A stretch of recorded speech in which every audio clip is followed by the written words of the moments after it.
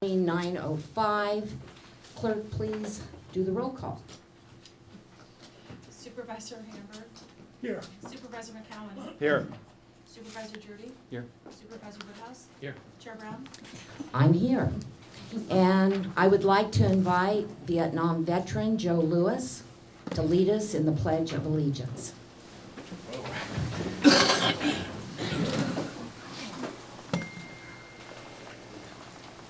I pledge allegiance to the flag of the United States of America and to the republic for which it stands, one nation, under God, indivisible, with liberty and justice for all.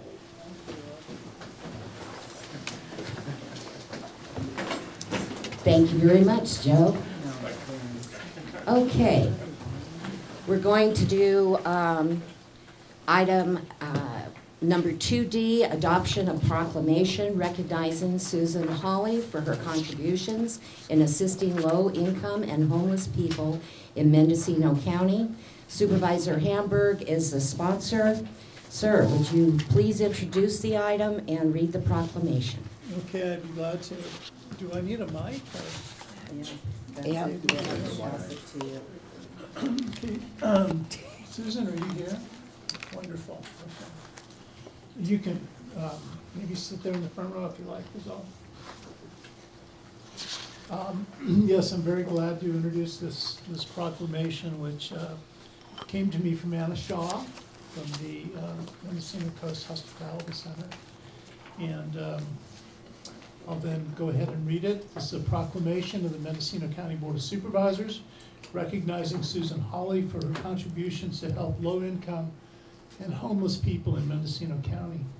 Whereas Susan Hawley is a tireless volunteer who has committed many hours of her time to helping low-income and homeless people of our county. And whereas Susan Hawley was instrumental in the creation and ongoing leadership of Love in Action, a network of faith-based communities. And whereas Susan Hawley, through Love in Action, was at the very heart of the creation of the Coast's extreme weather shelter. The 2015-2016 extreme weather shelter will be the 8th successful year that this rotating shelter will operate, moving between Hospitality House and faith communities. While Mendocino Coast Hospitality Center manages the operations, it is Susan's commitment to community engagement through the press, the faith community, and through persuading businesses and agencies to display signage, which is at the heart of the extreme weather shelter. And whereas every Tuesday for many years, Susan Hawley has cooked food and helped to facilitate the feeding and shower program at the Mendocino Presbyterian Church, nurturing and supporting other church volunteers to do the same. And whereas Susan is known in the coastal community as a person to call for help, in a wide variety of circumstances, she responds with kindness and expertise to many desperate calls for help that she receives at her home. And whereas Susan serves on the governing board of Mendocino County Homelessness Services Continuum of Care, representing the needs of the chronically homeless, with her background and training as a PhD qualified nurse, along with her faith and her heartfelt commitment to helping others, she brings a fresh voice and a caring objectivity to the processes of the continuum of care. And whereas Susan has taken on the role of chair of the Continuum of Care Application Review Committee, and in that challenging role, she has absorbed and disseminated materials from Housing and Urban Development, and has personally recruited new committee members. And whereas Susan is able to give her love and attention and commitment to many varied groups of people, from the homeless to line staff to senior managers, and always works respectfully and professionally with the agencies in our county. And whereas it would be impossible to list all the ways, large and small, that Susan has contributed over many years to attempts to help low-income and homeless people in our county. Now therefore be it resolved that the Board of Supervisors, County of Mendocino, hereby recognizes Susan Hawley for her many years of service to low-income and homeless people in Mendocino County, dated today and signed by our chair, Carrie Brown. Susan, would you come up? Are these mics live? Good question. Okay, then I am going to try to manipulate. One of them is? Which one? The one in the middle? The one with the blue. With the blue, they say. This, so Yeah, that this one. is That a one. live mic, does it need to be turned on? This is a live mic. No, it's not a live mic. Technical expertise. Onward ho. Congratulations, Susan. Thank you. Susan, do you want to, let's do our, oops. Off-site meetings are always so much fun. So, first we should do the requisite. Yes. 1, 2, 3. And one more. 1, 2, 3. Thank you.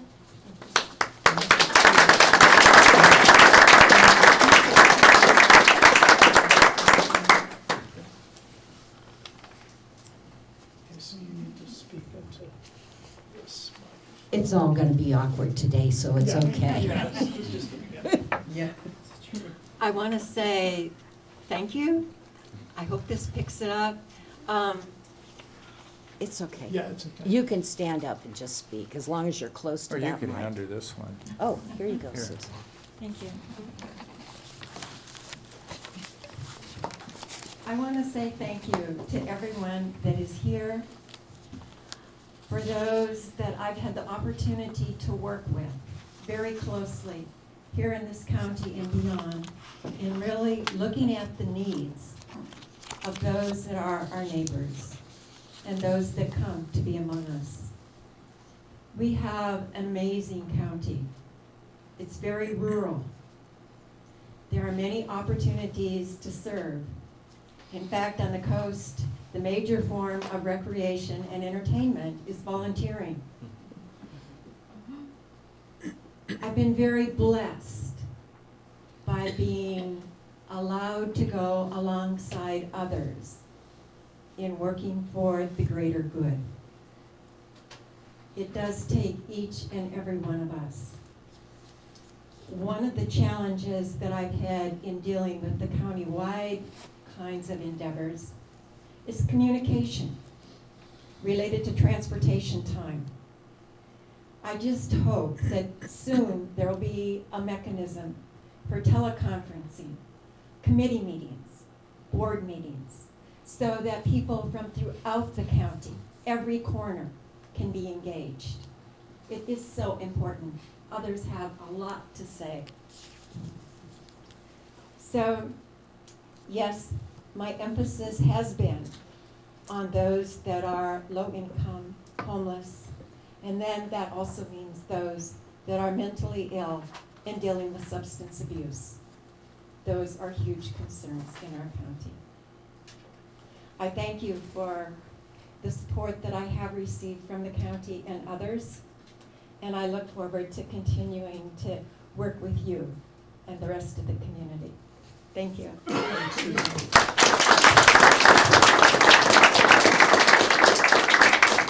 Anyone else, public expression on this agenda item, please come forward. Seeing no one, we'll move forward on the agenda. We're now to item 2A, adoption of proclamation recognizing November 2015 as National Family Caregivers Month in Mendocino County. Health and Human Services Agency is the sponsor. Would you like to introduce this, Ms. Cryer, or shall we read the proclamation?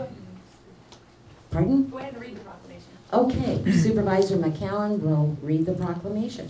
Thank you, Madam Chair. Proclamation of the Mendocino County Board of Supervisors recognizing November 2015 as National Family Caregivers Month in Mendocino County.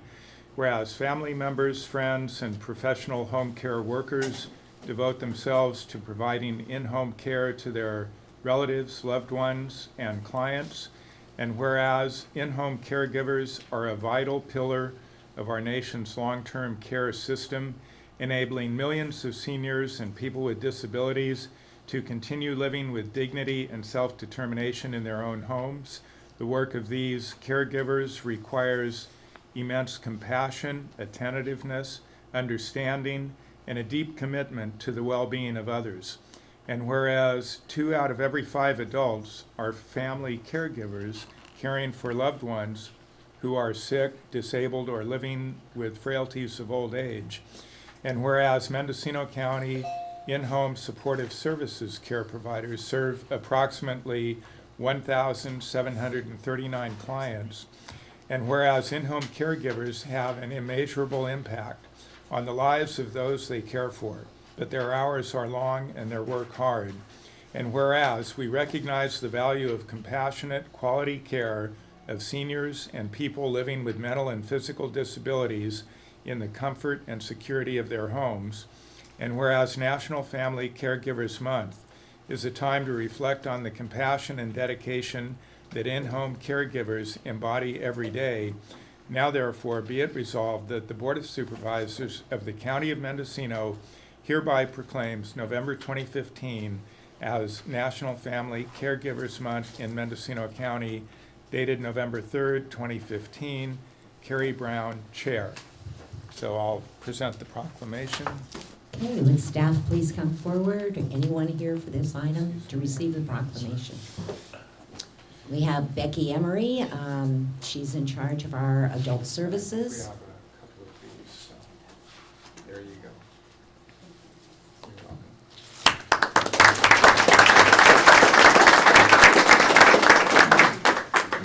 Do we have further discussion on this item? I think so. It's a little different today. It's very different. Thank you. Goodness. Good morning, Becky Emery, Deputy Director for Adult and Aging Services, Mendocino County Health and Human Services Agency.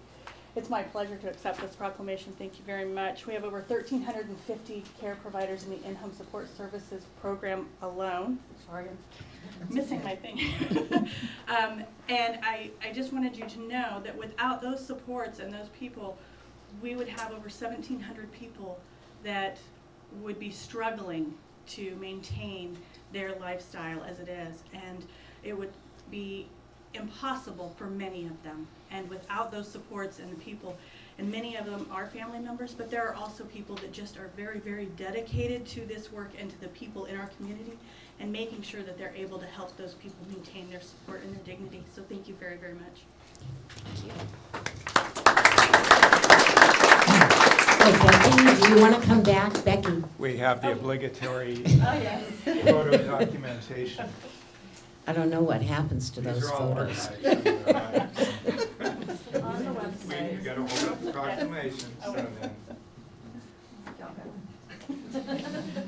Thank you. Board members, comment on this item? Seeing none, we'll go to public expression on this item. Please come forward. Seeing no one, we're going to move forward. Next item on the agenda is item 2B. We will have an informational presentation and adoption of proclamation recognizing November 11th, 2015 as Veterans Appreciation Day in Mendocino County.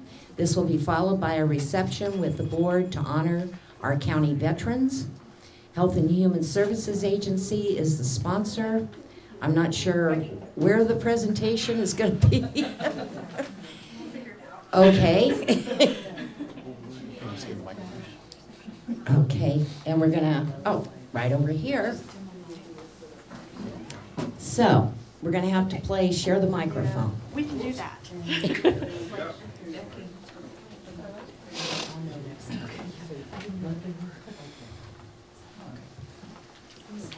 Good morning. Again, Becky Emery, Deputy Director for Adult and Aging Services. Each year we celebrate our veterans to give thanks and recognize not only their sacrifices, but also their dedication and support that they have given to ensure our safety, our rights, and our freedoms. At this time, I would like to introduce Alice Watkins. She is our Senior Veteran Services Representative for Mendocino County to present to you today on our veterans recognition and work with our veterans in Mendocino County. Yes. Oh, hold it close. Good morning, members of the board, Chairwoman Brown, CEO Carmel Angelo, and County Council. My name is Alice Watkins. I'm the Senior Veteran Service Representative for Mendocino County Veteran Service Office. First off, I want to say thank you for your support on Assembly Bill 171 to help increase permanent funding for the County Veteran Service Offices, commonly called CVSOs. The United States has nearly 22 million veterans, with just under 2 million of those living in California. According to recently released figures from the California Department of Veterans Affairs, Veteran Service Offices generated close to $545 million in new or increased federal veterans benefits throughout California. CVSOs provide immeasurable help to their clients, whether providing education, completing complex paperwork, or advocating on their behalf. The first step of this process is for veterans to be aware of possible benefits for which they may qualify. This is done through outreach events, mailings, and word of mouth. Mendocino County is home to nearly 6,800 veterans. We have 3 full-time veteran service representatives. As Mendocino County is a large county with rural areas, we have 3 offices located in Ukiah, Willits, and Fort Bragg. We also go to Gualala and Point Arena once a month.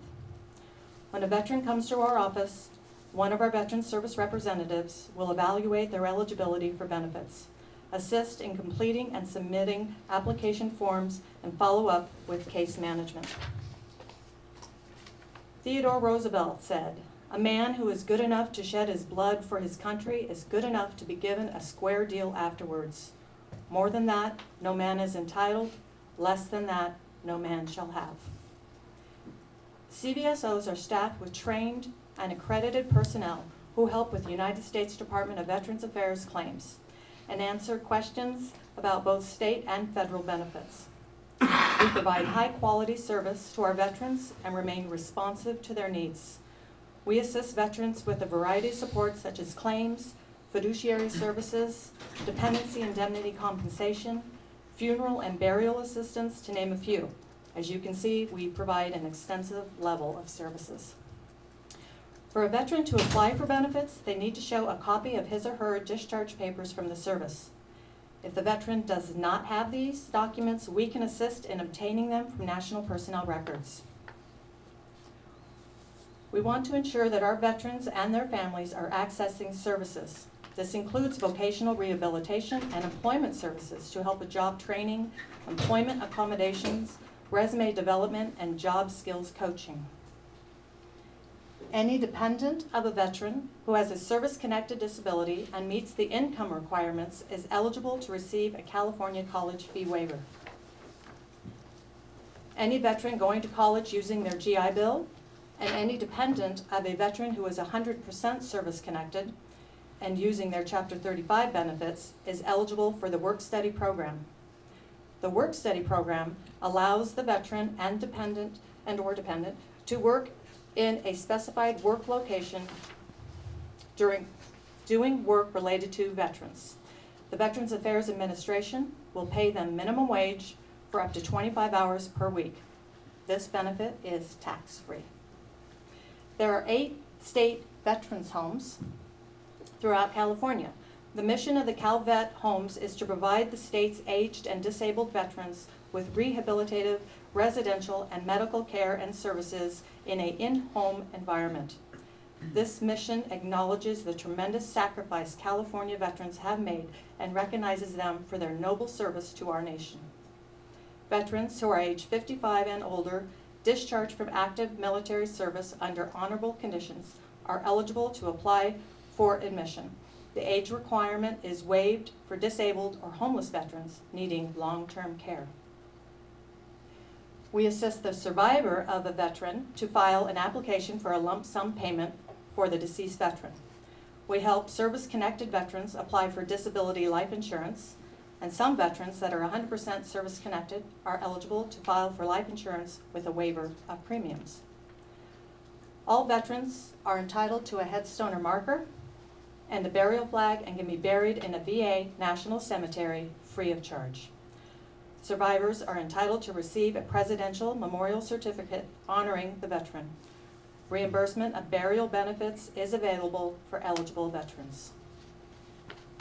The Department of Veterans Affairs National Cemetery Administration maintains 131 national cemeteries in 39 states. There are a total of 9 in California. Only 5 remain open at this time: San Joaquin, Sacramento, Riverside, Miramar, and Bakersfield. Our office has participated in many events to reach out to our veterans and their families. These outreach events are held in the community and designed to offer education regarding what benefits and services are available. As you see from this partial list, there are multiple opportunities for our staff to engage with those who come into our offices. Here are some pictures from the 2015 Lake Mendocino Stand Down held September 9th and 10th. The stand down was hosted by the United Veterans Council of Lake County at the American Legion Post 437 in Clear Lake. Service providers, businesses, and community members came together to provide clothing and personal supplies, haircuts, nutrition, education. Staff from the San Francisco VA Medical Center, the Rona Park Vet Center mobile unit, and a non-VA dental provider were on site for both days. This was a fabulous event that 154 veterans plus family members attended. We were able to help many homeless and at-risk veterans. In fiscal year 2014-15, the Mendocino County Veterans Services provided support to veterans in our community through a variety of means such as telephone contacts, office visits, walk-ins, transportation requests, completed workload units, and issued county ID cards. During the fiscal year 14-15, our office obtained new and increased monthly cash benefits from the United States Department of Veterans Affairs in the amount of $347,501. On an annualized basis, this amounts to more than $4,170,000 and $12 in new benefits for veterans and their families in our community. We also obtained $2,643,000 in one-time benefits. This consists of single and retroactive payments received by veterans or their dependents. Thank you for your time, and thank you for honoring our veterans today. I would also like to introduce several people that are here to speak today. Kathy King from the VA Rural Health, Joe Lewis, and Bob Kankman. I would like to have the lights on, please. Thank you. And I think a round of applause for that wonderful statement.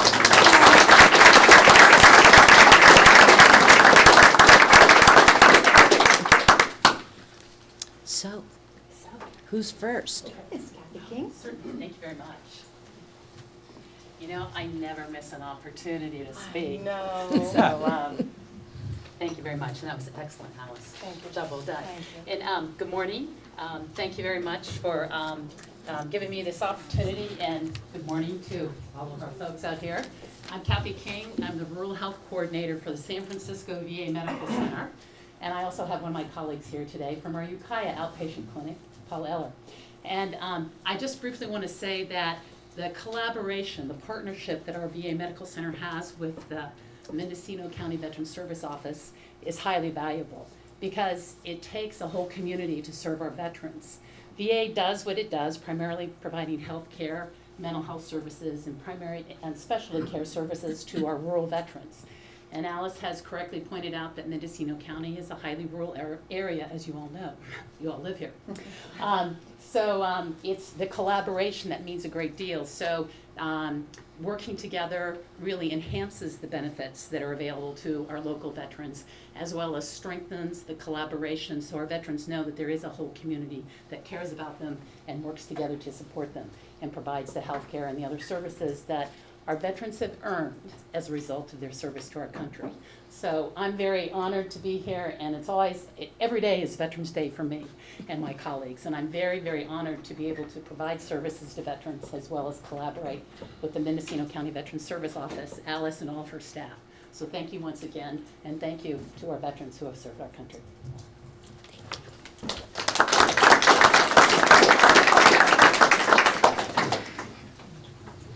I'm going to just stay right here. Yeah, you got to be on the I'm microphone. pretty sure everybody can hear me. Would you take him to I'm here for pretty much one reason, and that's because Alice asked me to be here.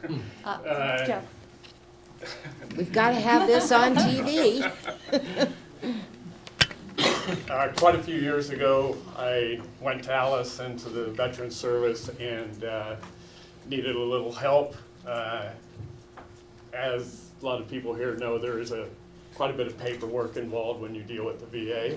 Nothing against the VA, Yes. nothing but good things to say about the VA and the hospital care I've received.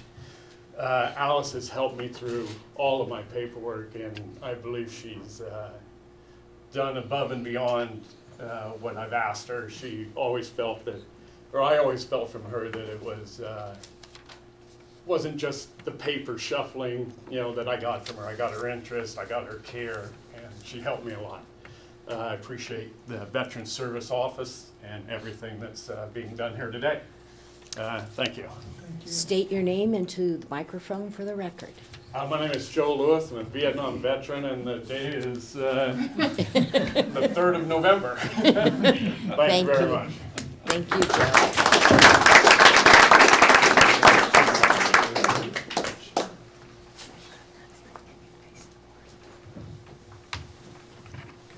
I think we got one more.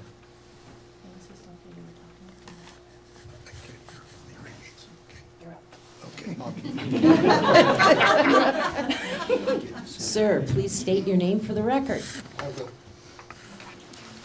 Thank you. I'm Bob Canclini. I'm adjutant and finance officer for Sequoia Post number 96 of Fort Bragg. To the board today, thank you for the proclamation. Thank you for all the years of service that the Mendocino County Board of Supervisors has done for veterans. Before I get into a little bit more discussion of how this has evolved, I'd like to introduce other officers at Sequoia Post number 96 who traveled over here today to thank you for this. Commander Willis Pinckney, Second Vice Commander Rick Cooper, and Chaplain Patricia Murphy. That's back there. I've been adjutant finance officer for the post for almost 18 years now. And I'm going to go back to several years ago where the Veterans Service Office for the coast was one individual who came for a half a day or once a week. Sometimes he didn't show up in that week. In those 18 years, through the help of the County Board of Supervisors and through the Veterans Service Office as it's evolved, we now have a representative for the Veterans Service Office, thanks to Alice Watkins and all the others who preceded her. A service officer who is there for 4 days a week now, which is great. That service officer now serves the Mendocino County coast from Rockport all the way to Walla. Let me tell you, that's a large area. And there are a lot of veterans out there who need help. And because of what is being done, those veterans that look for the help get it.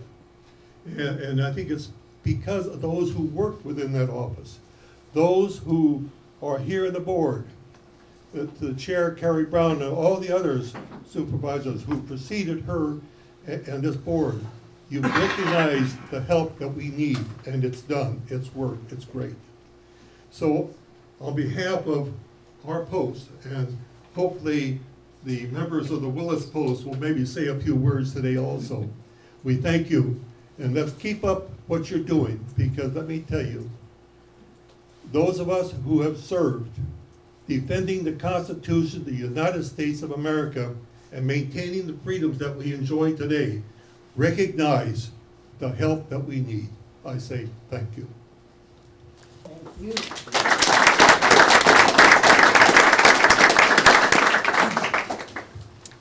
Gentlemen, do we have further comment? And I would like to say that the microphone at the table is now working. You're saying the microphone does work? It does work, so you can walk right up to it and speak into it. Good morning. My name is Roger Ham. I'm the commander of American Legion Post 174 in Willits. And speaking of Veterans Service Office, I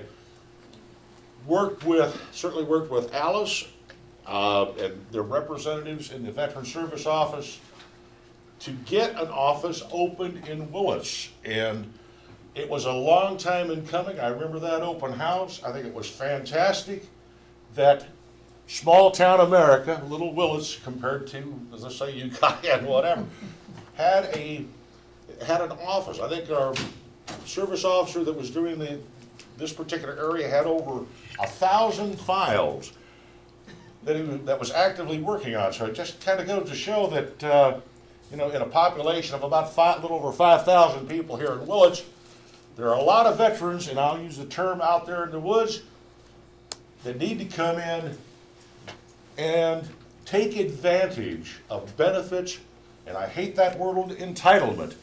They have earned these privileges because they wrote that check and they left it blank, and it said, up to and including giving my life. So I thank the Board of Directors, Board of Supervisors for their support, with Veteran Services Office. I think the gal and guys, Ukiah, Fort Bragg, and here, they're fantastic. Thank you.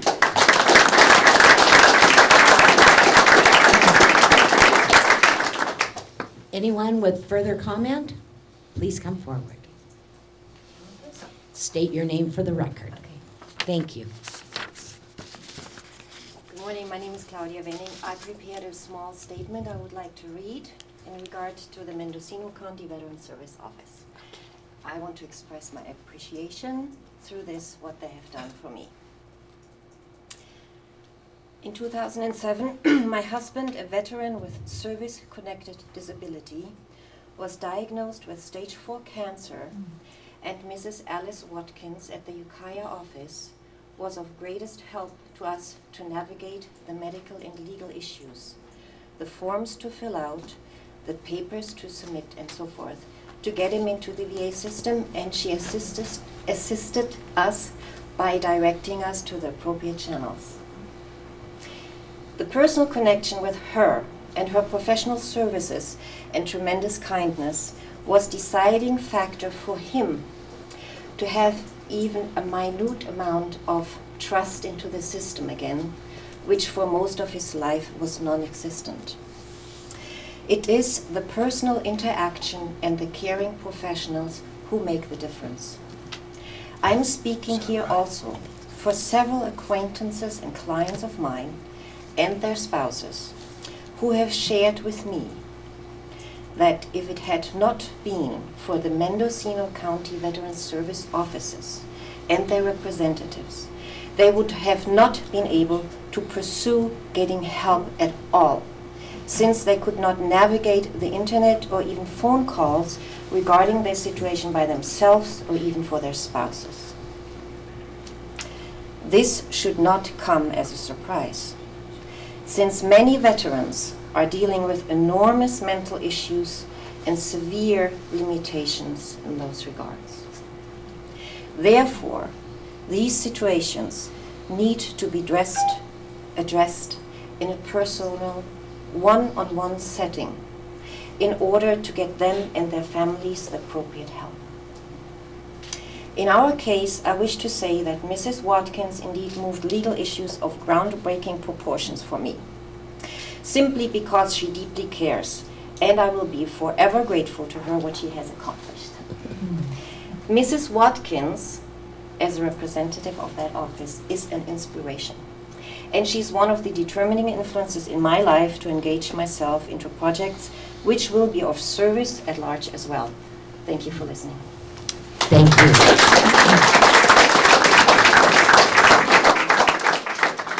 Anyone else, please come forward.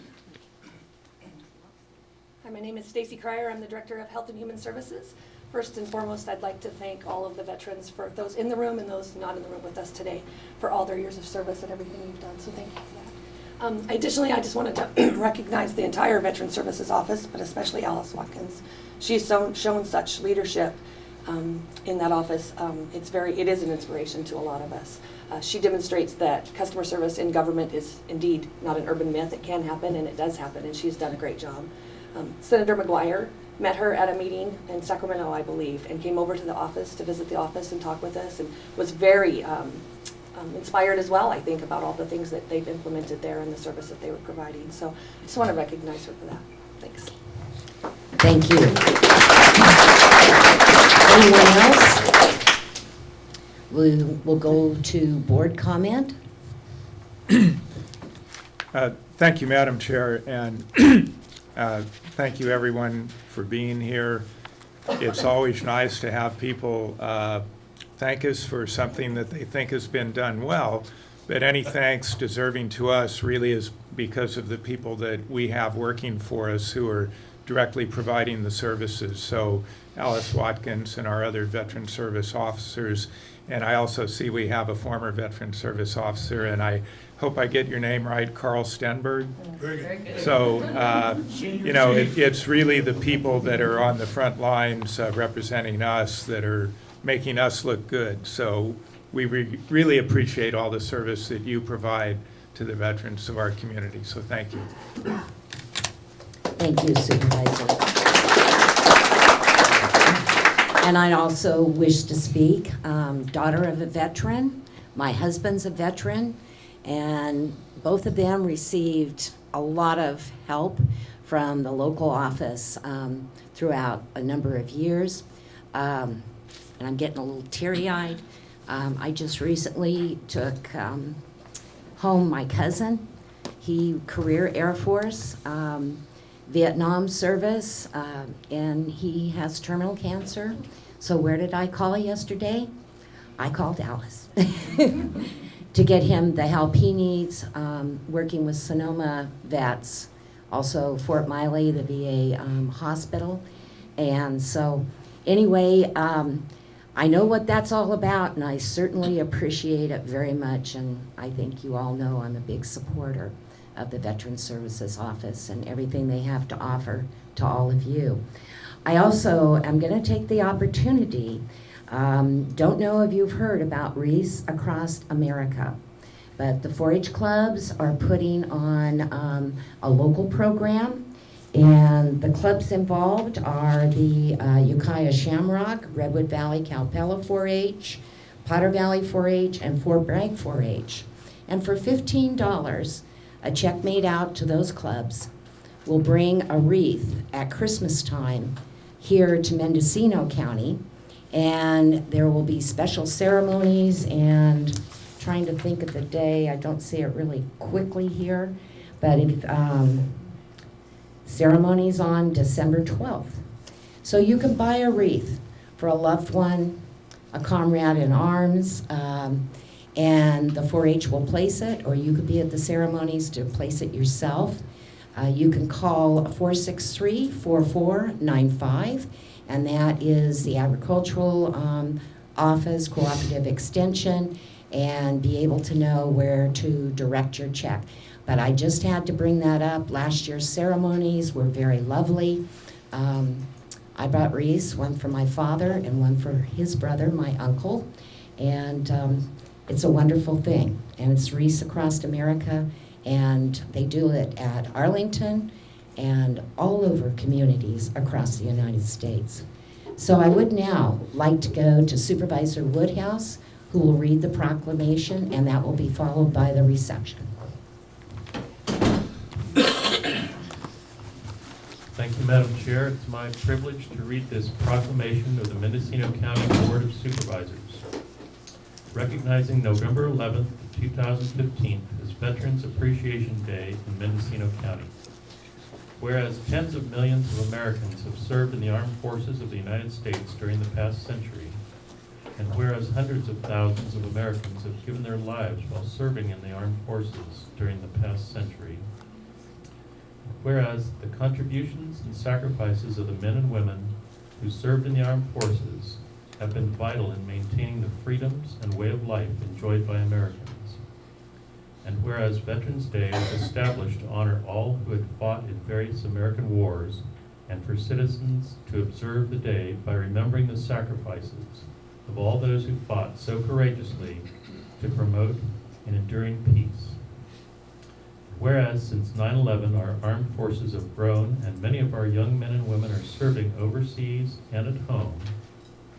Whereas a reduction in familiarity with the armed forces has resulted in a marked decrease in the awareness by young people of the nature and importance of the accomplishments of those who have served in the armed forces.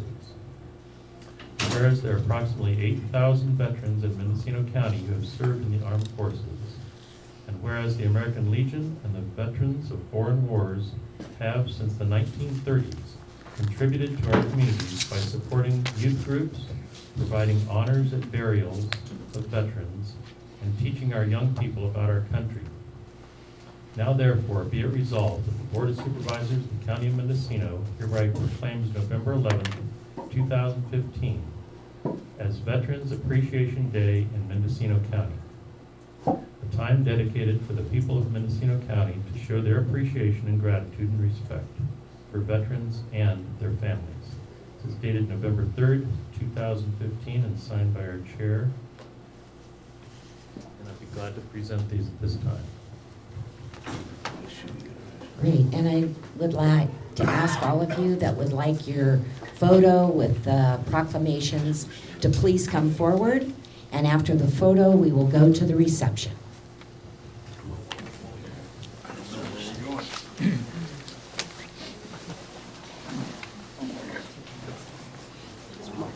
Maybe invite all the veterans.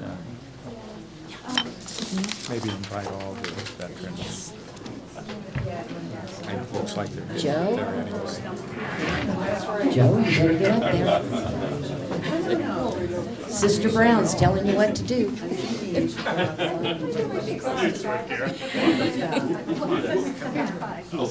asking us to step out of the Oh, okay, there you go. That worked. That worked. Nice call. It's actually the fire. Look at that, we're being tossed up.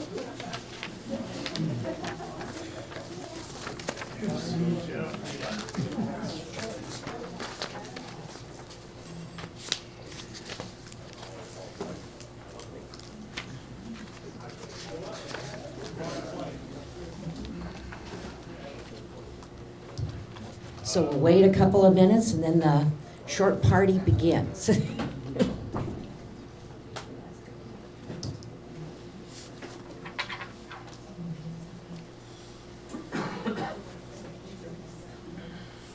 Oh, we got flags? They brought them in. Yeah. just Shall a we few do the minutes Pledge of ago. Allegiance again? We can, when the veterans get back. Okay. Is the reception just out in the main hall? It's to the left. and then- Indeed, that way, go out.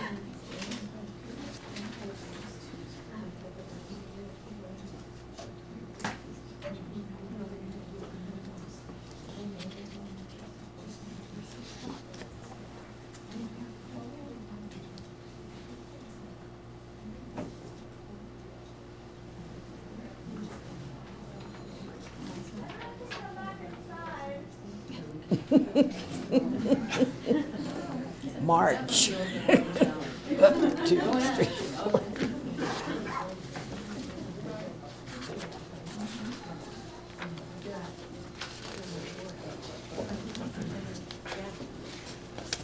Okay.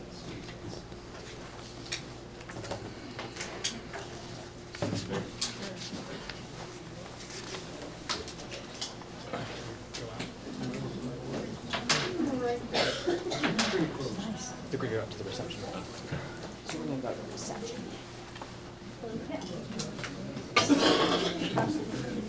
We're gonna go out to the reception.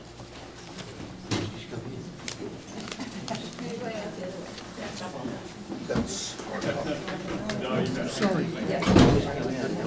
Yeah, no, we're gonna go. Okay. Okay.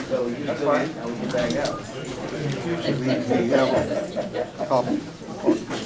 On to agenda item number 2C, adoption of proclamation recognizing November 2015 as National Adoption Month in Mendocino County, followed by an informal presentation.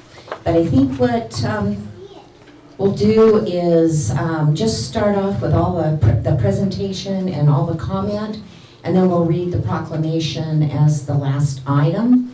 This is sponsored by Health and Human Services Agency, and we'll go forward. Ms. Emery? Oh, there we go. You can come right there. Thank you. Welcome, everybody. Is that working? It is. Hello, everyone in the audience. This is a very important day as Mendocino County is recognizing. It's not working. It's not working. Is the switched mic on the side? Is that better? Yep. That better? Yes. Yes. Ah. Hold it up close. Hold it close, okay. And use your mommy voice.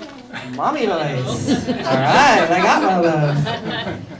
Anyway, we thank you for recognizing November as Adoption Awareness Month. This is the first of what I hope will be an annual event in Mendocino County. So it's my great privilege to recognize and honor the adoptive families of Mendocino County who come forward and choose adoption to grow their families. For the family members, all of them, this requires a great deal of growth of spirit. And for the child, it's an experience of being claimed and to be fully accepted. And once that happens with the support of a family, a child's identity and self-esteem and possibilities are endless. So we greatly admire and appreciate our adoptive families. So thank you.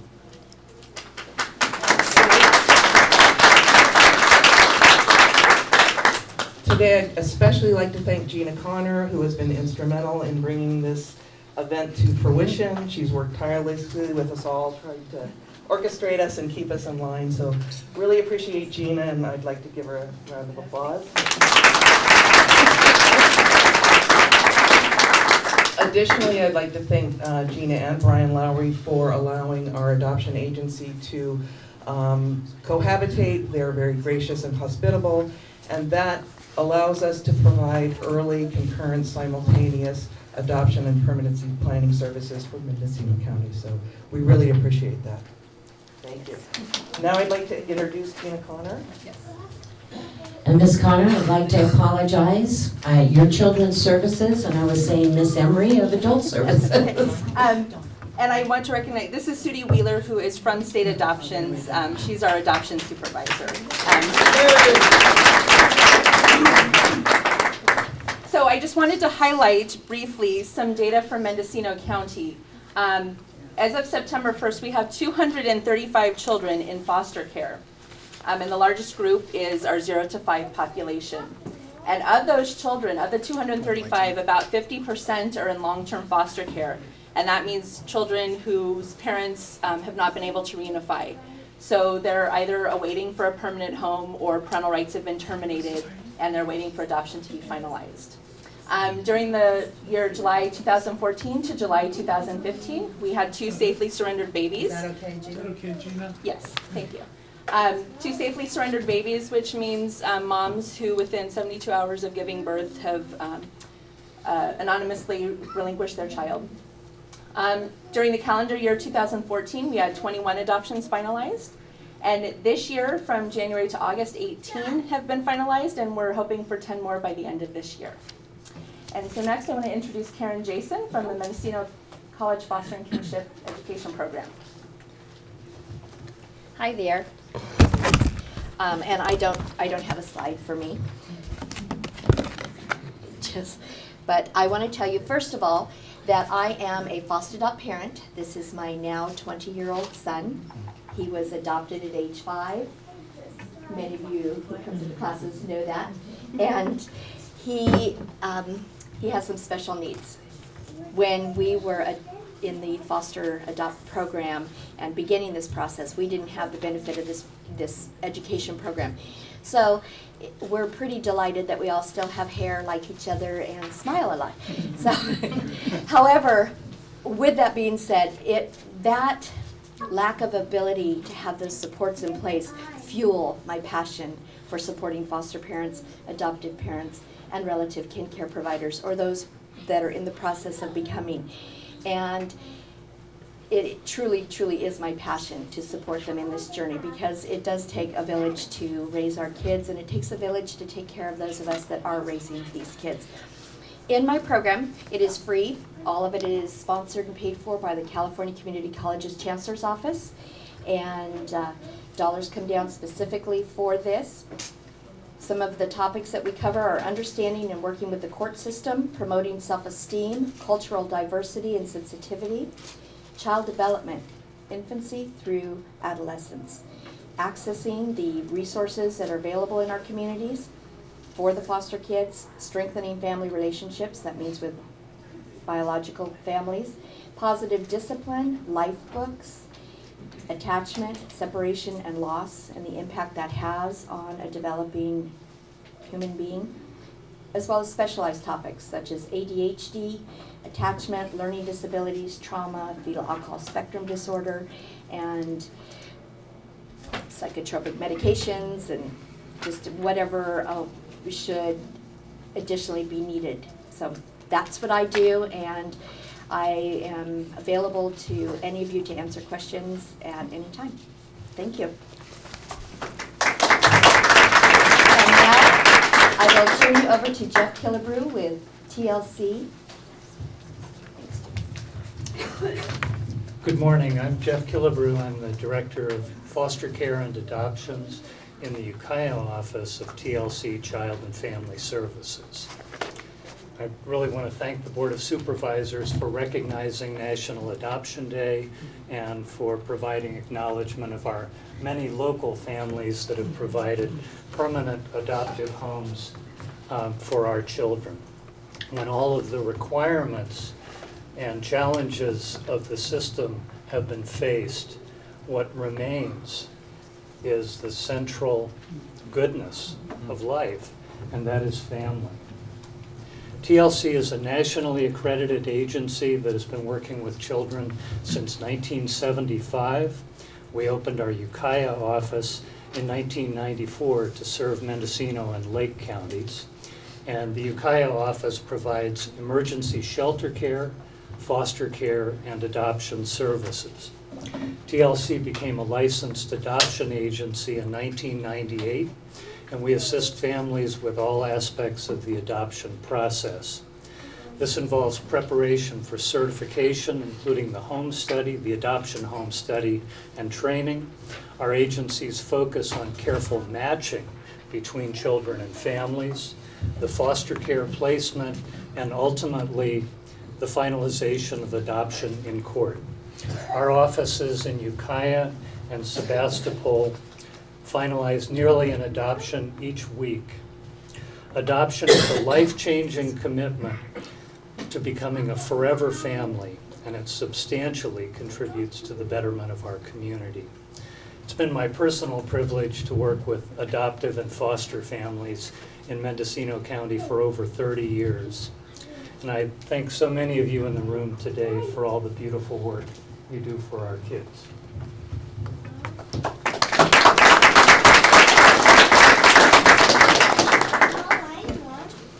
Hello, I'm Michelle Sagehorn. I work with Redwood Community Services. I am the program supervisor for the foster family agency in both Lake and Mendocino counties. And so we are pleased to provide the permanency option of adoption to our families and youth.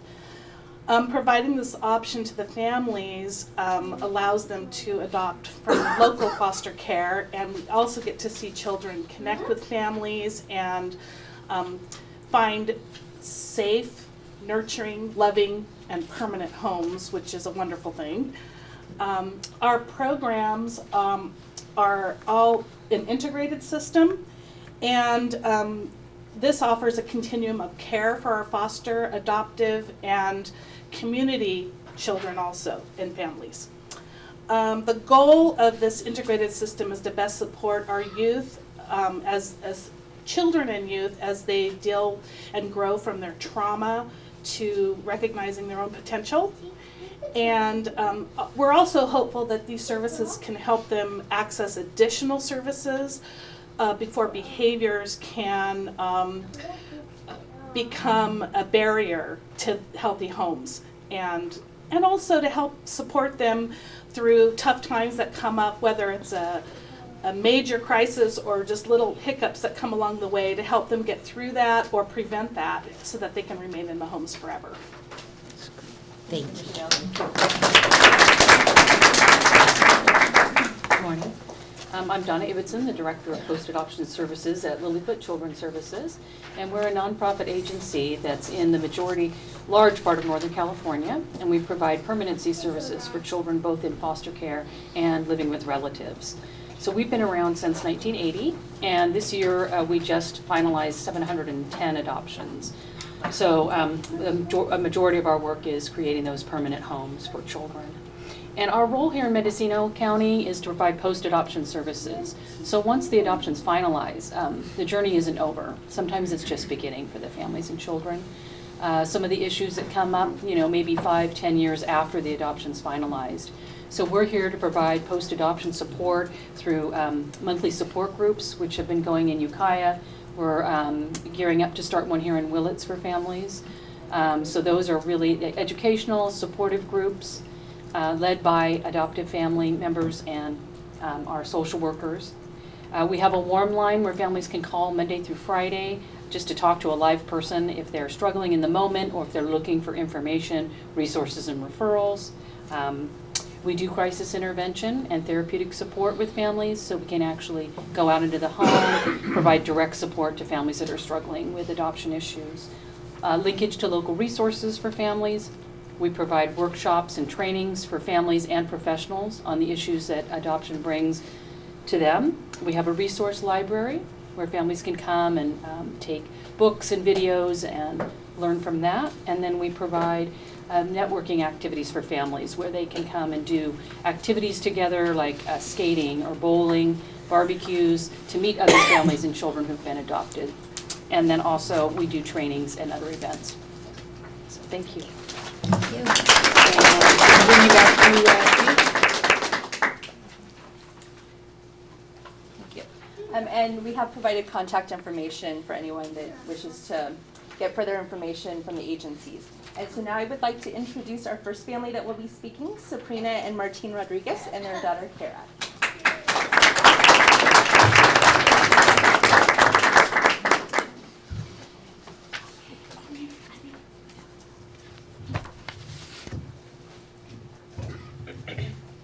Good morning. It's my pleasure to be here this morning. My name is Sabrina Rodriguez. This is my wonderful husband, Martine, and one of my adopted daughters. It sounds strange to say adopted. Kara Rodriguez.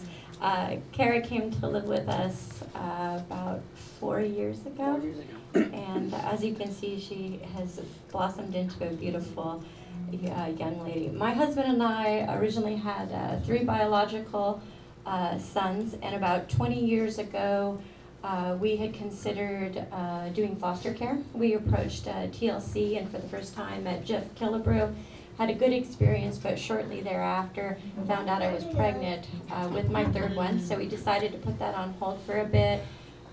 We did some foster care with families and friends that we knew that went into the system for short periods of time.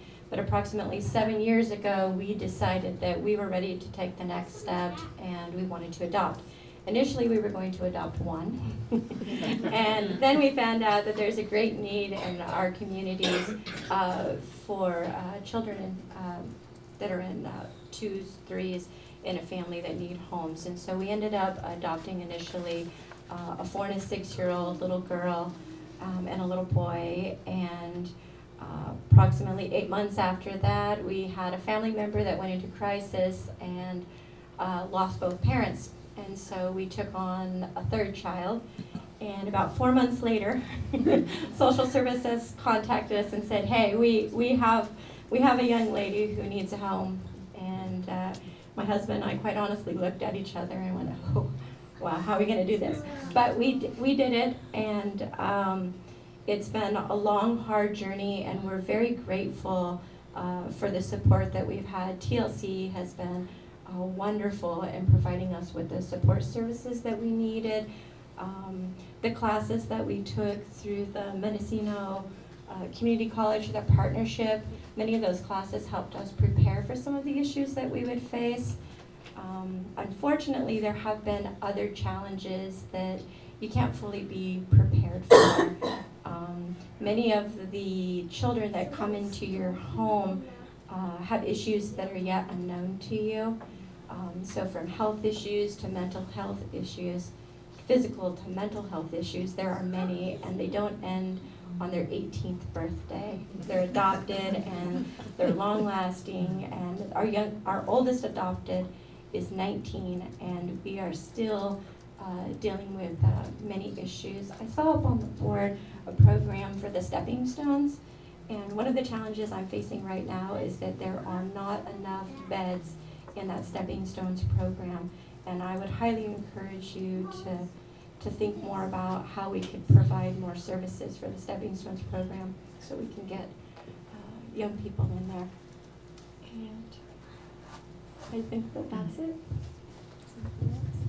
Well, it's just to add a little bit, like I said, originally we had 3 boys, and being a dad, I always wanted to have a little daughter, but my wife told me after 3, if I didn't get a girl, I wasn't getting one. So we went to option number 2, and I ended up with 2 great daughters. My oldest is Kara, and I have a 9-year-old little girl that's adorable, cute little Mariah. So I'm really grateful for that opportunity, because if it wasn't for adoption, I wouldn't have a little girl.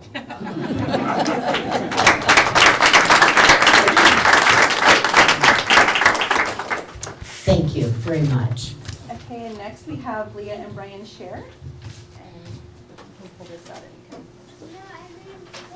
and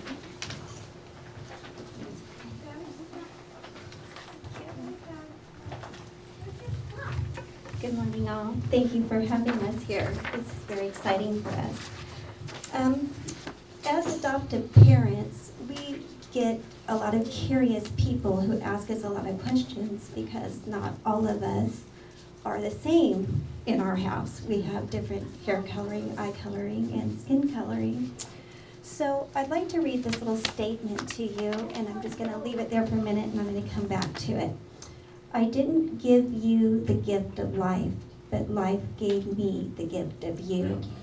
This to me is very beautiful, and my husband will get emotional because children are a gift, no matter how they come to us.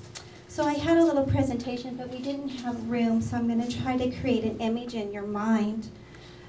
We are parents, mother and father, but we are bio parents, we are step parents, we are foster parents, we are adoptive parents, and now we are grandparents to 6 children. But if you take off that prefix, if you mark that off, we are still parents, still mother and still father, regardless of how the children came to our family. We're still a family. And also, I wanted to imprint a picture such as, I didn't have pictures of my children to share because we have been fostering for so long, and not all of our children are ours, even though they're ours in our heart. They have other parents, so we weren't able to show the pictures. But if you were to imagine your own family, draw a little picture, each one of us, including all the people standing behind us, we're going to be different. We're going to have mothers, fathers, grandparents, many brothers, maybe a daughter. Each family is going to look different, but inside of that difference, we're still the same. We're a family. It's your family, their family, or my family, and we love them all, regardless if we were born to that family, adopted to that family, or just a very special person who's become very close to that family. So inside of life, we have celebrations and holidays, and we have stresses and things that happen, and these are the building bonds of what make family, is the things that we experience. So these children that come to our families, they did have perhaps a first family with poor experiences, and maybe some good memories too, and then they come to our families, and we bond, and we grow, and we make our own experiences, and we nurture the first ones and build on the seconds, and that's how our families grow together. So we are special and we are different, but we are the same because we are a family. Thank you.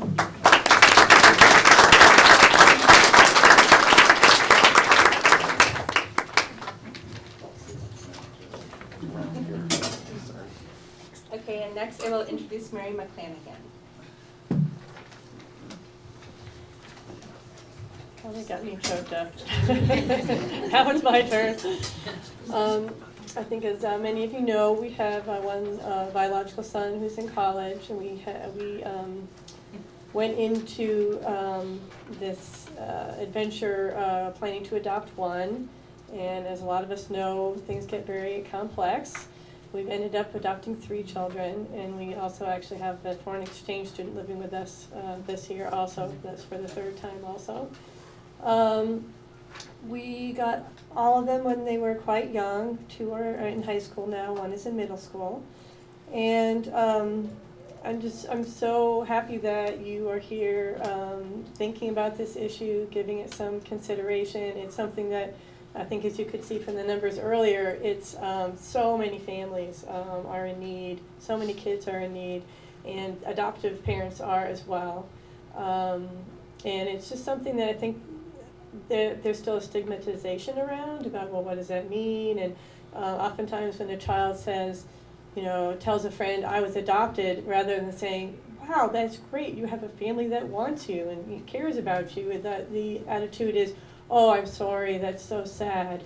And I think a lot of that just comes from kids not really, there is a sad part to it, but unless there's really more discussion about the other side of it, that's what it's going to be associated with, and that's sad for kids going through that, and for the parents who are trying to change, what has been difficult in the early time of children, in the beginning years.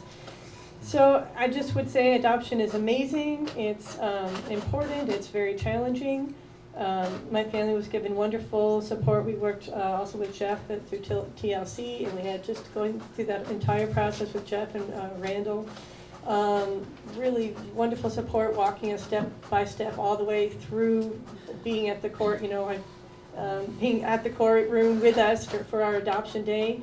I wish I had understood a little bit more about that was the beginning of the adventure, and really all the unknowns to come. And I think that that's something I'm very excited about now, is to have Lilliput here providing services.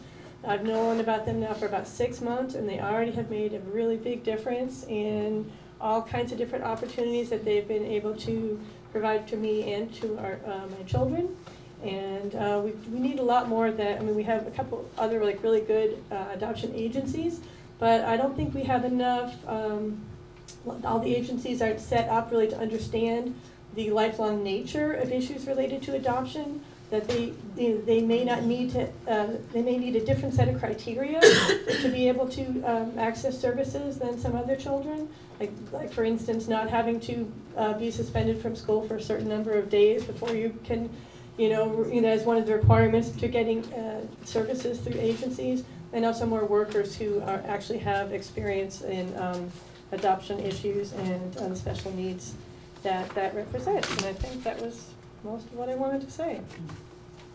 Anyway, just thank you so much for doing this, and we represent a lot of people in this room, a lot of, not just this number, but also their friends and families, and there's a lot of people behind all of the bodies sitting here in this room. Thank you very much. Thank you. Okay, and lastly, Shirley Valenti will speak.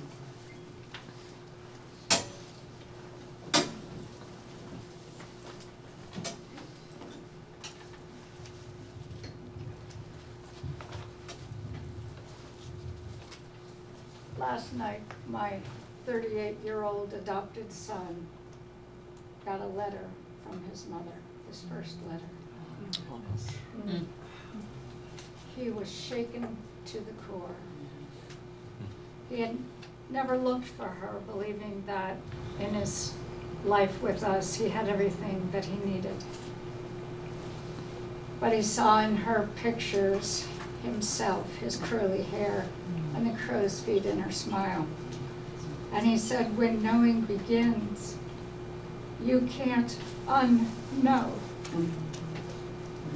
And so it is for his mother, who knew him from his birth and thought of him every day for the rest of her life. And now that knowing has begun, he knows that there's someone out there that looks like him. and it's a great adventure. I set my own baby free in 1963. I released him like a dove on the wing because I was too young and afraid and had no support. I named him David Doran, which means beloved stranger, because I had no hope that I would ever see him again. I was 17, I knew nothing about sex or reproduction, and never intended to be a mother at that age. And like the millions of women in the 50s and 60s and 70s, I had no support. Responsibility for pregnancy was strictly a women's individual tragedy. My son found me when he was 33, and we came into knowing. We came into knowing each other, a most exquisite adventure. In my lifetime, I've had 5 birth children, adopted 6 children, and fostered over 250 children in Mendocino County. When people ask me if I'm done, I answer the phone one more time. And here, hello. This is Mendocino County Placement. How are you today? And can you take this child? And each time I know that my little dove has come back to me. So, when our adopted children ask, why did my mother give me away? Please give them the honest answer. She did not. You were wrenched from her by forces as strong as death and war. Whether it was Moses set adrift by his mother to save his life, or a child relinquished by a young mother, outcast and alone, or the neglected child of a woman lost to a world that she cannot enter because of her illness or her addiction. Losing their child will remain in their mother's heart as a dominant theme forever.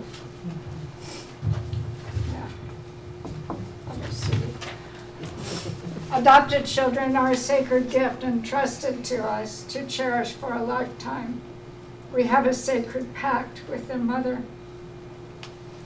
We adopted parents are selfish, taking our precious jewels and embracing them as our own, away from all others who would have wanted them. We are strong and hardy, holding ourselves up to the world as the best possible parents for this child, yet knowing that there might be someone more patient, more creative, more skillful, who could have known the joy of raising this child. We are challenged by our children who are guided by genetics and circumstances unknown to us. We are judged by their behaviors and measured by their limitations, and we applaud their accomplishments. We endure racial prejudice and social isolation when our families are extraordinary.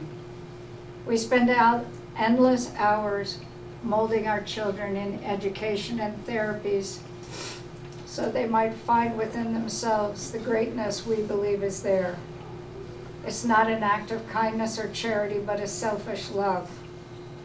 And it is an awesome responsibility. Some will achieve greatness, some will live full and happy lives. Some will find peace, and some will be tormented, and some will die in our arms. We risk everything walking into this life, eyes opened or closed, and we would do it all over again, and we do. Celebrate our families, help them when they come into knowing, and teach the children to love all of their parents, so that they may love themselves.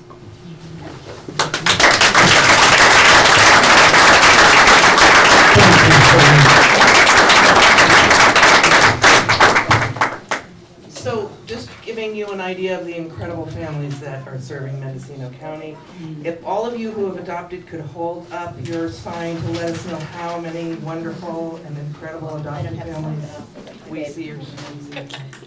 Thank you for your extraordinary gifts. Thank you so much.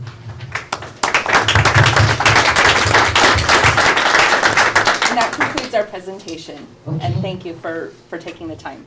Great, and we're going to read the proclamation, and we'll present it, and Supervisor Jurdy will come down. You can all stand and be in the photo, okay? So, Supervisor Jurdy. This is the proclamation of the Mendocino County Board of Supervisors recognition of National Adoption Month, November 2015. Whereas Mendocino County recognizes the importance of giving foster children permanent, safe, and loving families through adoption, and whereas more than 114 children and youth in foster care systems in Mendocino County are waiting to be adopted, and whereas over the past 30 years, the California Department of Social Services, Rohnert Park, and Arcata field offices, which serve Mendocino County, have found homes for over 800 foster children and placed them with families who have made lifetime commitments through adoption. And whereas the California Department of Social Services Arcata Field Office, Lilliput Children's Services, Redwood Community Services, TLC Child and Family Services, Mendocino College Foster Care, and Kin Care Education Program, and Mendocino County Health and Human Services Agency join to support and promote adoption and provide education, training, and support for families interested in adoption as well as post-adoption services.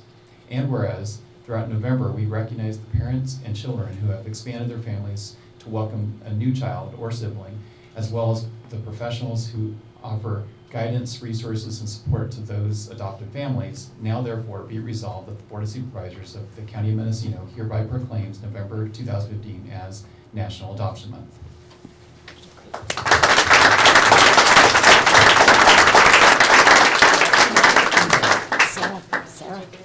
Sarah, come back here. Thank you, sir. Are we going to go ahead? Are you going outside or want to just do it here? They can all stand. Yeah. Everybody come up front, maybe. I'm actually this from You want us to go over here? Okay. Get you all like a Thank you. Maybe you can put on the other side of the table. And following the presentation of the proclamation and the photo op, we'll take public comment to the side. Everyone squeeze in. Around Supervisor Drury. There's some shoot in over that way.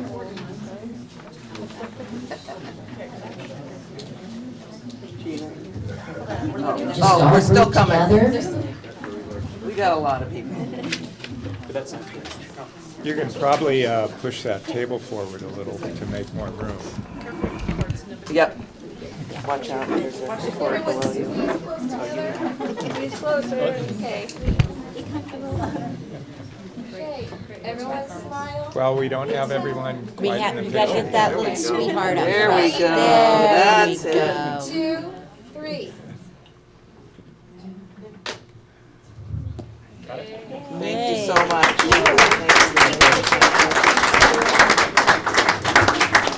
I want to thank all of you for being here. Anyone public comment to this agenda item, please come forward. Seeing no one, thank you. Now we'll move forward to agenda item number 3. Whoops. You okay? I'm good. Maybe we should restation the table. And there's a little mic down there somewhere. Let me just help you. It's right, Nicole, right there, I think. Guy, thank you.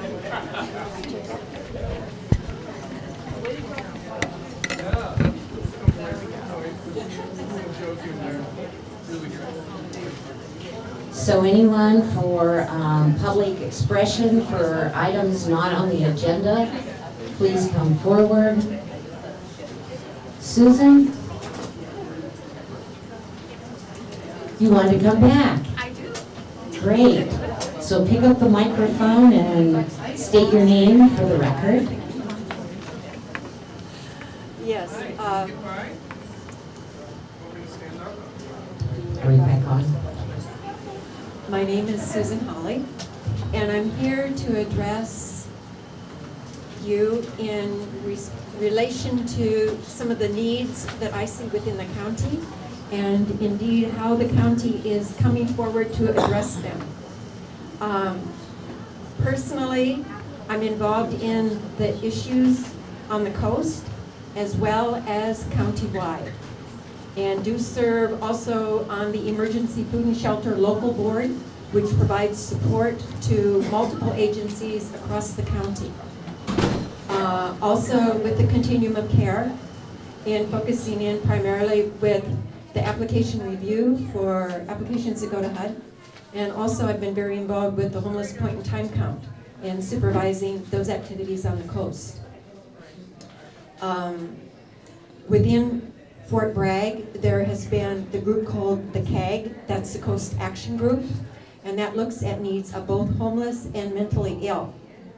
One of the things I want to say about that group, it's been really helpful to be able to look at needs of more than one population at a time. So within the county right now, there are several groups that are addressing needs. And through Healthy Mendocino, we have found that we have 3 major needs identified by the population for us to be addressing. Number 1 is mental health. Number 2, homelessness. And number 3, substance abuse. Those are critical for this county.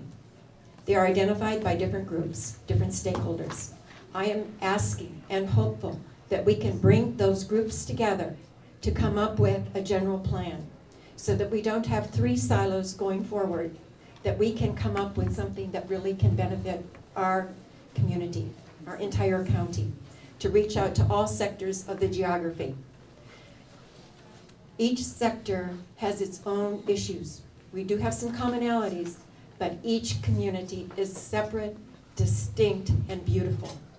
And I'm just hopeful that we can find more ways to bring the voices forth and the resources forth to address these issues.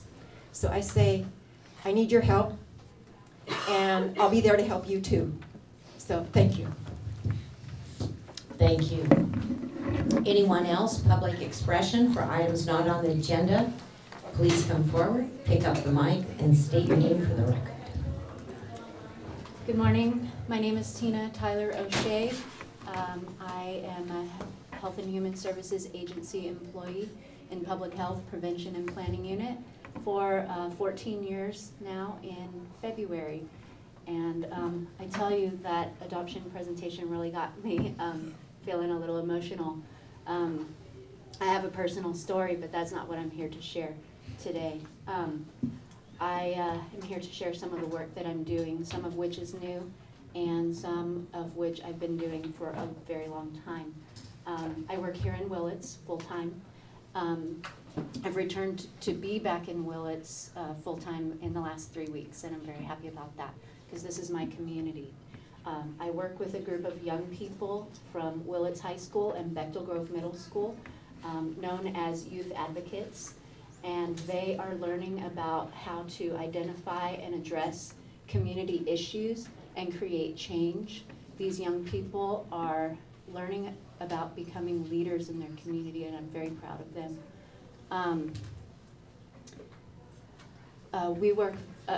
The issue that they're currently working on, I'm sorry, I'm really emotional.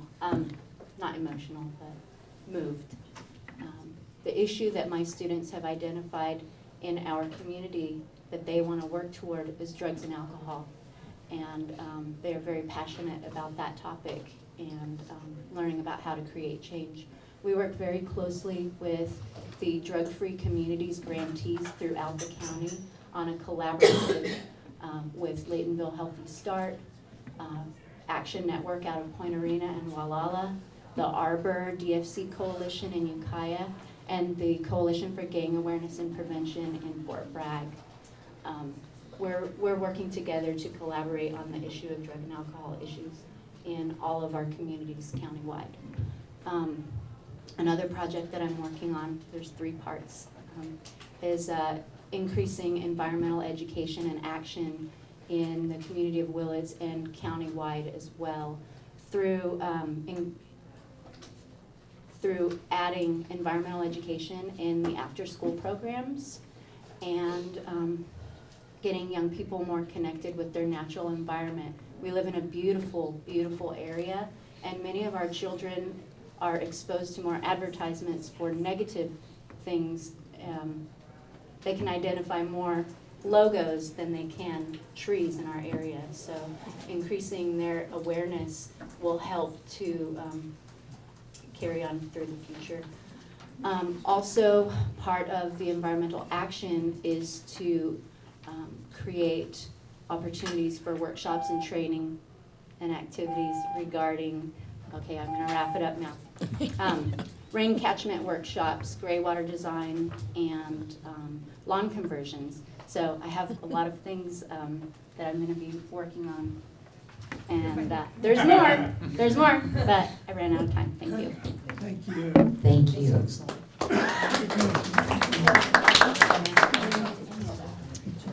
Okay, anyone else? Public expression? Are you? I'm told this is when I get to welcome you. Oh, well, come forward, state your name for the record. Okay. I think the horse may be out of the barn already on this one, but I'm Allison Glassey. I'm the director of the Mendocino County Museum, and I just wanted to welcome you all to the Mendocino County Museum. And I believe this is the first board meeting that has ever used this particular table, which is Clearheart Redwood. And Chris Baldo and I were at a meeting last night, and he helped move it because it wasn't going to move otherwise. Anyway, while you're here, I invite you to check out our exhibits. This is the last month for the exhibit on uncivil home fronts of Mendocino County during the Civil War. And it's pretty eye-opening. And I also want to let you know of some upcoming events. On Saturday, we have a heritage luncheon at the museum with some speakers from Parducci and Anderson Valley Brewing Company, and mushroom-inspired lunch, etc. So if you're interested, let me know.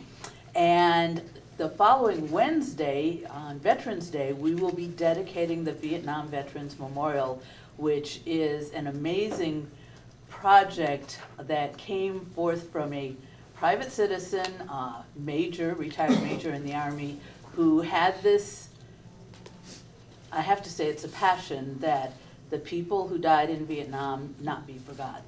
And the feeling was that fit with the museum as a location, because one of the things we try and do here at the museum is to remember history, remember people, remember communities, and make sure that things aren't forgotten, including some of the lessons that we can learn from the past. And so at 2 o'clock on Veterans Day, there will be a dedication ceremony, and Roger Ham from the American Legion and others are part of that, and I can tell you it's being planned with precision. And so you are invited to that. Then on December 5th, with the Roots of Motive Power, there's Holiday Express and the Museum Wonderland, and we'll have a vintage toy display, and that will be great fun. And we are working on a lighting ceremony, lighting the trees, the redwood trees in front of the museum for the following weekend. So we've got a number of things planned, and then we have a new year. But I'd be happy to answer any questions, and in the meantime, enjoy your stay here and all of our different classrooms. So, thank you. And thank you for having us. I think, come on up front. No, I just have a question for Allison, if I may. Kind of, sort of, but is it to clarify something? Yes. Okay, handing the microphone, you got to state your name for the record, sir. And address the board, and we'll maybe answer it for you. My name is Mike Adair. Through the chair, I just want to ask Allison, when is that Vietnam Veterans Memorial thing happening? What time of day? 2 o'clock. 2 o'clock. 2 o'clock on Wednesday. Thank you. Okay. Okay, thank you. Okay, thank you very much, and thank you for having us. It's been great. Okay, anyone else under public expression, please come forward. State your name for the record, sir. Yes, ma'am. Hi, I'm Bobby Cowan, and I'm here as an advocate for gray water technology and the use of gray water in Mendocino County. We have the first hotel, part of the Wyndham Group in Ukiah, the Super 8, that's installing the gray water system. I'll have 2 washing machines. He's watering 6,000 square feet of grass, all of his landscape. Some of the excess will actually probably end up going back into your city sewer system. So in essence, what I'm asking the board to do is perhaps consider passing legislation, something to encourage some of the businesses that are more tourist oriented to maybe take away from the impact that they're having here in Mendocino County. That's all. Thank you for letting me talk. Yes, sir, and thank you very much. Yes, ma'am. Okay, we're going to move forward. Anyone else, public expression, or are you consent calendar?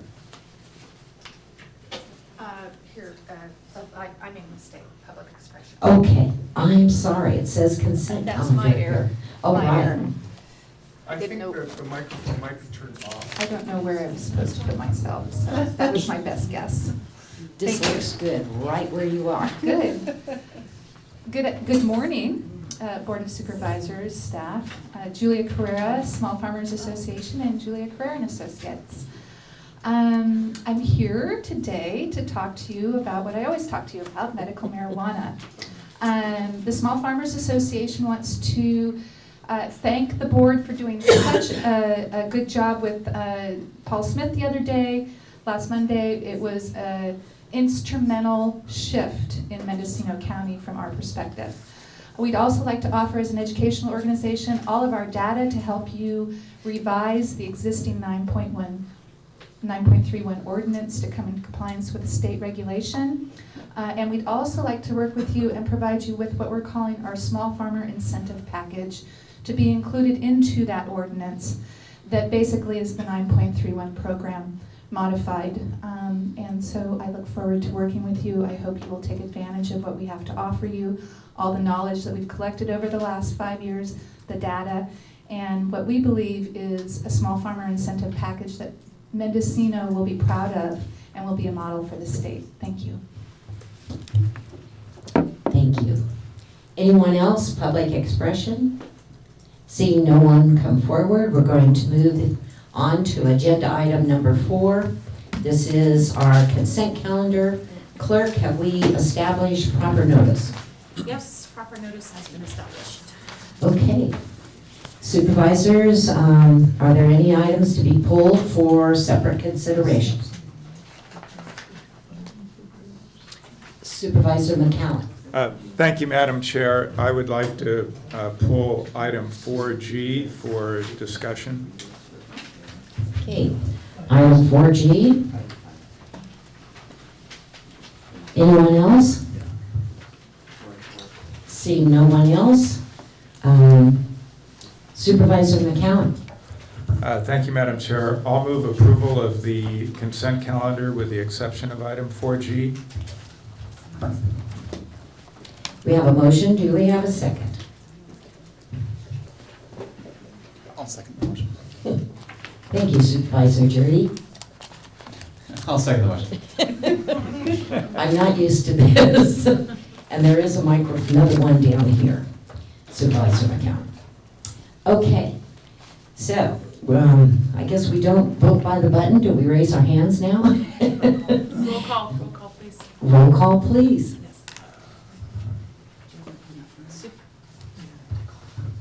Supervisor Hamburg, Yes. Supervisor McCowan, Yes. Chair Brown, Yes. Supervisor Jurdy, Yes. Supervisor Woodhouse. Yes. Motion carries unanimously. So now we are going to item 4G. Madam Chair. Madam Chair, if I may, Yes. a brief comment to the consent calendar. A couple of the items there were the sunsetting of the current library ad hoc and the current marijuana ad hoc and formation of new ad hocs. So there will be a Board of Supervisors ad hoc to work with county staff regarding the library A87 charges and plan of refunding funds due to the library, and then also formation of an ad hoc committee to review the current county ordinance 9.31 for medical marijuana and recommend changes to the board. So, I just thought we should state that publicly, so that we don't get accused of burying things on the consent. Okay. And with regard to item 4G. May I stop you just for one moment? Certainly. The chair made an error. I didn't take public comment.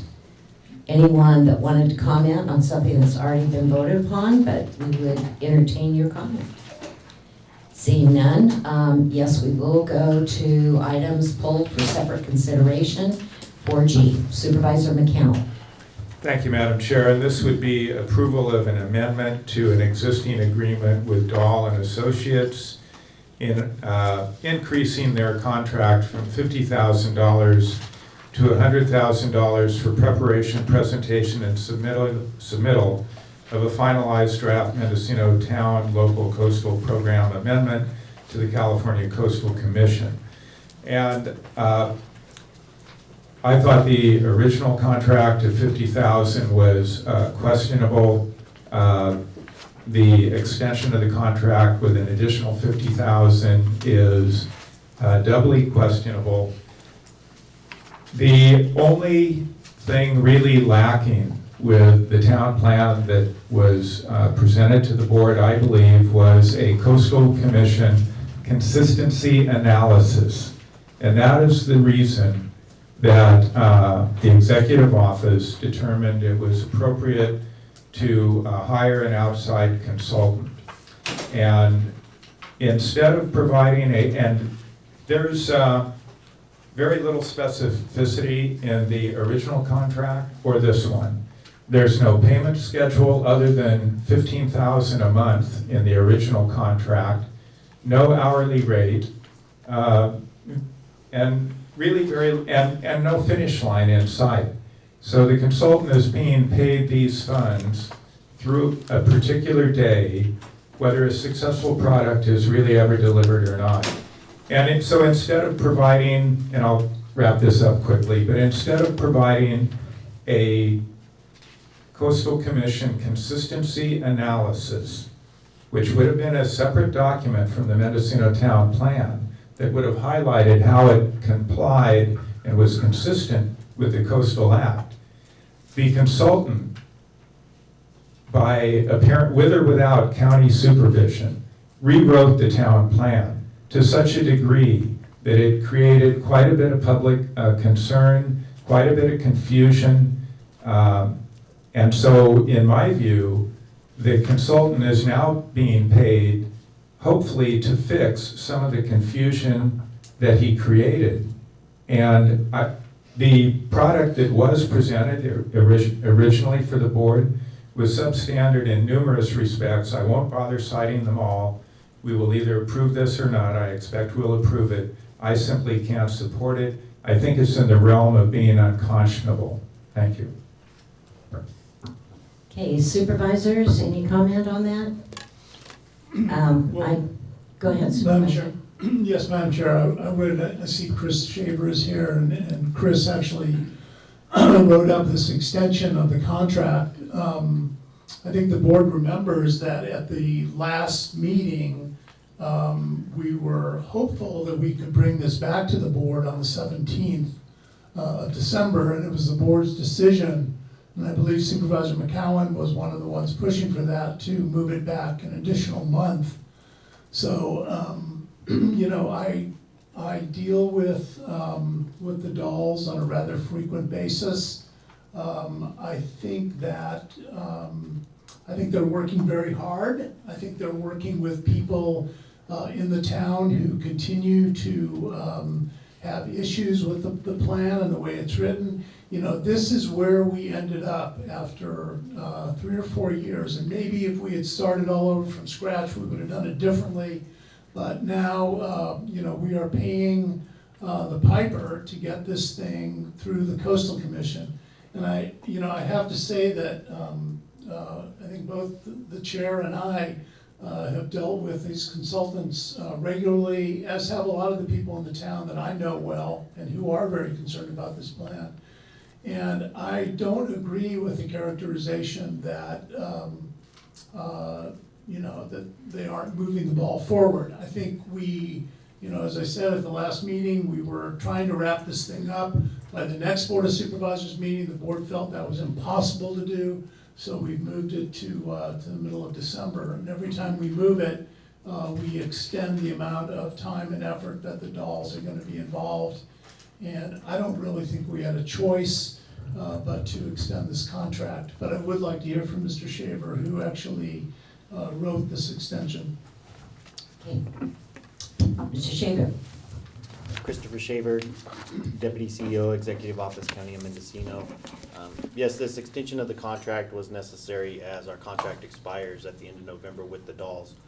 They're currently working with Planning and Building Services staff to finish the enhancements on the document and then bring it before the board, I believe on December 8th. We'll also be holding another Mendocino Town Plan meeting on November 19th, and that will be in the town of Mendocino, to where we'll have a public workshop and solicit public comment at that time.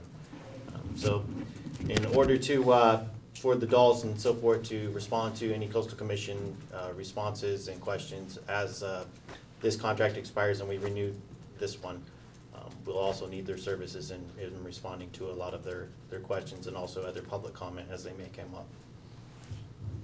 Thank you. And that meeting on the 19th starts at 6? 6:30. 6:30, okay. Supervisor Jury.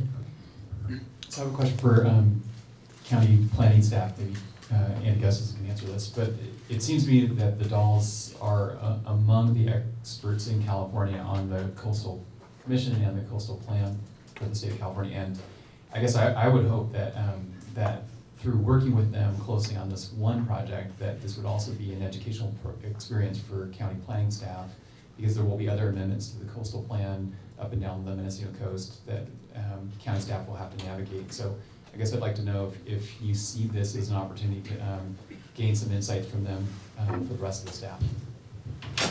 Andy Gustafson, Chief Planner, Building and Services, Building and Planning Services. Yeah, absolutely. The dolls bring to this project, the town plan, their expertise in navigating the process that is unique to the Coastal Act to bring a coastal plan amendment such as this forward. And obviously, this institution, this county will learn from that in terms of the structure of how we move forward on a future amendment, the time we should be considering to bring those amendments forward, and the level of public engagement that's involved in amending these type of plans. So you're right. The future amendments, I think, will go smoother. I think also what we learned is it's better to do small amendments annually or in more frequent times rather than doing a whole recasting of a plan after how many years for the town plan. So the dolls have been very instructive in their work with us in terms of the nuances of the Coastal Act and how that interfaces with the California planning process. Supervisor Woodhouse. Thank you, Madam Chair. I just wanted to take the opportunity to say that I would like to see a different process or somehow more supervisor involvement in some of the spending of the money. I'm expecting the economy to get tighter someday, and now we have a little bit of money, and I know these contractors are very good to work with, but I would like to be advised and have the board more involved in some of these decisions that end up spending what seems to be to the public a lot of money. And I know we need the help, and we're going to need more and more help on other problems, and I don't want to constantly be seeing these things at the last minute. So I appreciate being involved in the loop of that more. Thank you. Okay, and I do strongly agree with Supervisor Hamburg. We also had a disadvantage with the North Coast Coastal Commission staff. That particular division in guiding what documents were to be used in the very beginning. We're hoping to get that corrected as a statewide manner with the California Coastal Commission, because what it does is all of a sudden you think you're almost to the finish line and it puts you back to the start again. And we have been able to uncover a lot of misinformation as we've gone through this process, and just exactly what Andy said is absolutely true, that we were at a disadvantage not having all the original documents that were needed to start with in the beginning, and those should have clearly have come from Coastal Commission staff and did not. So it was putting us, we go 2 steps forward and 5 steps back. We needed the help of the dolls. Supervisor McCowan felt he could no longer, or he couldn't get through the documents in time to move forward with them, and extending the contract is absolutely what we need to get this to the finish line. I support it. Supervisor McCowan. Thank you, Madam Chair, and I'll be brief. But again, the problem stems from the fact that the consultant, with or without the guidance of staff, chose to rewrite the town plan rather than simply prepare a Coastal Commission consistency analysis that would support the town plan. So that is what has led for the need to have an additional public meeting, to extend the time frame, to extend the time for the contract. We are paying the consultant an unconscionable amount to fix the problem that he created. Fully disagree, but we will go to Supervisor Hamburg. Yeah, well, I disagree with that also. Microphone. Yeah, I disagree with that also, but I would like to just ask Andy to respond to that. Andy, is that how you see it, that we have rewritten the entire town plan rather than simply doing a consistency analysis?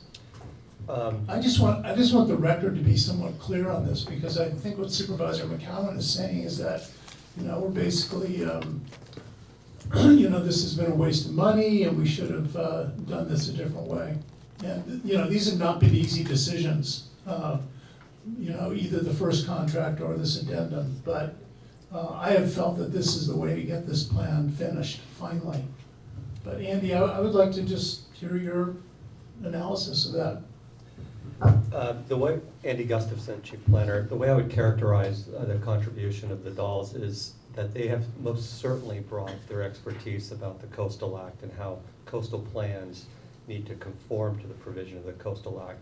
What I have seen them do is not only drop nuggets into the town plan that help to make a very explicit link between our plan and the Coastal Act, but also frame the narrative within the plan that establishes a context of those nuggets, those expressions within the plan that demonstrate we have adequate public access. We do have adequate services, public facilities for the growth that is planned.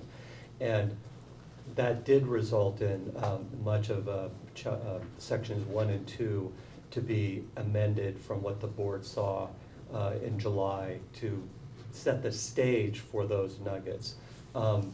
And as always, they're professionals, they're reading these plans, and they see things with their perspective that might be considered more enhancements that help to clarify sentences or policy, and that is true. That has been added, and staff, PBS, has been working with the dolls on that. And when we come forward, this board and the public will be able to distinguish between the Coastal Act nuggets and the enhancements that support those nuggets. Those are expensive nuggets. Yeah, Madam Chair, thank you very much for that clarification. And, I think it's fine. Supervisor McCowan, has his point of view on how we move forward on this, and staff has a slightly different point of view. But Madam Chair, I would hope that at this point I can make a motion that we approve agenda item 4G for the extension of agreement number PA 1620 with Dahl & Associates. Okay, we have a motion on the floor. Do we have a second? I'll second the motion. Maybe I better do this. I'll second the motion. Don't sound so happy. Okay, we have a motion and a second. Motion by Supervisor Hamburg, second by Supervisor Jurdy to approve the contract. Clerk, roll call, please. Supervisor Hamburg? Yes. Supervisor McCowan? No. Chair Brown? Yes. Supervisor Jurdy? Yes. Supervisor Woodhouse? Yes. Motion carries 4-1. Okay, thank you very much, and we will move on to the next agenda item. That is agenda item number 5C. It's a notice public hearing, discussion and possible adoption of a resolution establishing a Type 2 agricultural preserve, A 2014-0009, Capstran Ranch, and approval of a Williamson Act contract for 18 parcels located near Covelo. Planning and Building Services is the sponsor. And before going into the full presentation, clerk, have we established proper notice? Proper notice has been established. Okay.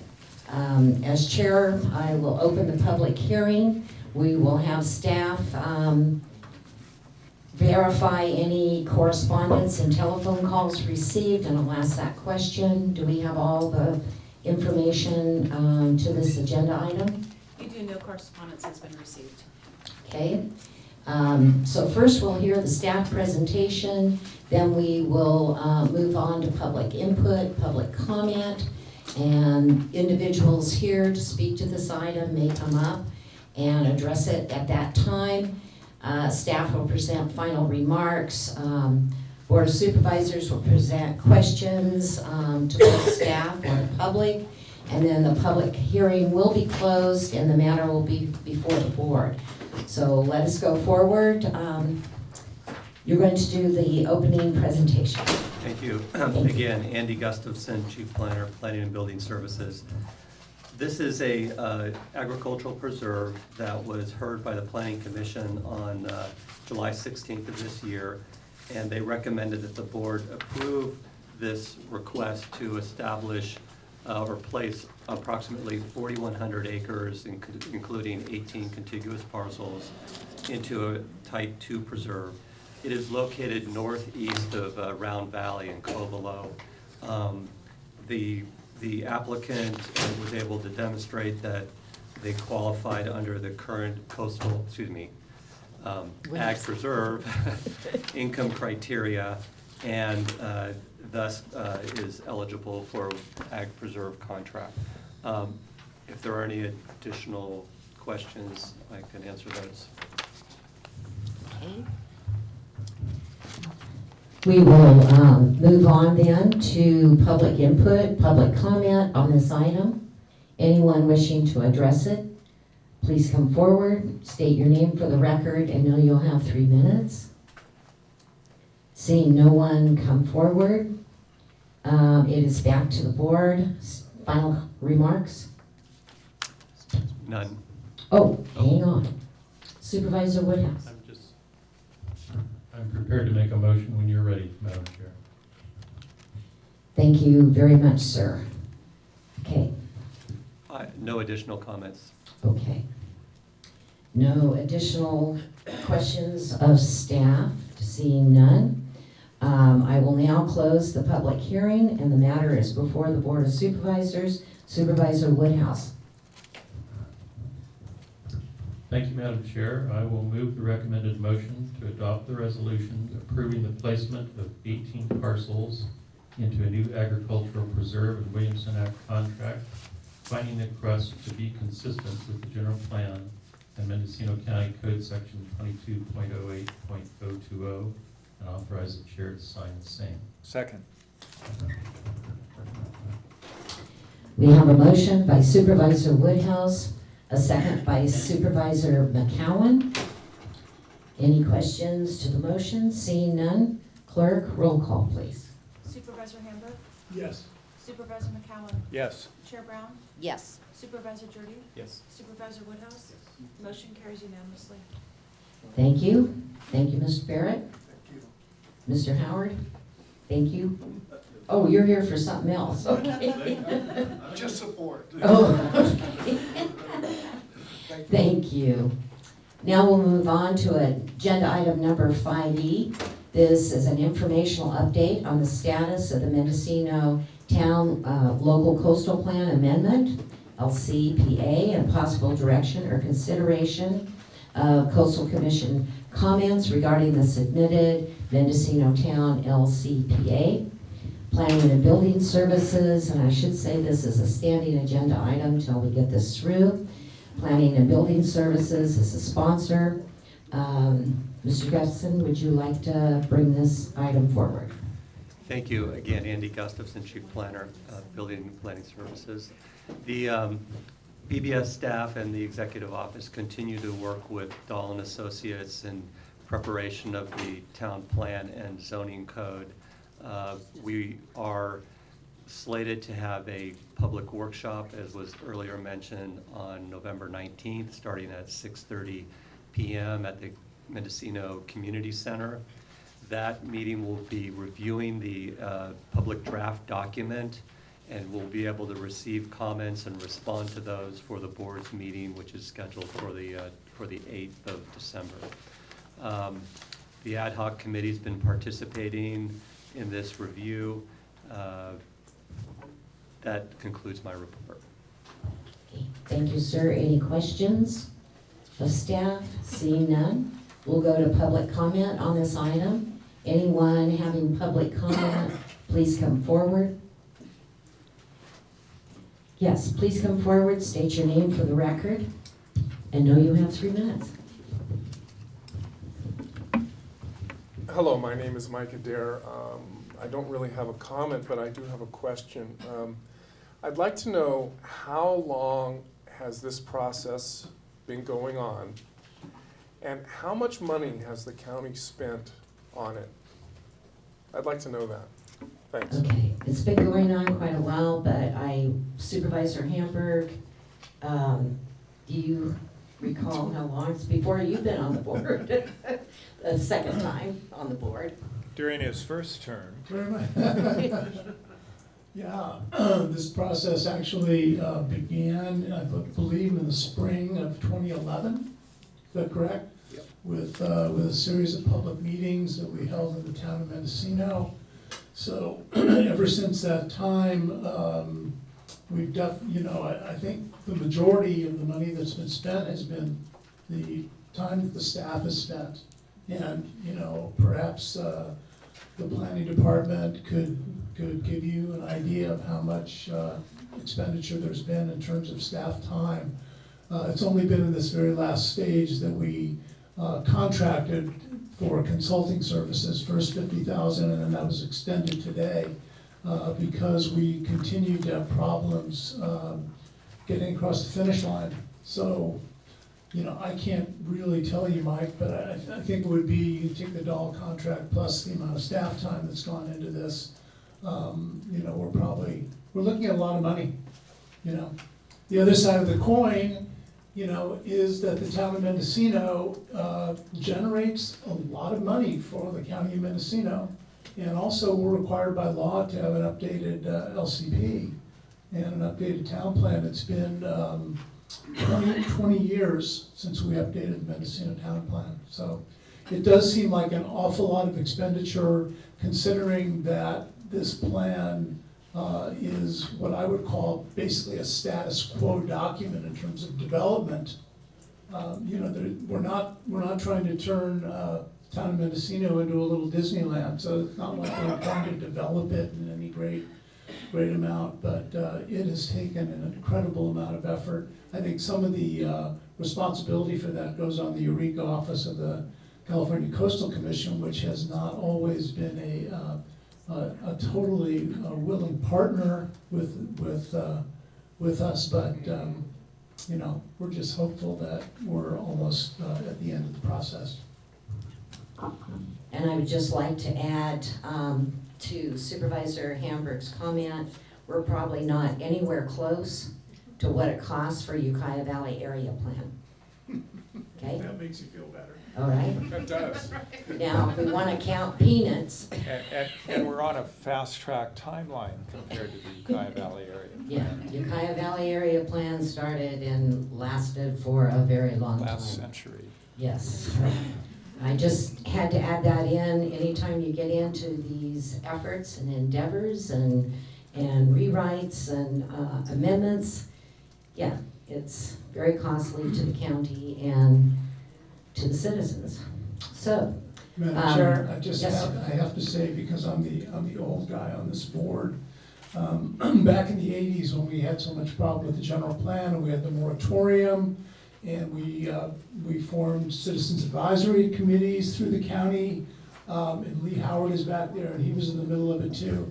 I think we did that entire plan in a period of about 2 years. And don't ask me why those days seem so long ago, and but they're not forgotten. We did move a general plan with real speed, and we had a plan that a lot of people felt very good about, because it was really a participatory process. I don't know why that doesn't seem to be the way things work today. Maybe it's just the laws have gotten that much more complex, or the threat of lawsuit has become more germane. I really don't know. But there was a day when that was accomplished. I want to remember it.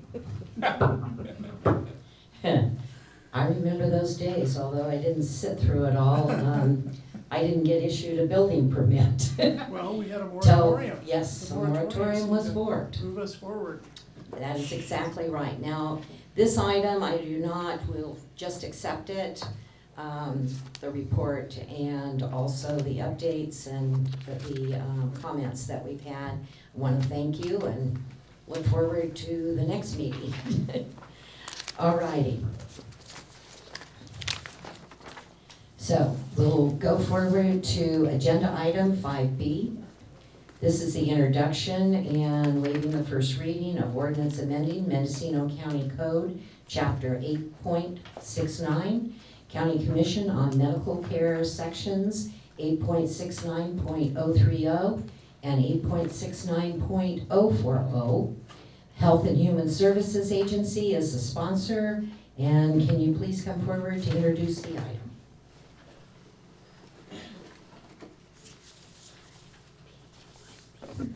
Stacy Cryer, Director of Health and Human Services. I thought County Council was introducing this item, so I apologize. May not be prepared. I'm sorry. No, I think it's my misunderstanding, Chair Brown. This item is to redo the ordinance for the agreement with the Partnership Health Plan for us to enter into Medi-Cal managed care. And it's due to the fact that they changed the number of counties that are participating in their plan, and we changed the structure of the board because of that. So it adopts those changes and puts them into the ordinance. Yes, read that all in the summary. Okay, good. So, board members, What it did for Mendocino County is took us from a potential 3 board members to 2, but that happened to every county across the 14 counties in the area.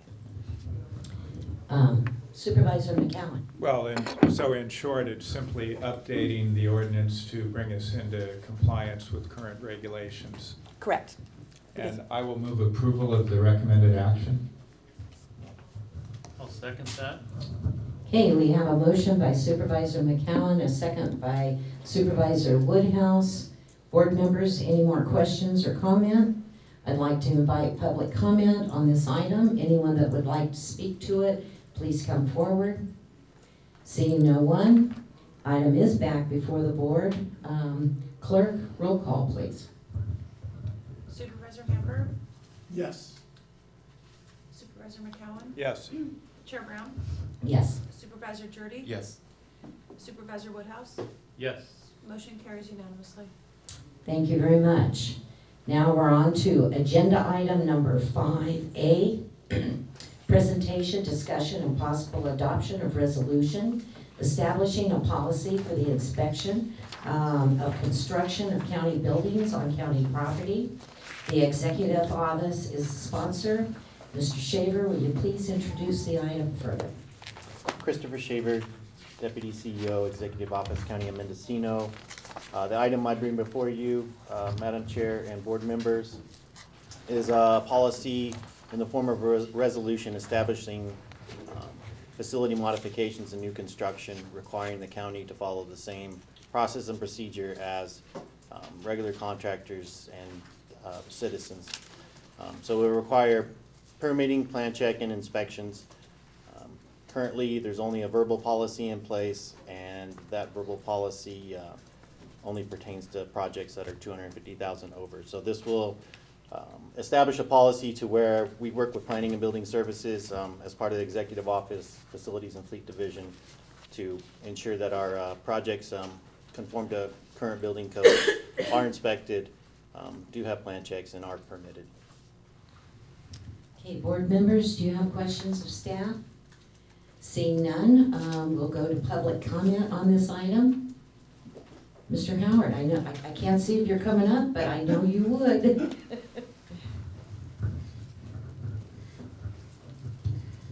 It's on. Good morning, Board. Lee Howard, North Coast Builders Exchange. It's been a long time in getting this to you, and I hope you can recognize the importance of it. And when we started looking at this from the Builders Exchange process, we found that most everybody else had this in place. Do I need that? Yeah. The simple fact is that the public is not being well served by your people when they don't get a chance to look at these things. The reality is I can attest to you that there's been some real problems in county buildings. I guess it's going to be kind of unique that everybody's going to be treated the same. That's an unusual thing for government to be treated the same. But I think it has some true potentials for health and safety. I've witnessed illegal electrical in county buildings that your employees don't need. And with the oversight of the Planning and Building Department, especially the building inspector, you will get an oversight that is going to serve all the county of Mendocino. So I ask you to please look at this and approve it, and I hope it's unanimously. Thank you. Thank you, Mr. Howard. Anyone else, public comment on this item? Please come forward. Seeing no one, it's back to the board. Supervisor McCowan.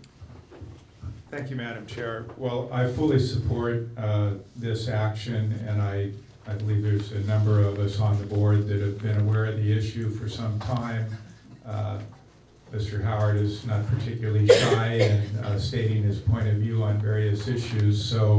And I think that there's been an expectation that this item would come forward and that it is appropriate. The county should play by the same rules that we ask of everyone else. I do have a minor quibble on the wording and a suggested addition of another whereas that I think would completely clarify that the county will be expected to play by the same rules. The paragraph 5 states it in a somewhat ambiguous way, I believe. The Board of Supervisors shall employ appropriate individuals as agents of Mendocino County to work in cooperation with design professionals, Planning and Building Services Department, Facilities and Fleet Division, regarding review of plans and specifications, coordination of change orders, construction inspection, and related matters. So I think implicit in that is we will play by the same rules, but I think an explicit statement to that effect in the whereases would be appropriate. And if the board is willing to entertain this amendment, I have it written down for staff, but I would suggest that we add a fourth whereas that would say, whereas construction projects on county-owned facilities shall be subject to the same plan check, permitting, and inspection requirements as other projects subject to county jurisdiction. And In fact, I'll make a motion to approve the item before us, to approve the resolution with the addition of the whereas that I just read. Supervisors?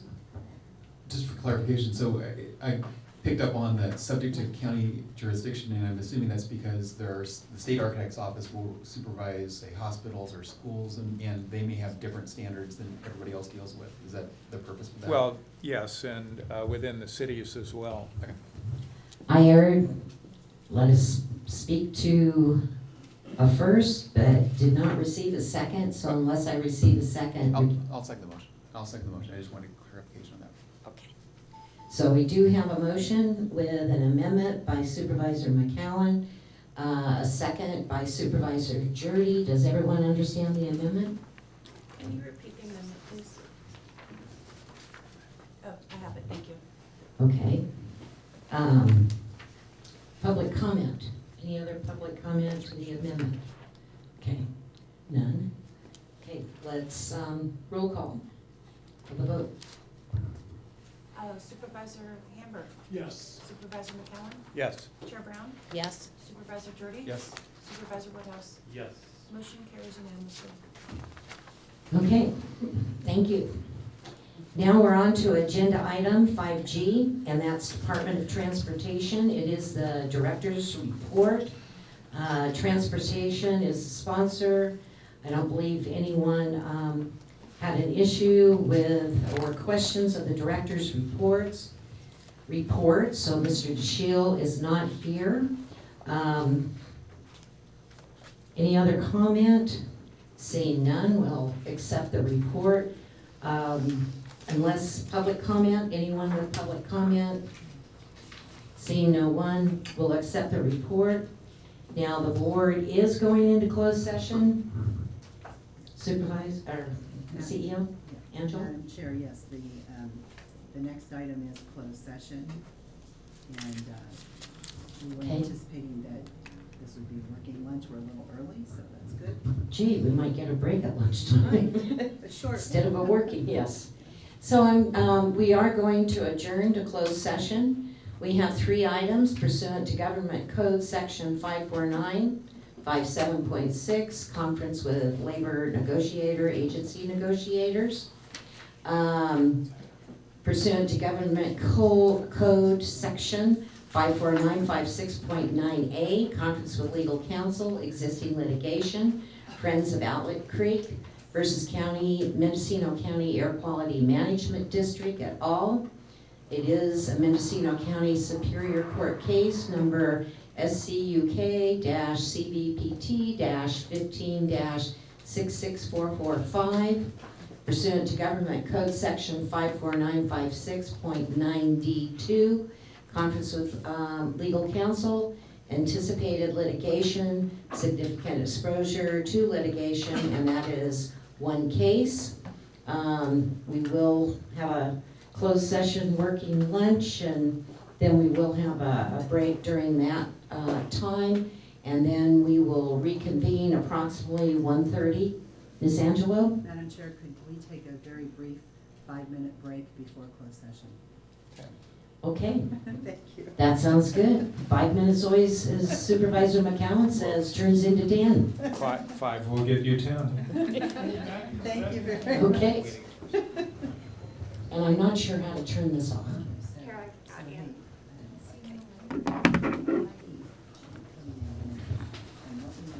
So, Mendocino County Board of Supervisors is back in session at 1:33.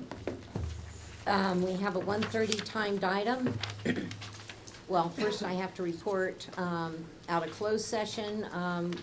We discussed a number of issues as announced previous to going to lunch, and direction was given to staff on each one. Now, we're to agenda item number 6B, notice public hearing, discussion and possible adoption of extension of urgency ordinance, establish interim restrictions on the establishment of formula businesses, extending the moratorium provisions for 10 months and 15 days pending the study and consideration of zoning and other land use regulations excuse me, pertaining to such businesses. Supervisor McCown and myself are the sponsors. So we're beginning the public hearing. Clerk, have we established the proper notice? Yes, proper notice has been established. I'm gonna open the public hearing, and basically the procedures that we go through is one, to ask the clerk and board of all note correspondence and telephone calls have been received, All made correspondence. available. Yes, all correspondence has been distributed. Okay. Then we have a staff presentation, and they will summarize the report and present any written reports, all comments by the staff. Board of Supervisor can question at that time. Then we go to public input, public comment. Then we will have final remarks by staff, and then we will have questions of staff or the public, and the public hearing will be closed. Excuse me. So we're gonna start in, and I guess, did I read the title? I think I did. I think you did. So anyways, staff report. Supervisor McCown, would you like to open this up? Well, thank you, Madam Chair. I think this is pretty straightforward. The board made a determination at our previous meeting where we adopted the 45-day moratorium that we thought it was appropriate for the county to hit pause while we determine what is the appropriate method to provide for a public input process for chain businesses moving into rural areas of the county. It's appropriate, I believe, to extend that moratorium so that the county does have time to determine what is the appropriate process. It's been misconstrued by some as a ban, but I believe the real intent of the board is to provide a mechanism that would allow public comment and public input prior to the approval of chain stores in rural areas. But it takes time to develop the appropriate process to move forward with that. So that's what we're looking at today, and frankly, I hope the board doesn't feel a need to spend a lot of time on this. I think it's pretty straightforward, and I'm prepared to make a motion at the appropriate time. Okay, I'd like to ask staff, council, do you have further remarks to make? Matthew Drescott, Deputy County Counsel. My only comment would be is that Planning and Building has prepared a timeline for how to move forward over the next 6 months. This is going for a 10-month, 15-day extension of the moratorium. Does planning staff have any comments to the timelines? Okay. So, any questions? Seeing none, we're going to go to public input. This is the time to speak. If you have comment on this agenda item, know that you have 3 minutes, and you will need to enter your name into the record. So, what's going on? As directing traffic. Okay. We're trying to get the slips. Oh, okay. So anyone that would like to speak on this agenda item, please come forward. A little bit awkward today. We've had changing microphone situations, but there is a microphone on the table. Please come forward if you'd like to speak. Enter your name into the record, and know you'll have, you gotta take it, because then they get it into the record. Sorry, John. It says click. Very good. Is it working or not? Yes. You know? Okay. My name is John Mayfield. I'm here representing the Employers Council, and I urge you not to do this. You've already sent so many bad signals that people are reluctant to do business and come into Mendocino County. And you talk about formula businesses and all the rest of it. Many of them are franchisees, individual owners. And the wet blanket that this board has thrown on the business community with this and the following item that I'll talk to later is really a disaster. And because we have enough problem trying to attract businesses, to make an investment, to hire people, to pay taxes, to keep you in business. And this is really throwing them out. You're saying you're not welcome. The bulk of the formula businesses you're talking about, the great number of them, are individual entrepreneurs using the assistance of somebody who's got a chain operation or a franchise operation that can help them get in business and employ some of your constituents. And again, I urge you not to do this. It's a simple idea that has got out of hand. You're really, just talk to people out of the area and ask them to come here, and they're not welcome here. So they're not going to come. You're not going to have the increase in employment that you need. You're not going to have the services that you need. I think it's a disaster in the making. Thank you. Thank you.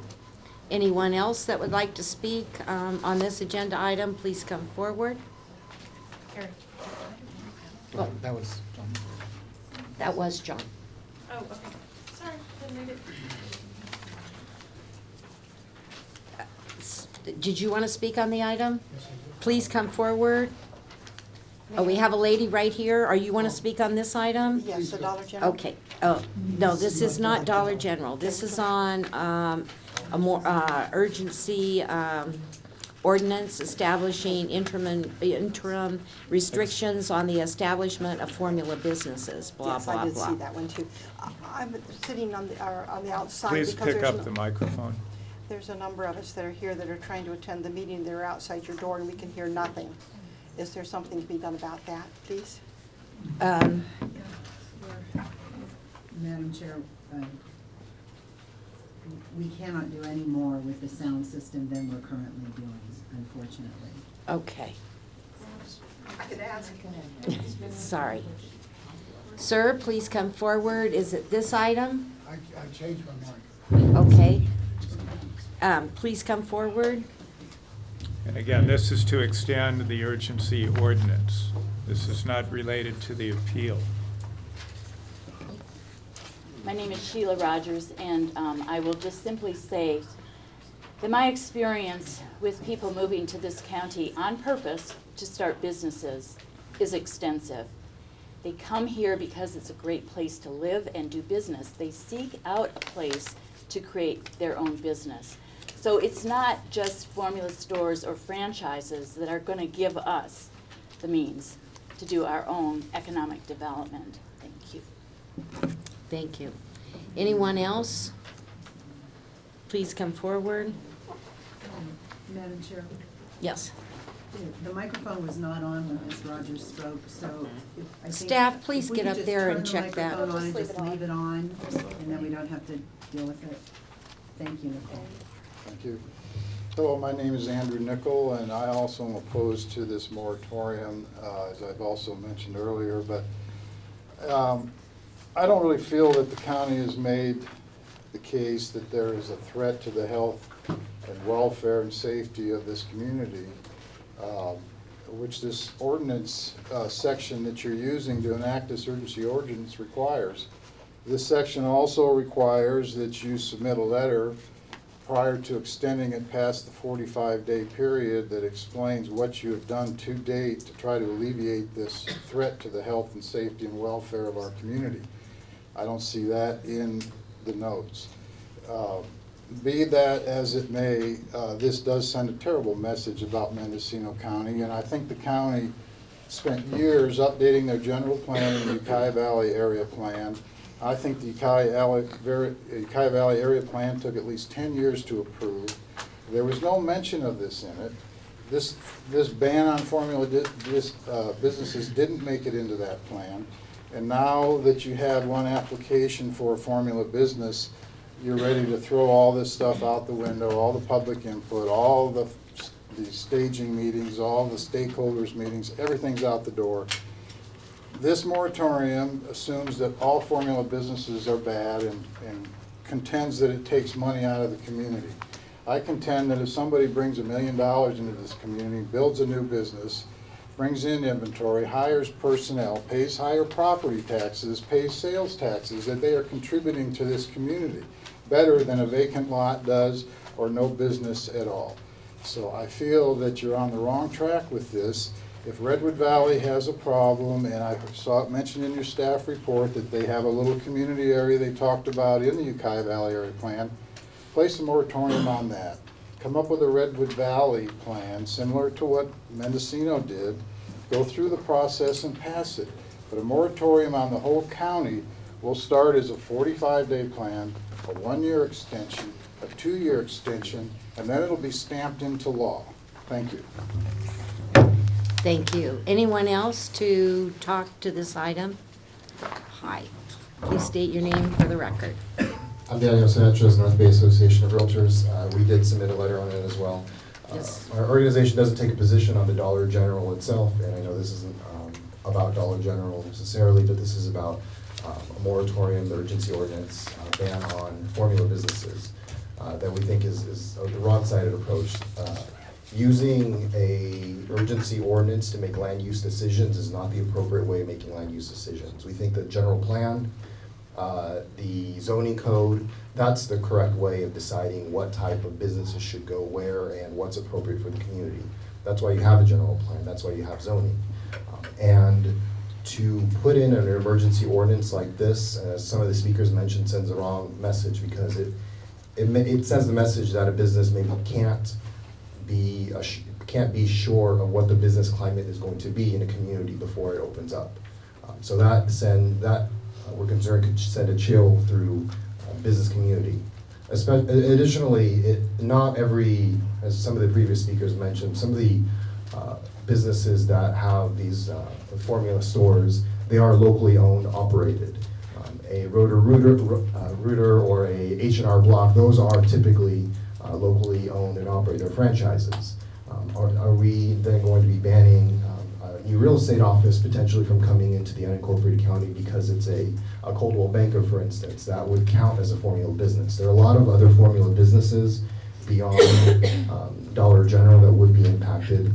This is kind of a sledgehammer solution to making land use policy, not a more refined way. The refined way should be what we have now through the Planning Commission, through the general plan, through zoning codes, not emergency ordinances that are extended for 45 days, then a year and a few months, then another year, a total of 2 years of emergency ordinances. And so we're very concerned that this both sends the wrong message and that this is the inappropriate way of making land use policy decisions. Thank you. Thank you. Anyone else?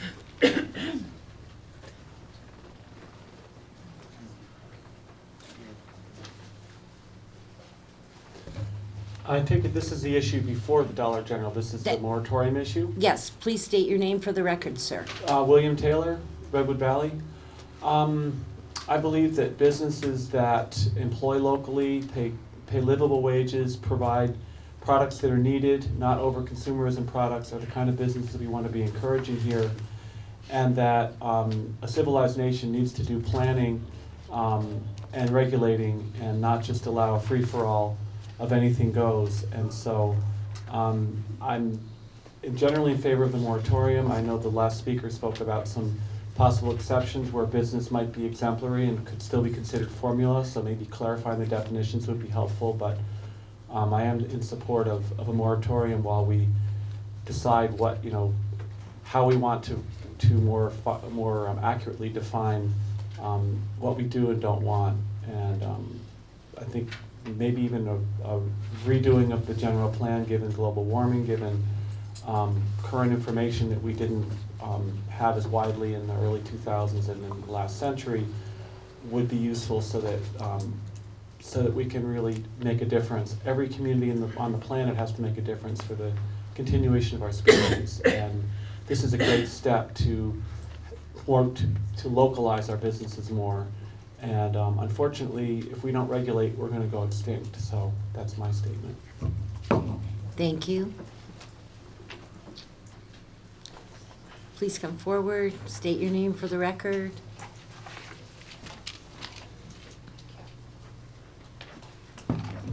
Thank you, Madam Chair. Dick Selzer. I've spoken to, I think, 4 out of 5 of you in the last couple of years regarding the attitude of Mendocino County toward business in general. Each of the 4 of you that I've spoken with have extolled the virtues of Mendocino County and how you are so inclined toward attracting business. This is not something that will attract business. The best example or the best analogy I can give you is something my grandmother used to say to me. Do you know why your kids don't listen to what you say? It's because they're too busy watching what you do. Please, watch what you do. Not just tell us how great it is here, but show business why they should be here. Thank you. Thank you. Anyone else, please come forward.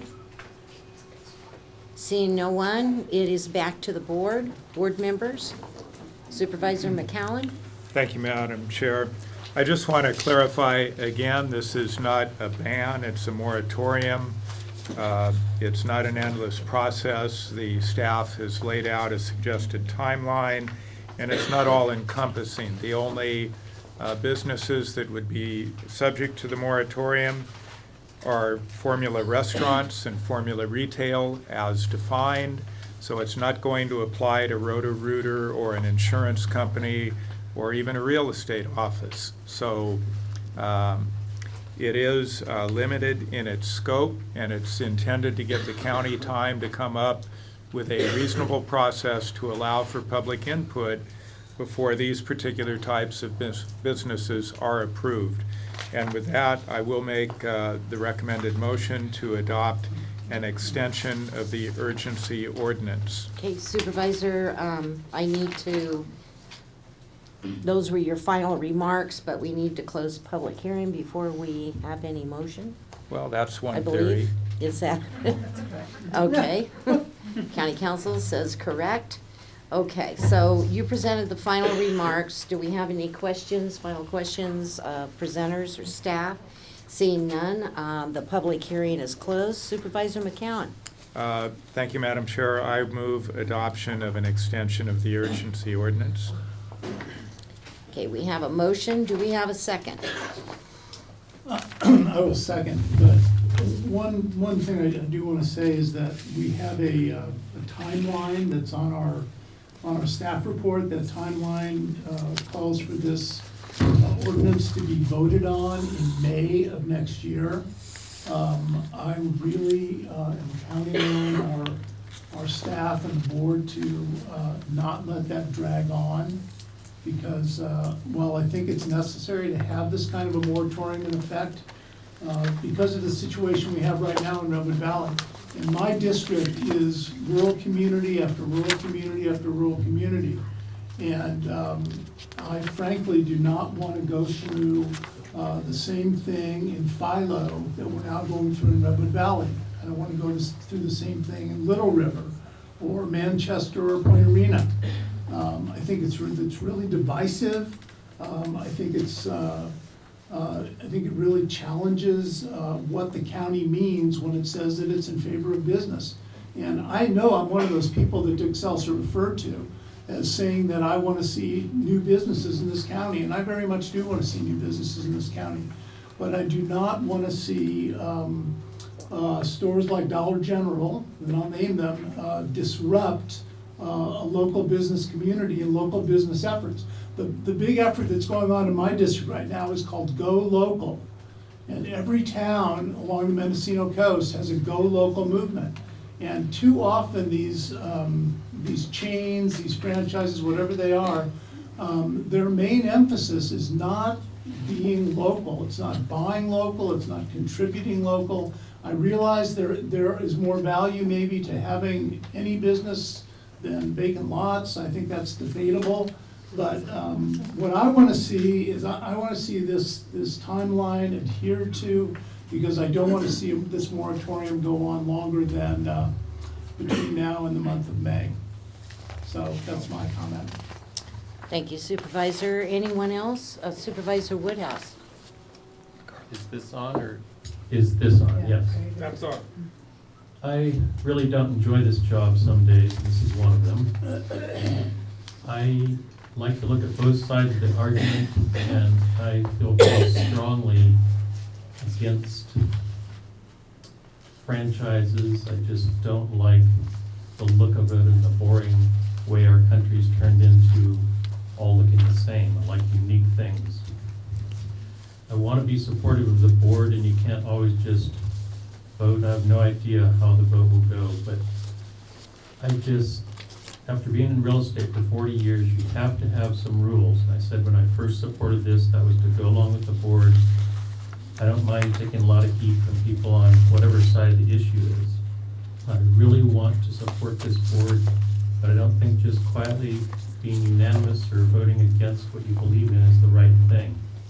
I just can't support this, and I'll be voting no, but I want to be very clear.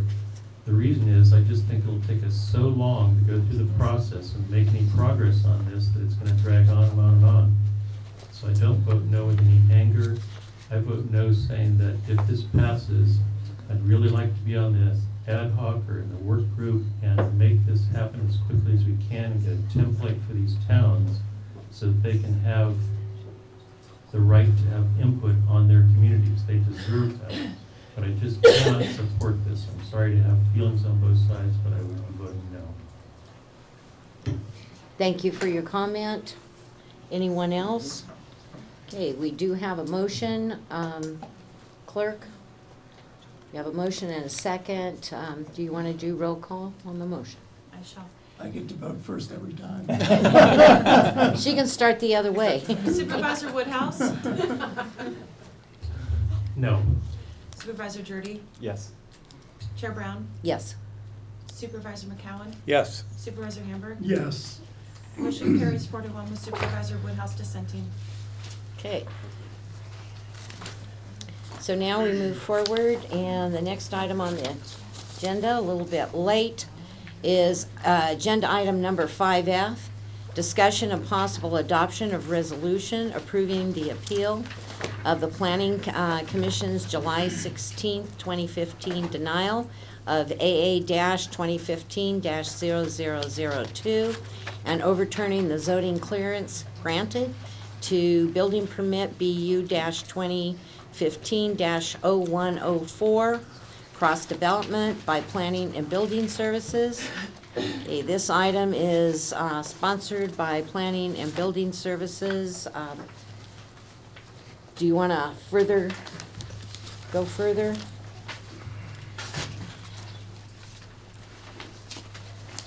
In the presentation? So, it's a little different. It is very different today. Ladies and gentlemen of the board. Just one moment. Yes? Do you need a chair? Do you want us to get you a chair? Let us get, yes, let's get him a chair. We're all sitting, right? Yeah, thank you. Sit here, And you can push that, you can push the table forward a little bit. Yeah, that might be a good.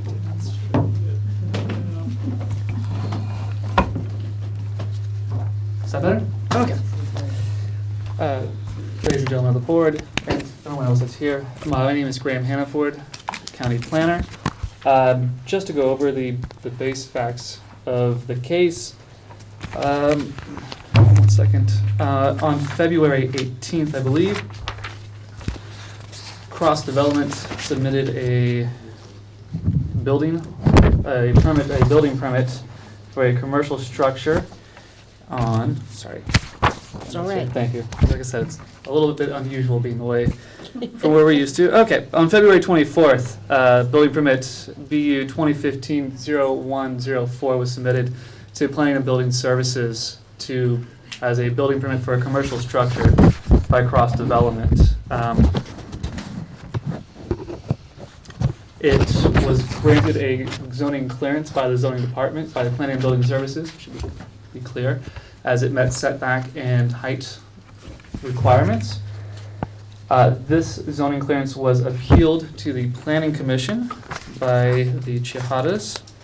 The Planning Commission voted, I believe, 4-2 to deny that appeal, at which point the Planning Commission's decision was appealed itself to the board.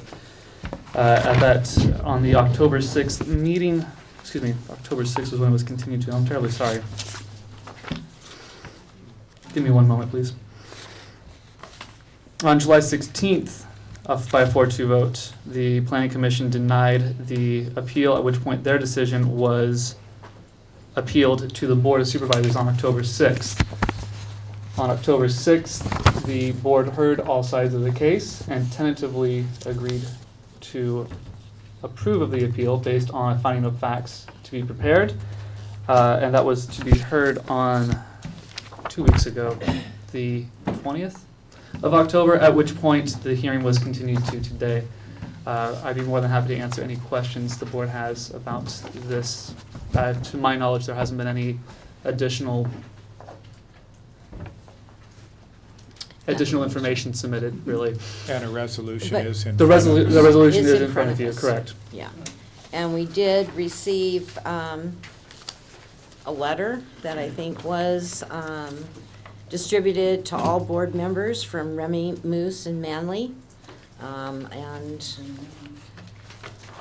Sabrina V. Teller. Okay. Got another one from Momsen too. Oh. Momsen Carter We received that, I Sorry. believe, today. today. Yeah, it was today. So that's all that we've had submitted. There has been numerous emails indicating support or opposition. So yes, any questions of staff? Seeing no questions from the board, thank you, sir. Thank you. We will go to public comment at this time. I have speaker cards. I'm going to go in order.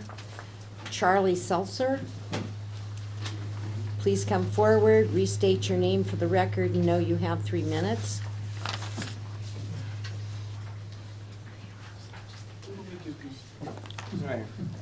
I'll take them. Okay. Thank you, sir.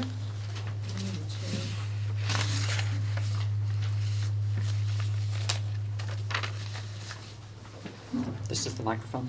It Hello, is. I'm Charlie Setzer, Redwood Valley.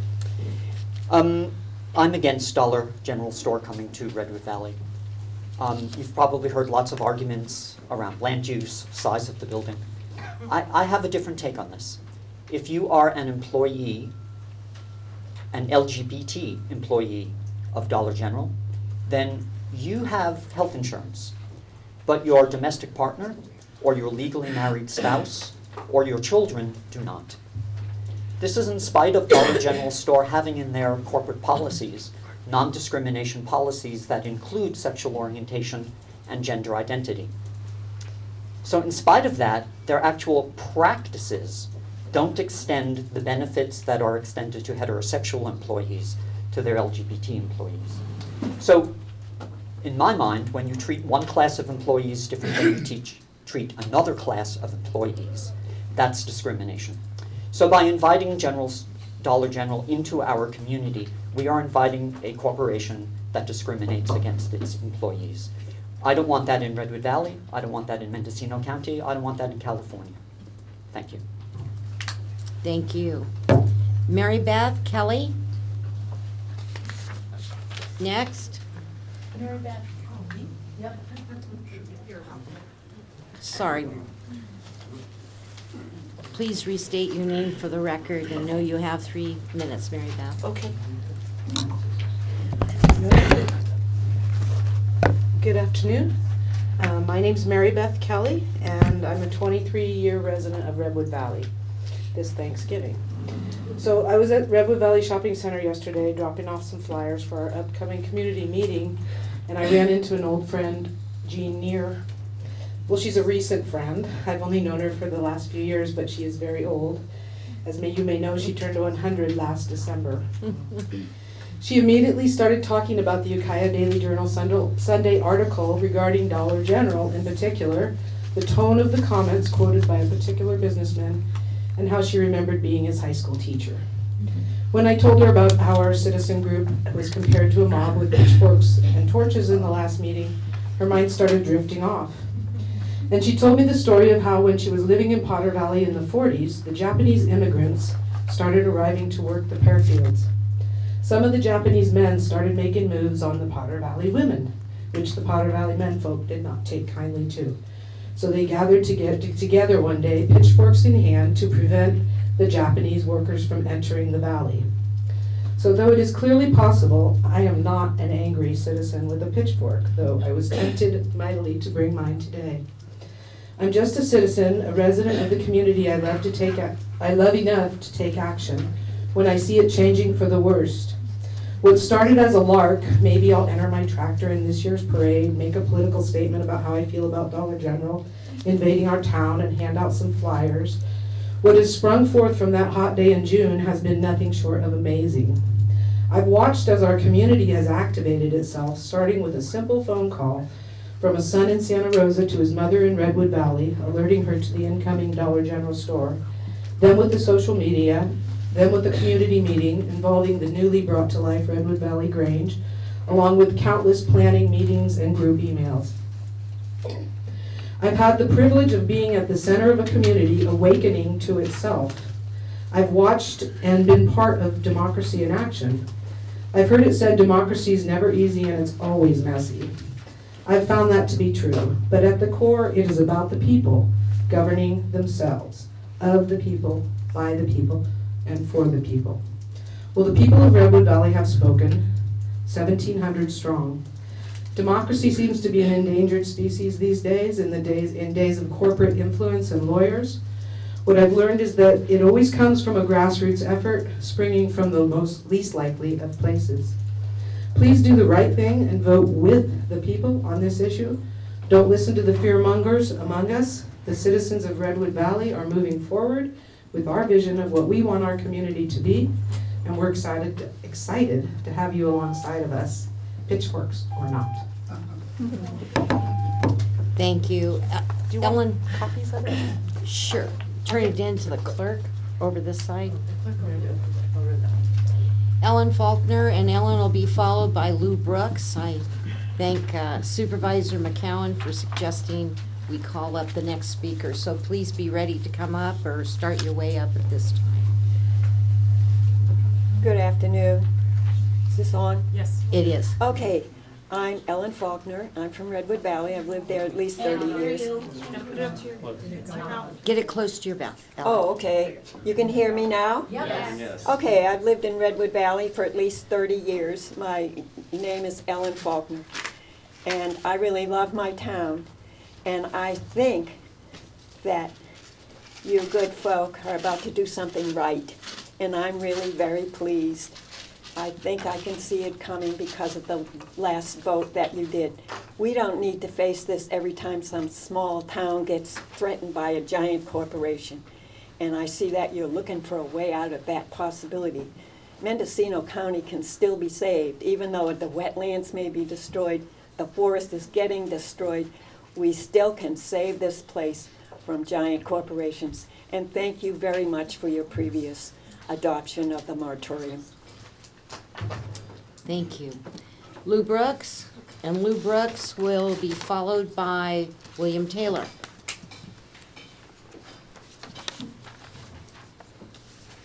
Respected board members, my name is Lou Brooks, and I've lived in Redwood Valley with my wife Claire for 17 years. I'd like to call attention here to what I see as the big picture.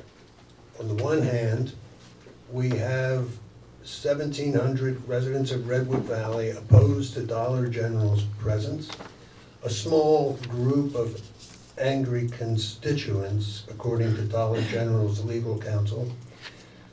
I've seen over time how much the so-called angry constituents care about one another, how they help one another. I've seen it happen just about every day here. And in this world these days, it's something of a miracle to me. Redwood Valley people are motivated by their hearts and by their roots here. Those roots go deep, many during a lifetime, and they know the soil they walk on, they love it, and they know it. On the other hand, we have Dollar General.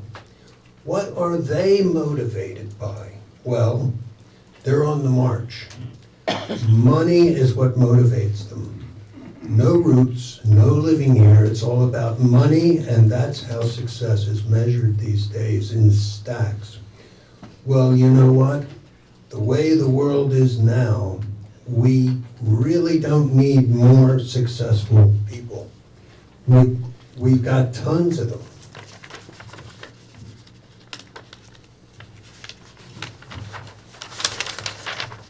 What we do need is more kindness and compassion and decency and understanding. That's what we need. So I'm asking everyone here to pay attention to how Dollar General has behaved toward all of us so far. The lack of consideration, their absence of fair play, an attitude of, well, you people might have serious problems with this, and it sounds like you have a lovely little place here, but we're going to do this anyway. And when it comes down to it, the hell with you. We know our rights. We want money. So folks, keep in mind that this is how they think and operate. And why would that change after their store is open? It is how the community will be dealt with by Dollar General, with no kindness, no compassion, no decency, and no understanding. Thank you very much. Thank you. Mr. Taylor, and then Jane, Allison, Copy for each of you. I'll take it, please. Jay Allen. Yes. Okay, Copy you will for be each member. following Mr. Taylor. I'm Bill Taylor. I'm run Floodgate Farm with my wife Jay, and I'm a member of the Redwood Valley Grange, and have lived here only a few years, but I've lived in Mendocino County for the last 12 and a half years. And I believe that the board should deny a permit to cross development for construction of a Dollar General store next to the bank in Redwood Valley. I understand some business folks are concerned this will set a precedent for denying permits for new businesses. If it sets such a precedent for businesses that will extract money from our community and insert more low-value products into it, that is, take our money and give us things that are really not useful, things that are low quality, things that will create more, we don't really need more liquor in this town, then I say bravo to that kind of restriction. I don't see this as any business. I see it as pro-business. If the business is serving our community and keeping money in the county, bringing in tax revenues, helping the government run, and if it's in line with the general plan, then all the more power to them. But there's no need, if it's in line with the general plan. Now, the general plan isn't needed if in anything goes free-for-all society, where anyone with money can do whatever they want, whenever they want, wherever they want. We're different. Civilized nations plan and regulate, at least theoretically they do. I don't know if the U.S. has been doing that very well lately, but that is what civilized nations do. Money is a means of exchange, not a confer of unlimited power. If the general plan calls for development in keeping with the rural character of Redwood Valley, which this one doesn't. This particular business or type of business doesn't. And a plan is there to direct development. It's not to just let everything just slip through. If the plan has integrity, this means some businesses will not be allowed. That's normal. That's right that some businesses are not allowed. As much as the lawyers will complain about that. There's talk of freedom to do what we want. They are free to try to go places, to try to get, Dollar General is free to try to get store places. Cross Development is free to try to buy places up and put stores in there. But they're not free to have it accepted. They're not free. This is a land of opportunity. It's not a land of privilege. It's not a land of automatic right. And Cross Development has to face its defeats and its victories, and its balance sheet will show that. And I'm frankly surprised that they haven't walked away at this point, tried to get out of the deal, in a place where there's so much opposition to what they're doing. There have to be locations that Cross Development can find that are where they can meet more success. Denial of this permit will create a void, a positive void, which a suitable business can come and fill. Something that is complementary to what we already have in Redwood Valley, something that Redwood Valley needs, not lower quality versions of what we already have. Possibilities could be a bookstore, a gift store, a gallery, a hardware store. I'm not the business planner. We hope someone will come up with an idea for that vacant lot, but putting Dollar General there will not be a benefit. And so I think I've said enough. Okay, See, my Thank you, time is Mr. up. Taylor. That is what that little beep means, isn't it? I'll include it in the video. Jay, excuse me, it looked like Jane, so. That's all right. That's a mistake that happens almost every day of the week. All right, dear Honorable Board of Supervisors. Microphone. Oh, yeah. Microphone, and That's such a please big mouth. restate your name. J. Allison Mascarello. Dear Honorable Board of Supervisors, we, my husband Bill and I, chose lovely Redwood Valley, California as a place to establish ourselves and reestablish our Floodgate Farm because of its wonderful rural character. I moved up from Santa Monica because of, wait a second, let me say that again. I moved up from Santa Monica where I had an art studio and teaching practice to live here and enjoy life. Redwood Valley is home to farmers, artists, small businesses, and folks who come home from working in cities of Ukiah and Willits, and others who have just chosen it because it was a great place to retire and live a great life. We're not looking to have big box stores populate our area and draw consumers from far away to get the latest bargain. We need only to drive a short distance to either Ukiah or Willits to avail ourselves of them. There's an overabundance or proliferation of these formula stores throughout our lovely country, including our county. Opening the doors to Dollar General sends the wrong message. It says, who cares about rural life? Uber consumerism is a wonderful thing. Well, I'm writing to say that I care deeply. Scientists for decades have spoken loudly against excessive consumerism that has taken over our population and, more importantly, has been a major cause of climate change. For many of us who are first generations post-Depression era, consumerism is a heinous activity, one that has been driven by Madison Avenue and large corporations. Sadly, shopping has become the primary physical activity for many Americans. I agree with many of the below included talking points, which I will not speak now, because they were written by a passionate consensus of citizens like me who are living in Redwood Valley. People come to our location to take part in rural festivities, Taste of Redwood Valley, events at Barra and Fry, and other local vineyards and restaurants. They often drive from Ukiah to attend our weekend farmers market or an event held at a Redwood Valley Grange. With all of my heart, I wish to plead with you to help us keep our rural and beloved home, Redwood Valley, rural. And thank you for your time and your energy and your commitment to our county, and I appreciate the work that you do, sincerely. Thank you. Thank you. Carol Cruz, followed by Karen Christopherson. Carol Cruz. Oh, great. Just waiting for the opportunity to come through the Okay. Please restate your name for the record. I'm Carol Cruz. I've lived in Redwood Valley for 40 years. I'd like to address the Honorable Board and the people assembled. Redwood Valley has a special character. Throughout the county, each area has a sense of self, and we in Redwood Valley have a sense of self. We like to have the community we have. We like it the way it is. We want it to be strong and solid. Having somebody come in with a store like this in the midst of our little quiet downtown, if I can call it that, seems quite inconsistent. And speaking to the people that wanted to do Dollar General, we had a hostess outlet in Calpella, which is better access from the freeway than Redwood Valley itself is. They moved to South Ukiah, and their business became exponentially larger. You don't have the population base in Redwood Valley that you do in Ukiah to run a store like this. The second thing is that government is supposed to be by and for the people, and the people in Redwood Valley have spoken quite clearly that this seems very inconsistent. I was not approached with a signature list, so I did not sign it. There's many other people like me that didn't get a chance to sign it. So what you have is the tip of the iceberg of people that are concerned. I really feel that there's only, or we know, there's only a finite amount of money here. And when you siphon it off into B, you are going to harm A. You have something coming in that will get the snacks, that sort of thing, but won't have fresh vegetables.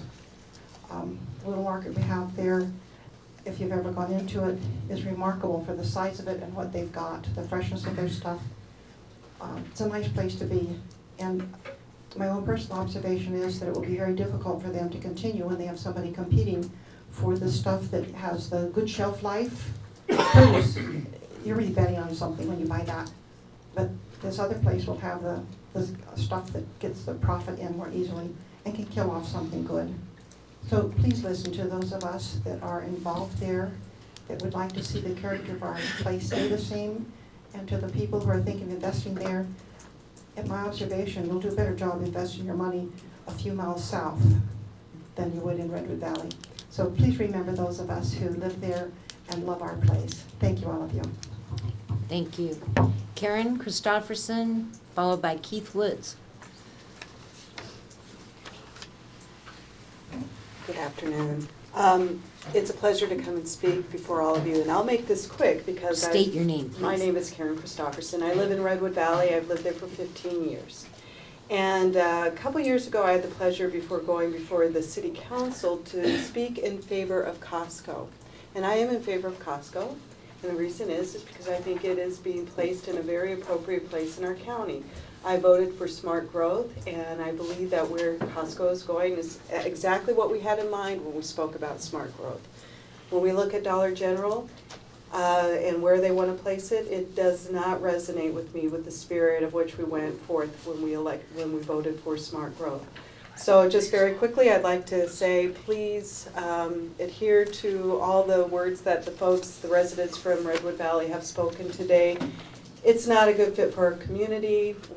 I'm a huge supporter of the Redwood Valley Market. They've done a great job of listening to what the locals want in our community, and I'd like to continue to support them and see that Dollar General find a more appropriate place that fits into Mendocino County. Thank you. Keith Woods, followed by Lynn McGuire, and thank you, ma'am.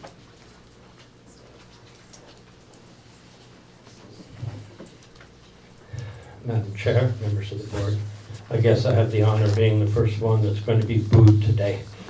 Somebody has to take on that role. My name is Keith Woods. I'm the Chief Executive Officer of an organization I think most of you know about, the North Coast Builders Exchange. We're a contractors association headquartered in Santa Rosa, but we have members all through Mendocino County. I've distributed a letter that's addressed to each of you, and it outlines our concerns about what you're doing today or what you're considering today. Let me make it very clear.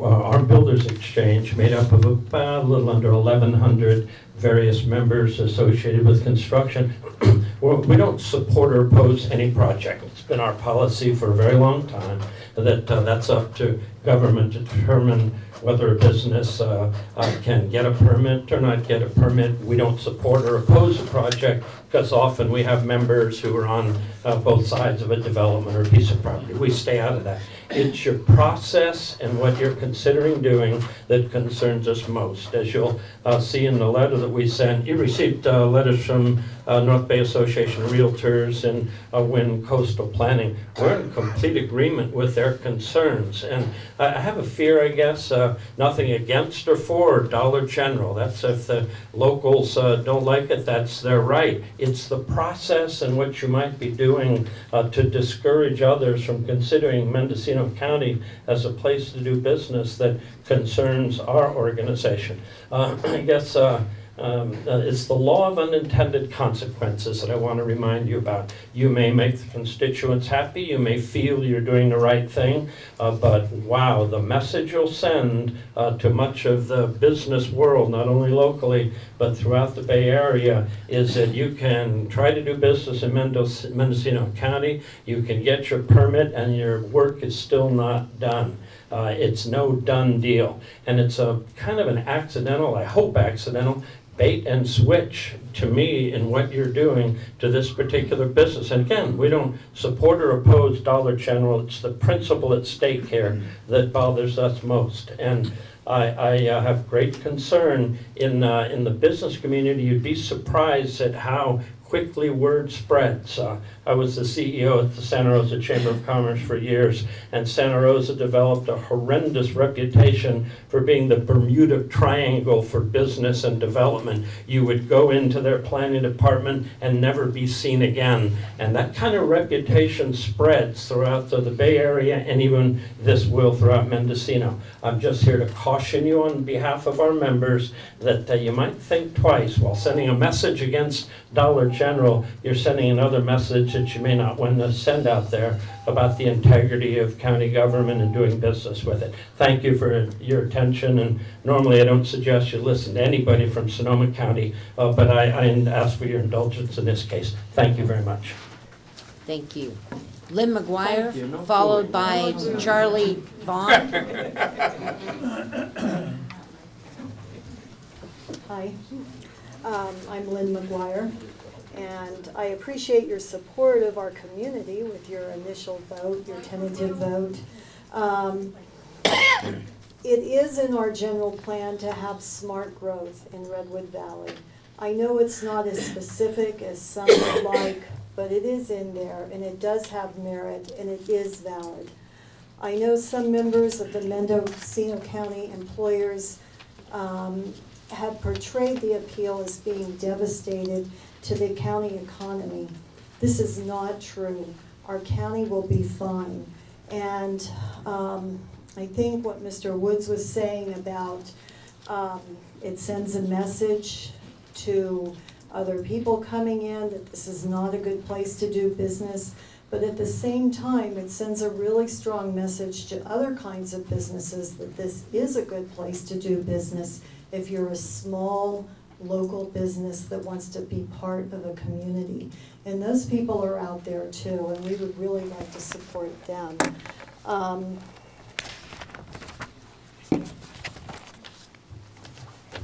And I think, again, we are in favor of growth, of good growth and smart growth. And supporting the appeal will attract the kind of small local businesses that fit within that.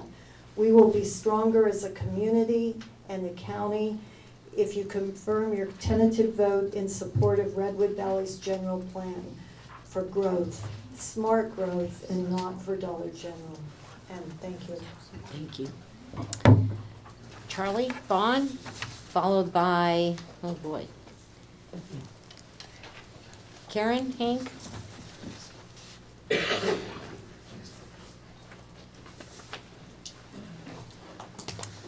Hi, my name is Charlie Vaughn, landscaper here in the county. I'm going to try to make this really brief. I think we've heard most of the arguments. Recently, there was a piece published in the Ukiah Daily Journal suggesting that people are changing the rules of the game in the middle of the game. Well, I feel like I and several of the people here are representing 1,500 people. So it's a nice thing that we just have a few of us speaking. It would really be a long process if all 1,500 of us came in here and gave our opinion. So the rules of the game are based on the general plan, and the kind of the key phrase in here has been smart growth. What does that mean? Maybe that's a judgment call, like a referee in a game. Was that pass interference? Was it not? You're going to have to make that call. What is smart growth, and what do the people, what do 1,500 people of Redwood Valley that signed the petition saying no Dollar General, what do they mean by smart growth? Do they mean a disinterested corporation who has never had a representative come to these meetings, who probably doesn't really care much whether this store is built or not? I don't think that's smart growth. I don't think 1,500 people think it is. Do we think that non-living wages is smart growth in our little valley? Non-living wages means that people then have to get food stamps and other subsidies paid for by taxes, and this store then gets a free ride supported by the public that doesn't want the store there. This seems really backwards to me. Does smart growth sound like cheap alcohol, candy, and cigarettes in our valley that has so many stores, 7 or 8 of them within a 3-mile area selling cheap alcohol? I think that this is probably an issue for the seller and the developer, who are going to make a lot of money off this whole thing. But I don't think that is smart growth. So anyway, I think we should remember that when one of us gets up here to speak, it's not just one of us. Remember, there's 1,500 people that signed the petition to say no, and that is what smart growth means. It's your judgment. Thank you very much. Thank you. Karen? Karen? 1700. Oh.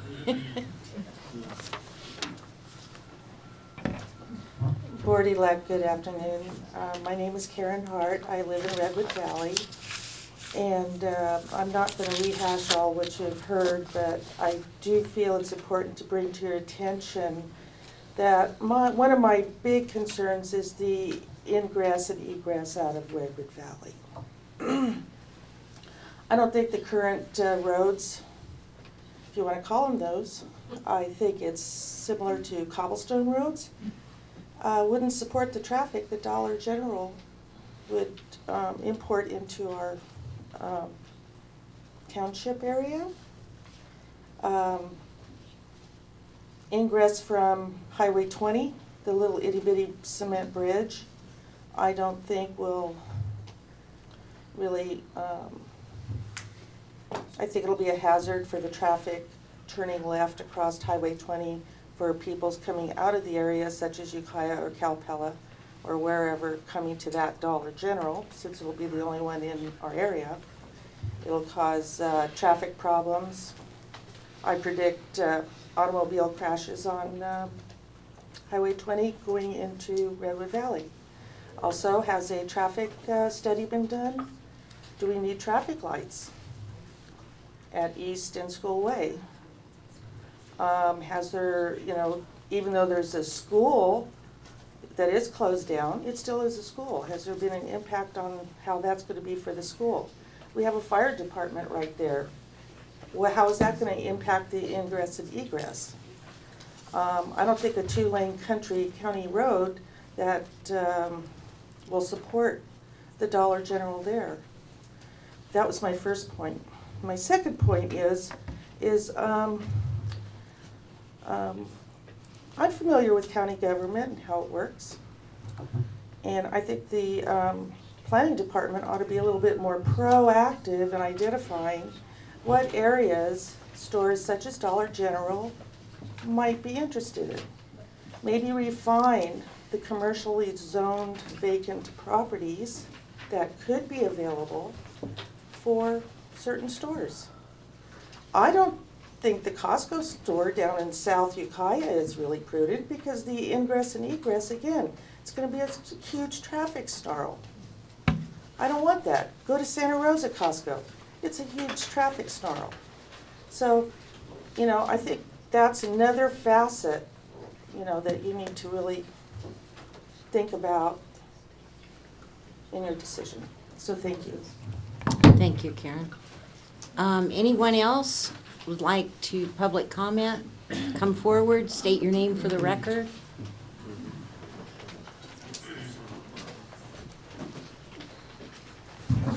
John Mayfield again on a different issue, but still dealing with the building permit.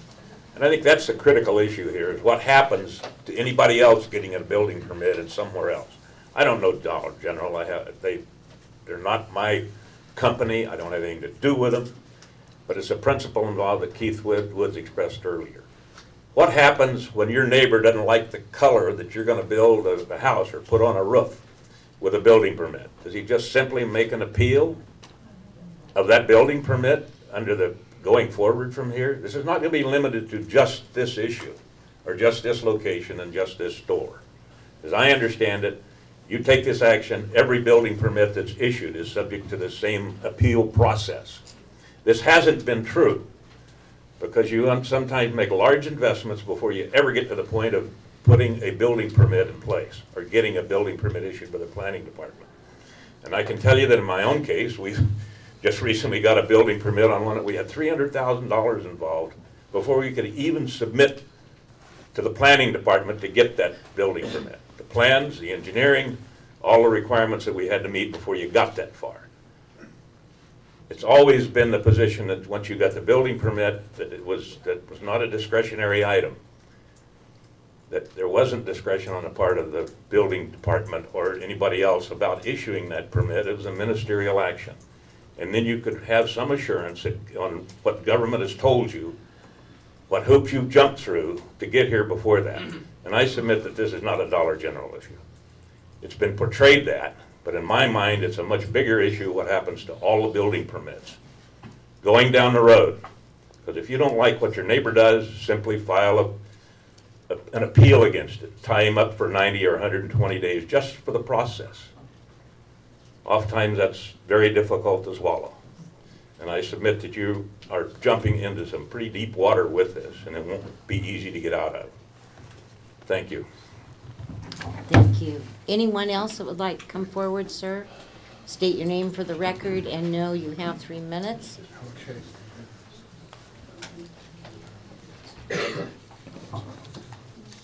Hello, my name is Roger Butler, and I just want to thank this board from the bottom of my heart for the tentative vote you did before.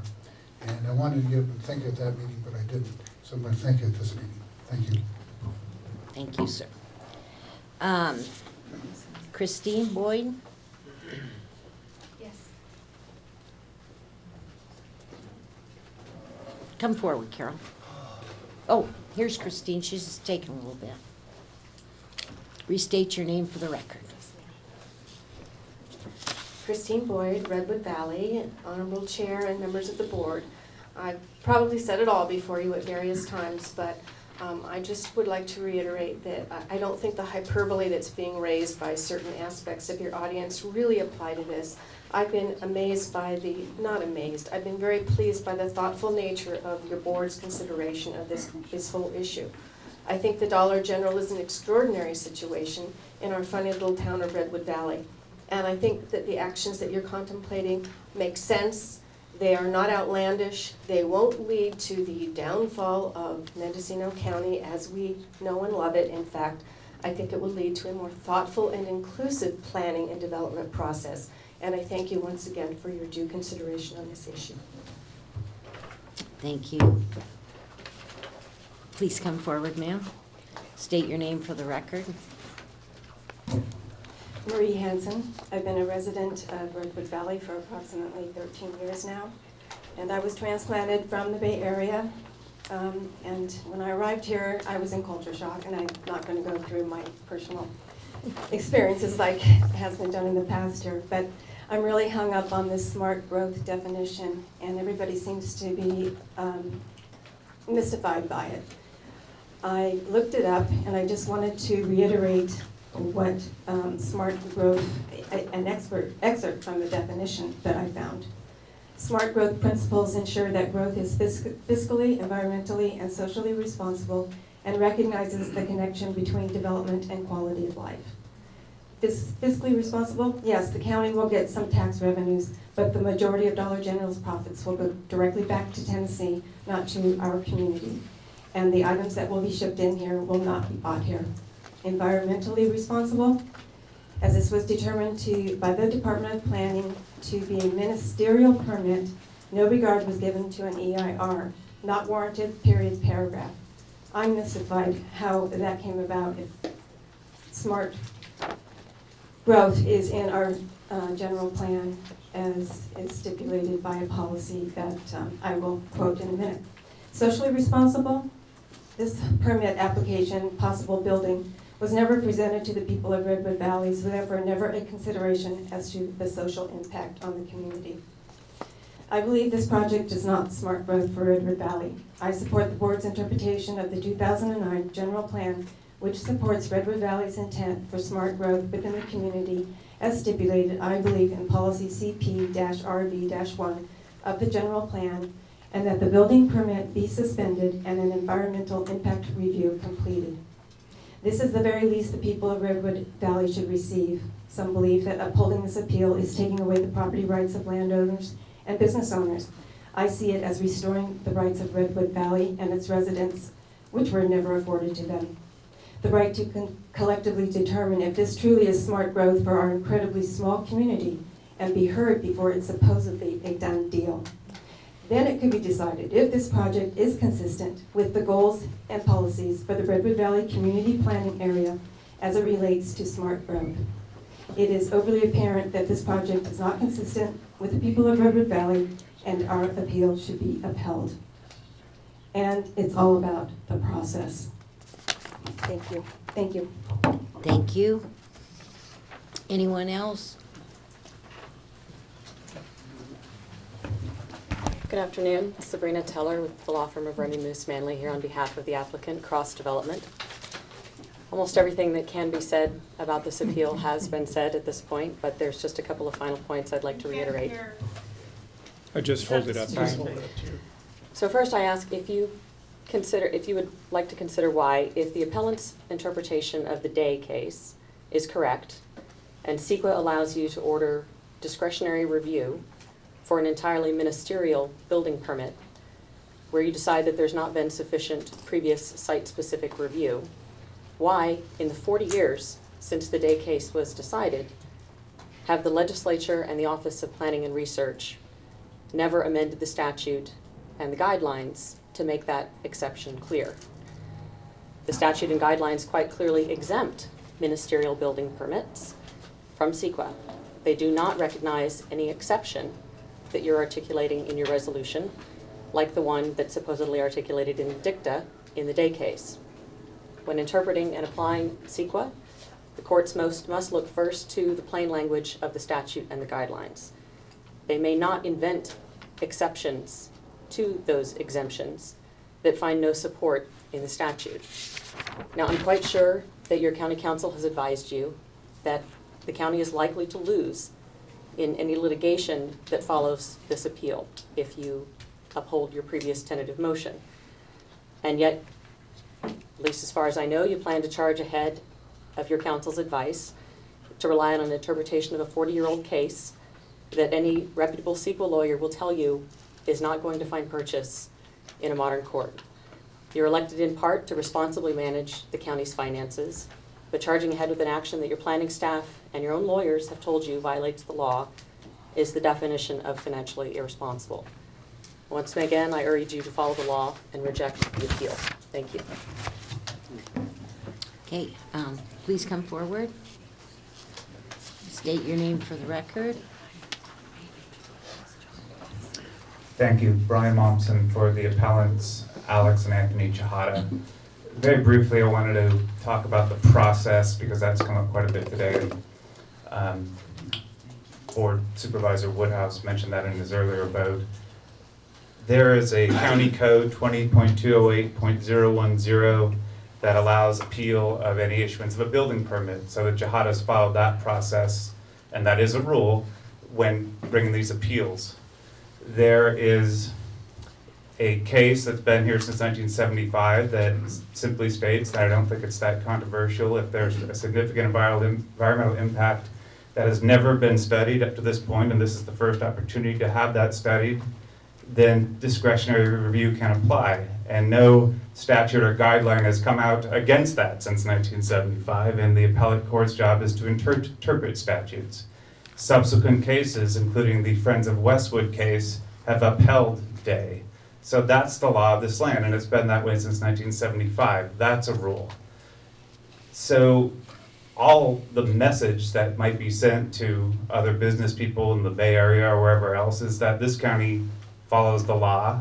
It studies environmental impacts before they happen, not afterwards. It allows public input in regard to environmental impacts before those impacts happen and not afterwards. Thank you. Thank you. Ms. Sonula, you've gotten up a couple of times. Please come forward, state your name for the record, and realize you have 3 minutes. Thank you. Carol Sonula, business owner in Redwood Valley, Vic's Place. My family has been in the valley well over 100 years. Principle. What is the principle? The principle of a community that loves their community, my forefathers, my sons, my grandchildren, and to have a Dollar General plunked right in the middle of a community that most of the people that were against it don't even live in is pretty absurd. This company never came to the community to talk with us. It just feels like we're being bullied. So I am for growth. I am for smart growth. I am for our community to grow to expand. I am not for a company where the money leaves month after month after month. My house that I own, my business that I own, the prices will go down on it because not too many people want to move into a little town with a great big old box store in it. The horse arena right across the street, you know, pretty soon all that's going to go away. Sad. Please save our community. Thank you. Thank you. Anyone else? Public expression. Julie, come forward. And Restate I'd urge your you name ask for the if there's record. anyone else right now. Let's see the hands if there's anyone else who wants to speak. And then you'll be the last speaker.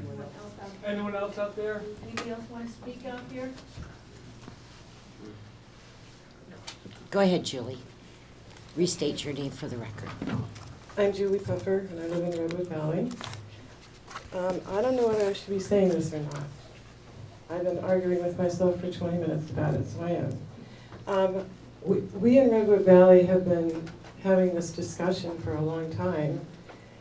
I haven't met anyone from Dollar General. My sons do business in the Bay Area and all over the world. One of them owns several businesses. They're not small businesses. And he flies and he travels all the time to go there and be there and see what's needed and see what's working and see who's there. He's exhausted and it's a way of life, but I haven't seen anyone from Dollar General. We have community meetings, they're open. Somebody from Dollar General could come and say, what little modification within the parameters of our business, you know, might we make? We haven't had any of that, nothing. We have their attorneys arguing points of law. That just doesn't feel right with me. Good business practices to me would be discussion. So that's all I have to say. Thank you. Okay. Anyone else, please come forward. Seeing no one, it's back to the board. Board members? Go ahead. Madam Chair? Go ahead. Yeah, this has been like a train coming down the tracks for the last 6 months, and you know, I always figured eventually this was going to end up with the Board of Supervisors, and we were going to have to deal with it. One thing I've wondered as we've gone along is how this thing that was a ministerial and non-discretionary act ended up even getting appealed in the first place. Because if it was something that was only ministerial, why did it get appealed first to the Planning Commission and then to the board? But that's something I haven't been able to really get an answer for. One of the speakers talked about this in terms of government of buying for the people, and it's pretty clear that if you look at where the people are overwhelmingly, as far as I can tell, opposed to this. At least the people who are in favor of it haven't been showing up in any great numbers. But this project also makes me think of, you know, that of buying for the people, you know, that comes from Lincoln, right? Remember Gettysburg Address. 100 years before that, another American revolutionary named John Adams talked about a government of laws and not men. And if you look at that theory and you hold to that theory, Dollar General, as distasteful as they are to me, and as much as my heart is totally with the people in this room who want to keep them out of Redwood Valley, I still can't get my head around the idea that they followed the law. We don't like the law. The law was imperfect. The general plan written in 2009 was imperfect. There's a lot of really wobbly language in there, including the language about smart growth and about aesthetics. It's very, as our own council called it, it's very vague. But still, in Mendocino County law, the granting of a building permit in a commercial zone is not a discretionary act. It is a ministerial act. And unfortunately for me, hating everything about Dollar General and the type of business they represent doesn't change the fact that that is a ministerial act under the law. And are we, I get back to that thing, are we a government of men and women, or are we a government of law? Here's the other thing. This thing has really been bothering me. If we go down this path and we approve this appeal and we withdraw Dollar General's use permit, we are committing ourselves to a court fight in the hundreds of thousands of dollars. I'm sure a lot of you have heard that the attorneys for Dollar General have threatened to go after board members individually. That's, and that's a nasty thing, and they're not gonna get a hell of a lot out of me. I'm not a very wealthy person, but I can make a decision to risk my small amount of money. But to make a decision to risk hundreds of thousands of taxpayer dollars on a case that our own attorney tells us has a 5% or less chance of winning, that's a tough one. That's a tough one for me. I do think there's another way that may put a dent in this train, throw it off the track, and that is the license to sell alcohol. I don't know if I'm right about that. I do know that Redwood Valley has way more alcohol outlets than are called for in state law, and I think our county sheriff has the wherewithal to influence whether that license is granted or not, and that may have an effect on whether Dollar General comes here or not. But, this is, I haven't thought about an issue this much for a long time, but I just have to tell you, it's hard to, I learned in 8th grade about ex post facto, about having something happen that applies to something that happened before. Making a law and saying that law applies to something that happened 6 weeks ago. I learned in 8th grade that you can't do that. So that's a real problem. And the other problem, and I'll just reiterate it, committing hundreds of thousands of taxpayer dollars to a lawsuit that has a 5% chance of winning, that's very tough for me. Thank you. Supervisor Jurdy. Shortly after this vote came up, I was serving breakfast over at the Casper Community Center for their Sunday breakfast, and several people came up to me and said, Dan, what's this about this Dollar General? We would hate to see something like this happen in Casper, and does this mean this could happen in Casper? And so I'm relaying that because I think there are communities throughout this county who are looking at what's happening in Redwood Valley, and they sympathize with you, they empathize with you, and they do not want to see the same thing happen in their community.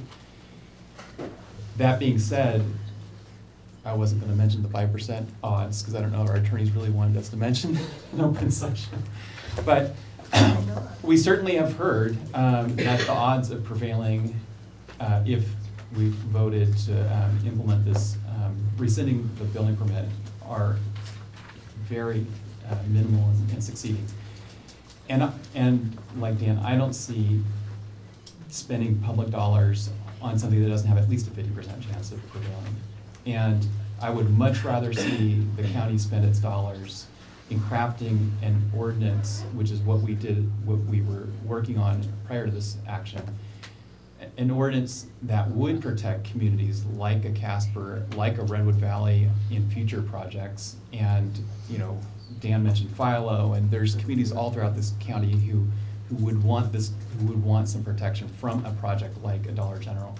And I do think when you look at the number of outlets, retail takeaway outlets for takeaway alcohol, takeaway cigarettes, so we're not talking restaurants, not talking wineries, the fact that Mendocino County has 4 times the amount that's recommended by the state, we have double the state average, It is excessive. We have alcoholism in this county that's causing serious problems in this community, and I think that's a legitimate public policy issue for this county to say that we would have the authority to not approve these projects based on that alone. And I'm sure there's a way of crafting an ordinance that, as is being contemplated, would not be affecting the immediate area outside of Ukiah where chain stores are predominant. And basically, it amazes me that people would want even more.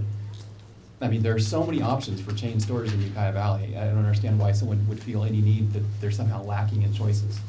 But anyway, but for all those other communities outside of the Ukiah Metro that are small communities, that are unique, I think the public does want some protections for those communities. And I hope that what we will do is act quickly to adopt some sort of standards that people can understand and follow. Well, I would just like to say, I'm getting big tears in my eyes again. I don't think it's any secret how I will stand. When I ran for office, I said I would support the constituents, not only in my district, but constituents throughout the county in doing the right thing and voting the right way.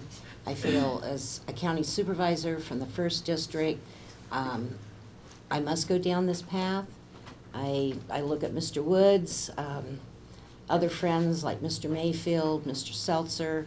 I know what you're saying, but I think it's my responsibility as the 1st District Supervisor to protect the communities within my district. So, Mr. Woodhouse. Thank you, Madam Chair.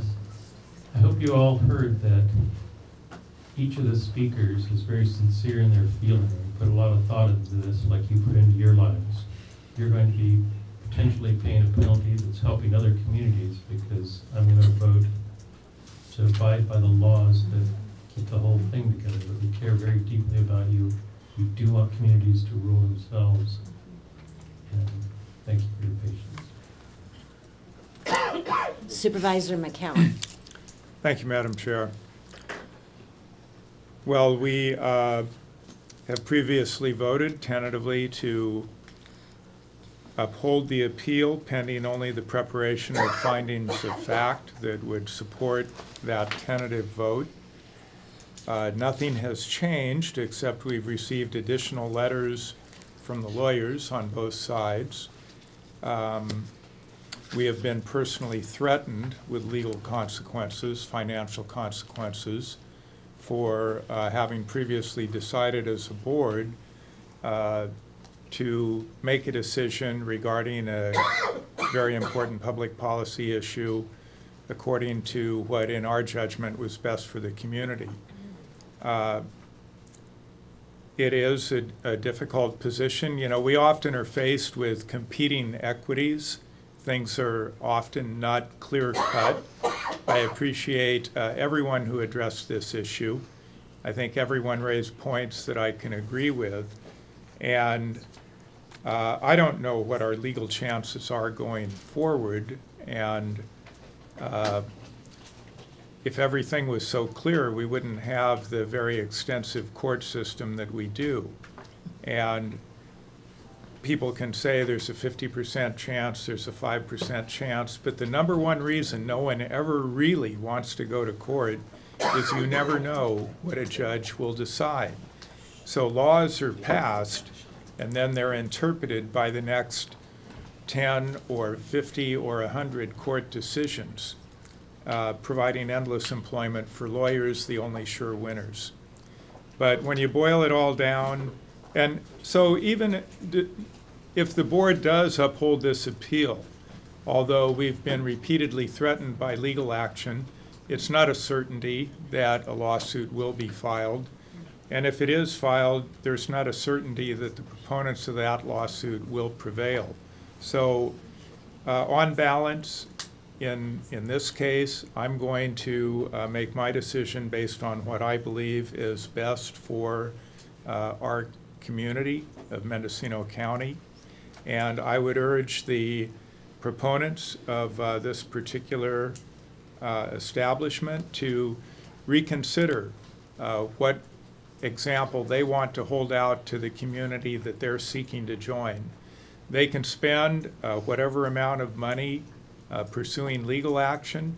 They could probably spend far less going through a public hearing process that would allow everybody in the community to voice their opinion before a decision is made. So that's the principle I'm going to uphold. And I don't know if it'll get a second, but just to start the ball rolling, I will move the recommended action, which is to adopt the resolution approving the administrative appeal. Do we have a second to the motion?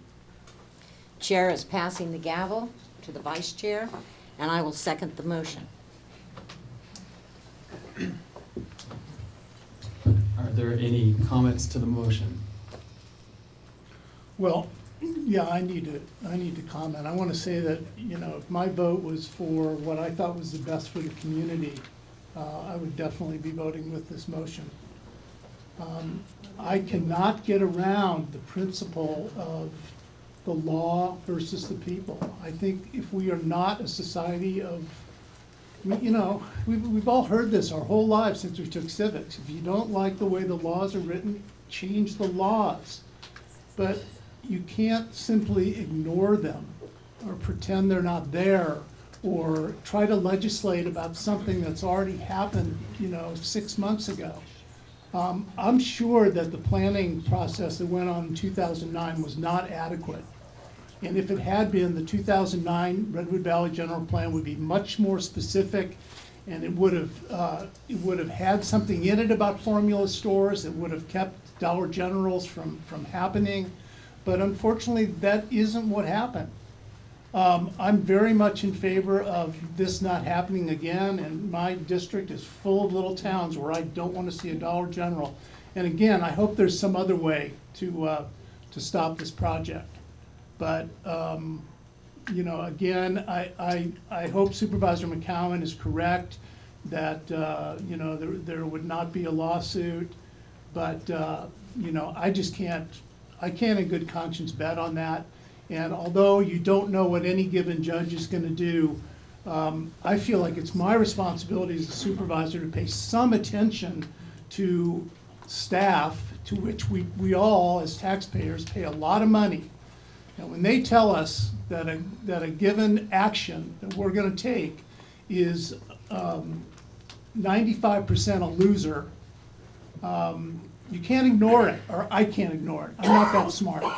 So, you know, I just, you know, I feel very badly. Some of my best friends are going to be fit to be tied with me for this vote, but I just have to do what I feel I need to do as a county supervisor.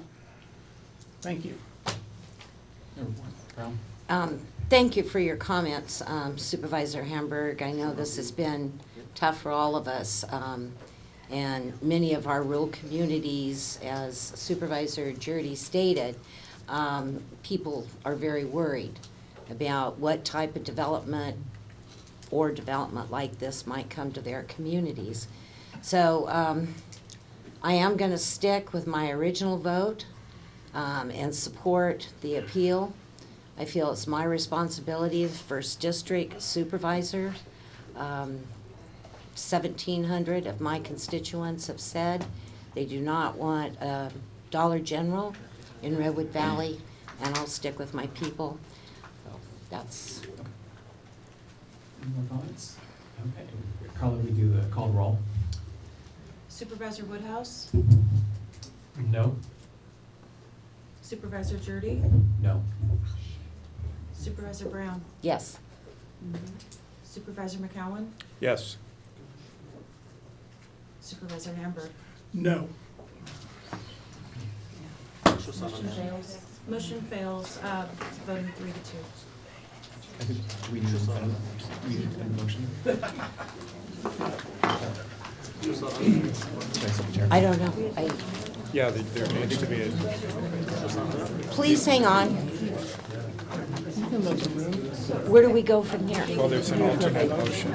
Pardon? We have to have the recommended motion, or the alternate motion. that would be to adopt the resolution. Yeah, it's spelled out.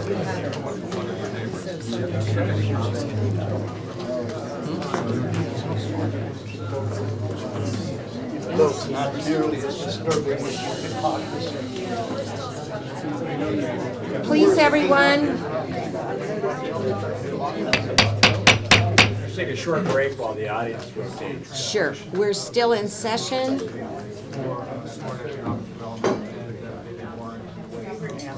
Please take your conversations outside of the room.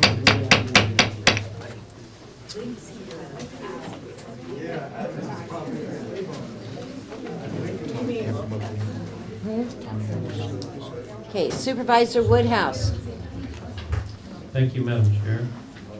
I'd like to propose the alternative motion to adopt the resolution previously presented at the October 6, 2015 hearing, denying the appeal, and uphold the Planning Commission's determination that Planning and Building Services correctly granted the zoning clearance to building permit BU 2015-0104, and provide further direction to staff and authorize the chair to sign the same.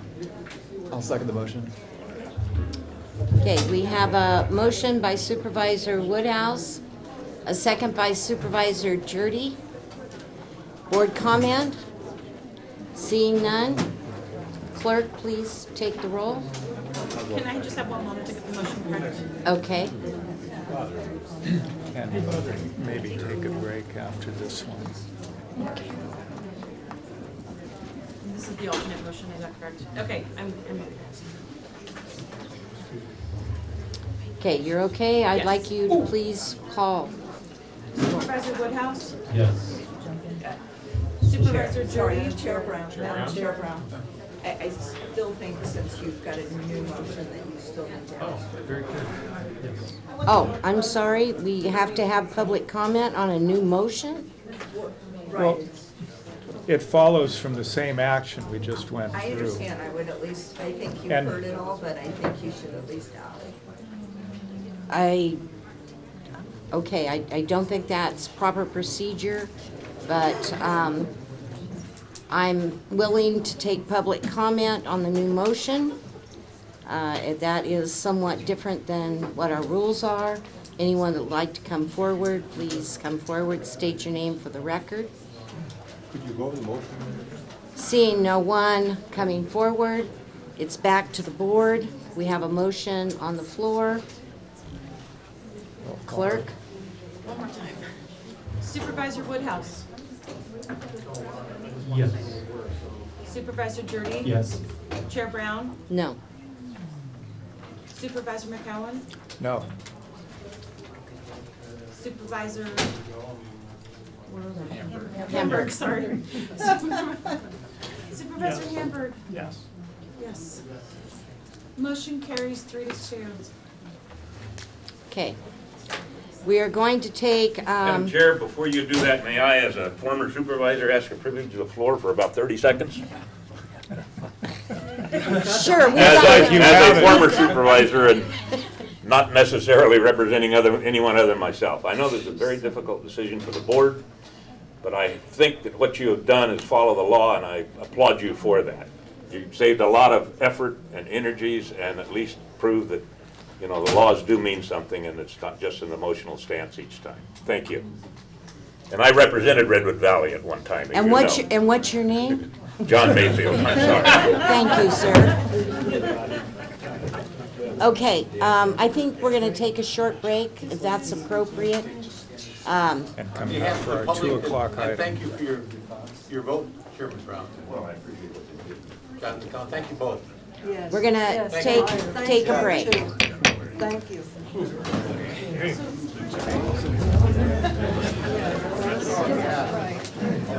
We're on item 5D. It's a notice public hearing, discussion and possible adoption of resolution to allocate on-hand community development block grant, CDBG, program income, approving a prioritized list of projects to be funded with CDBG program income and reallocated 2012 CDBG funding and authorization to submit appropriate documentation to the State Department of Housing and Community Development to implement the allocation.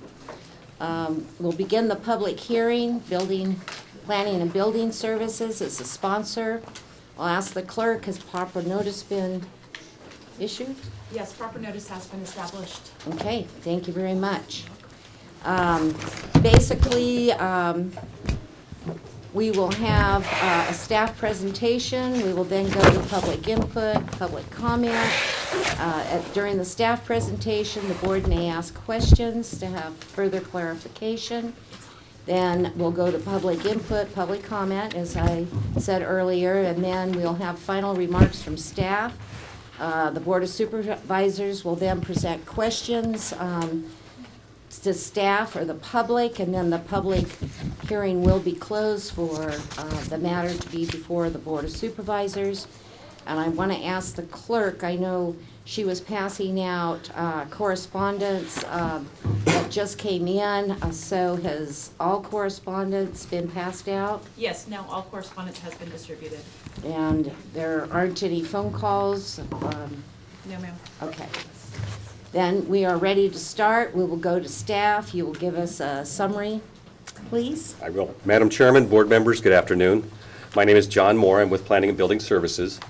Before you today is a list of projects assembled by staff after consulting with members of the community, interested parties, and county departments to allocate available community development block grant funding. This list of projects has been reviewed by staff against CDBG program requirements, and the list has been submitted to the State Department of Housing and Community Development, the grantor of CDBG funds, for their comments. The county has approximately $1 million of community development block grant program income on hand and available to be allocated. This value is subject to change based on ongoing program expenses or receipts. In addition, there is approximately or potentially up to $500,000 of 2012 community development block grant funding available to allocate because the 2012 program has been funded with on-hand CDBG program income. We are requesting that you accept public comment and approve a prioritized list of projects to be funded with available CDBG funding that staff will submit to the State Department of Housing and Community Development for consideration. That concludes staff's presentation. Okay, thank you. Questions of staff? Supervisor Jurdy? So just to clarify for everybody in the audience, these are funds that are already in hand with the county, and the program income is funds that have been paid back, let's say from business loans or other projects that were competitively sourced from the state. But the money now is sitting in the county's program income account. Is that true? That's correct. The program income is on hand. The allocation money is not on hand. And just to reiterate, so a basic criteria to spend program income on, I'm going to call it a civic project of some kind, is that it must benefit a targeted income group, which would typically be households or residents who are at least, 51% low and moderate income? Of the area, it's basically 51% of the population has to be at 80% of the area median income or less. And then, but to get a new grant from the state, you would not be successful if your project was meeting a civic project for that targeted income group, unless it was, let's say, 80 or 90 or close to 100% low and moderate income. Is that true? I don't know that for sure because I haven't been through the process with the state prior to this. Okay, well, I would say from experience, Fort Bragg City Council. Look, for example, City of Fort Bragg has received a couple grants over the years, community development block grants, to enhance the hospitality homeless shelter in Fort Bragg, and that was because it was a 100% low-income targeted income group, and but that's not necessarily how it spends its program income, but that's how you can get a competitive grant statewide. So I just wanted to reiterate that for people that, you know, when you get new grants from the state, you typically need to find a project that will be highly competitive statewide, but when you have money in the program income, you have more latitude in where you can spend the money, not total latitude, but more latitude. Okay. Supervisor McCowan. Thank you, Madam Chair. So the Community Development Block Grant Program, I think as we've just heard, is competitive. Yes, it is. So you can have the best project in the world, And depending on how many other competitive grants are submitted, you may not get funded. So That is true. and so these are funds that we have today, and we've verified that everything on the list is eligible. And then there was a corrected list submitted after the publication of the agenda. There had originally been a listing for, I think it was a project for a new facility for RCS. Yes, and the original list that was submitted included that project. The list before you does not include that project. And that's because they actually, I believe their position is that that might have been something that might have been on an absolute wish list, but they actually had no project. And so I think their position is they never submitted that as a project. They never expected to see it on the list. We could have been presumptuous on this. We commenced a process whereby we accepted even a whiff of a project to provide your board with a full spectrum of potential projects and to eliminate any suggestion that the process was somehow selective or limited. Right. Yeah. And then I think staff did do a rough prioritization based on comments by the proponents as to how ready their projects were. And so I believe that they're listed basically based on representations from the proponents of we're ready to go right now, or we think we could be ready to go in 6 months or a year, and so on down the line. So again, based on representations by the proponents, they're listed roughly in order of how ready they are to go. Yes, the top 12 projects, based on how it was presented by the proponents, are deemed to be the readiest of the projects on the list. Thank you. Supervisor Hamburg. Yeah, John, are there, I don't know if I'm on or off, John, are there other CDBG funds coming down the pike? I mean, once we have made a decision on how to allocate these, how long will it be before this process is repeated? Our goal is to expend 50% of our current grant program. If we expend 50% of our current grant program by March 31st, 2016, we can actually submit an application for 2016 Community Development Block Grant Funds. So one of the reasons why we're doing this and doing this as quickly as we're doing it is so that we can hopefully meet that objective and spend 50% of our grant by then. Okay, and is 50% of our grant the amount that we're trying to allocate today? No, the 50% is we have program income that, in order for us to spend grant funds, this is kind of convoluted the way the state does this. In order to spend grant funds, we have to allocate all of our on-hand program income to projects. Okay. If we don't have it allocated to projects, then we have to fund our grant program with that program income we have on hand. So the intent here is that today is to allocate the program income to actual projects so that we can start spending our grant funds and then spend 50% of that, or $500,000, between now and March 31st, 2016. Thank you. Any other questions, Supervisor McCallum? No, I just wanted to. All righty. I think that's it. We're going to go to public input. If I can make one other comment. I Yes, did sir. actually receive comments from HCD on the list that we submitted. And when I originally submitted the list to the board for this item, we had not received their verbal comments. They have verbally provided me some comments that I think would be helpful to you in your decision making. In essence, they would not ever go out on a limb. The best I could get from them was these projects are possible. That's the best I could get. And most of the projects are possible, or with additional information could be funded. There are a couple that they didn't feel, based upon the way that we presented it to them, were actually eligible. And that would be the last 5 projects on the list, starting with the visitor center rehab, design of the whale house, site acquisition for housing seriously mentally ill homeless, wastewater system and water system. And if I can give you the reasons very quickly, they felt that the Noyo Center for Marine Science projects, we're actually providing a regional benefit. We're not providing a benefit to a low and moderate income community. The city of Fort Bragg is low and moderate income on its boundaries. They felt they, being HCD, felt those projects actually are more of provide a regional benefit, that people come from far and wide to enjoy the museum. The site acquisition for housing seriously mentally ill, there just was not enough information for them to make a determination because there was no site provided in the information that we got from the applicant.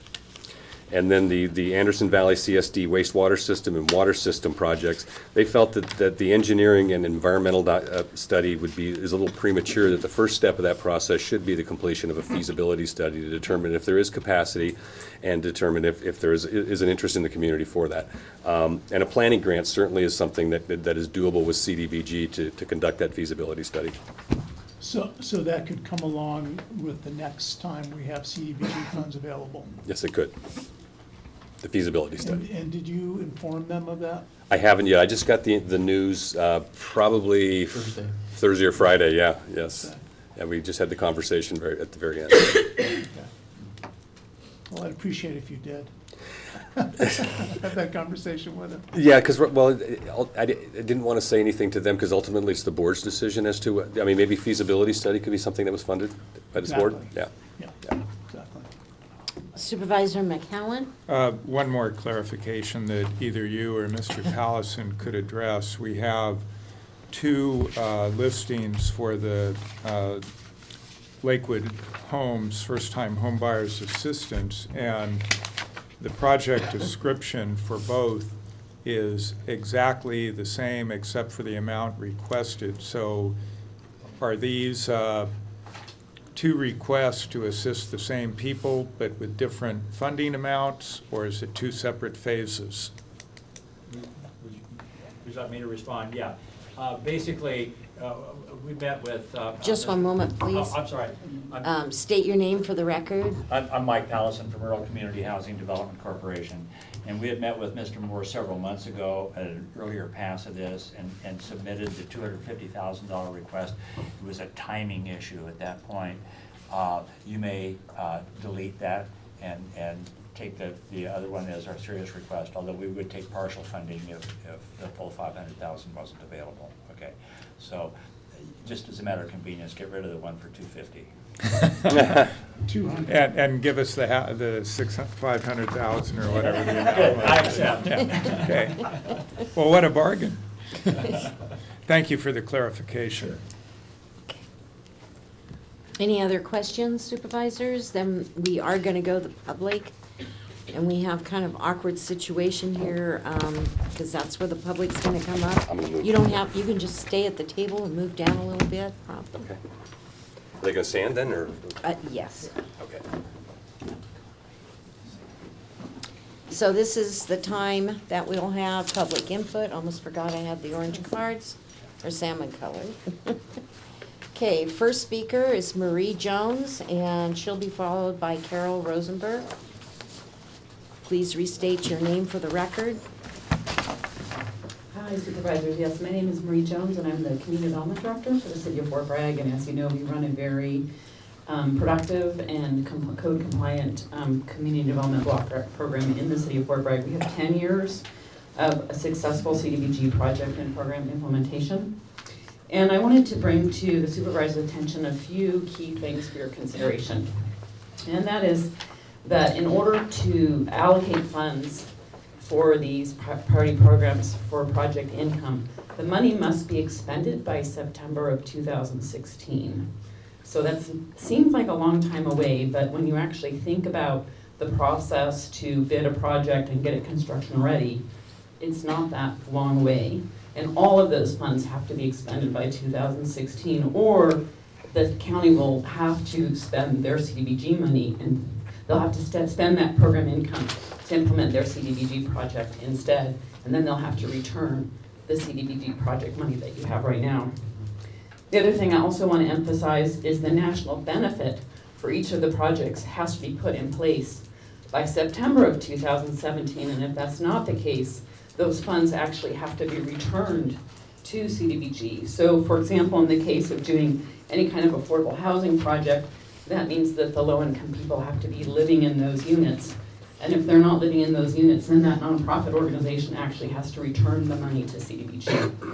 And the only reason I bring this up is because you do have to go into these with some caution and some thoughtfulness about how realistic you are to actually implement the projects, because what you don't want to do is return the funds ultimately.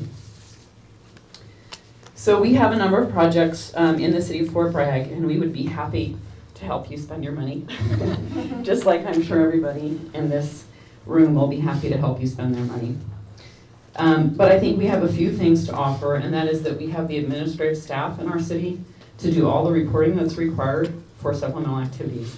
That means putting together the supplemental activity requests, the general clearance packages, the CDBG environmental clearance, and the CDBG compliant procurement process. And we have in-house labor standards consultant. So we can deliver the entire package, which I think will help your county in terms of being able to implement the normal CDBG grant that you're also trying to do. In addition, all of the projects that the city has submitted are shovel ready. We can do 3 or 4 of these by the March 2016 deadline, and that includes number 6, the coastal trail segment. That's already been designed. All we have to do is bid it and construct it. We also, we put that in for $54,000, but we have $161,000 additional, you'll see on the far right-hand corner, that we can do immediately as well. That also is true for our other projects. So, and I'm also happy to be a resource for CDBG questions as you go through this, because as I said, we've been doing this for a long time and we're quite good at it. Thanks. Thank you. Carol? And Carol will be followed by Ryan Perkins. I'm here before you to support the Redwood Community Service Program for the little houses. Say your name for the record. I'm Carol Rosenberg from Ukiah. And I feel strongly in Housing First, and I believe a program that would help get people off the streets and into housing and a way to get them back into society. This is a wonderful project, and I believe Camille Schrader will be able to talk more on the subject. Thank you. Thank you. Ryan, please come forward. Thank you. State your name for the record. Good afternoon. My name is Ryan Perkins. I'm a citizen of Fort Bragg and a member of the Fort Bragg Unified School District Board of Trustees.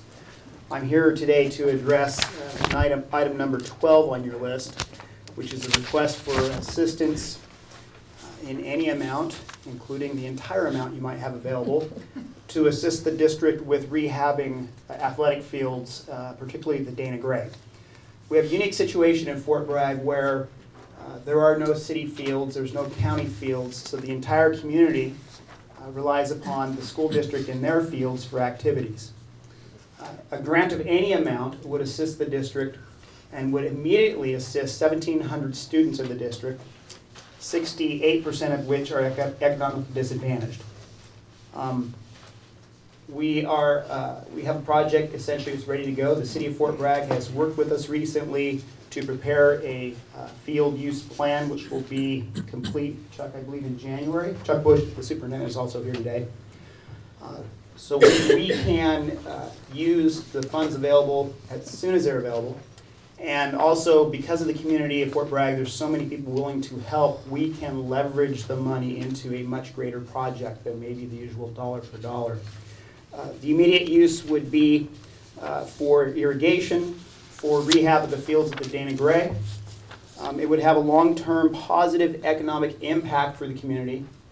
Because the fields are in such bad shape because of the overuse the community gives them, certain events are not conducted anymore. For example, in the past there were 4 soccer tournaments a year put on by local citizens that brought 5,000 or 6,000 people at a time into Fort Bragg.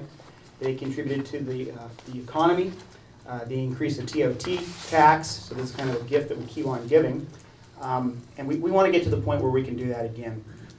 Most importantly, however, we want to get the fields to a condition where they can have the use from the students, they can have the use from the community. Part of the new plan will allow us to actually have the appropriate maintenance plan to keep the fields in good condition. That's been part of the problem in the past, along with other economic factors. It would be a benefit basically for people from the community down into Mendocino. Everybody relies upon the fields there. So we can use every dollar you can find as soon as you can find it. So thank you very much. Thank you, and Mr. Bush is next up.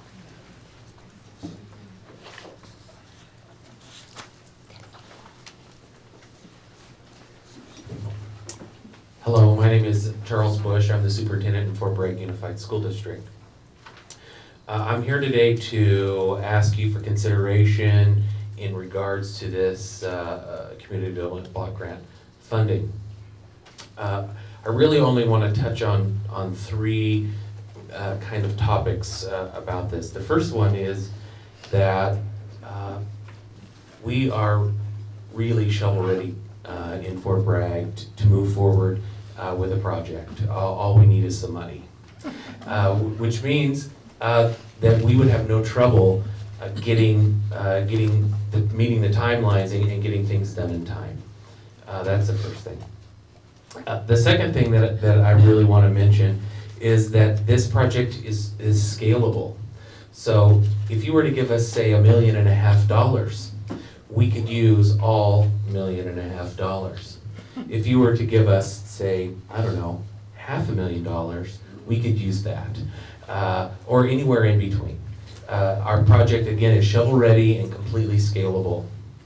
The third point that I want to make is that this project benefits our school district, it benefits our community, and it benefits really everybody that lives in the North Coast. Right now, as Mr. Perkins said, all of our athletics that happen at school happens on our fields. Our Park and Rec District runs programs on our fields. The city runs programs on our fields. And then we have these tournaments and things that happen that bring people into our community that happen on our fields.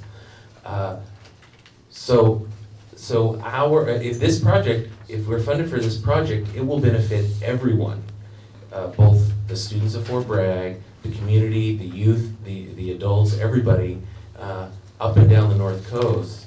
It will benefit everyone right away. So again, that's what we're asking for, and thank you for your time and consideration. Thank you, Judy. And Judy will be followed by Dawn. Two Popowskis in a row. I'm Judy Popowski, and I'm here representing McCavan and also a member of the group who's trying to put together a homeless shelter for this winter, and to ask that you allocate funding to the tiny homes project being supported by Redwood Community Services, being offered, I should say. I have a couple of letters with me, and I wanted to read part of it. Joanne, who works at McCavan, is a little shy, and she said, will you read it? Joanne is a very dedicated housing specialist. She helps people find homes. And what she says is, the overall picture is really positive. Collectively, agencies would work on meeting people where they are at, which has proven time and again to be the most effective. Some of the people we weren't able to house in the larger shelter would be willing to stay in a tiny house. So in turn, we are able to reach individuals we weren't able to reach previously, and more than likely make a big difference. Libby Guthrie, who also cannot be here today, is the executive director of McCavan, and she says, McCavan strongly supports this project and fully intends to be one of the working partners for this project. Please give your approval for this application, as it has been proven in other communities to be a highly efficient means to assist homeless individuals and the wider communities in which they live. I also have a letter from Marlene Kurowski, who is the executive director of Plowshares, and I'm sorry, I didn't realize I was supposed to give it to the clerk before you started this, but I will leave it on my way out. And then, in addition to their support, I'd just like to add my own, because we've struggled to get something together for this winter, and I'd like to feel more secure as we go into next winter that will take care of our homeless people, help them get into treatment and services, so that maybe there will be fewer of them in the years to come. Thank you. Thank you.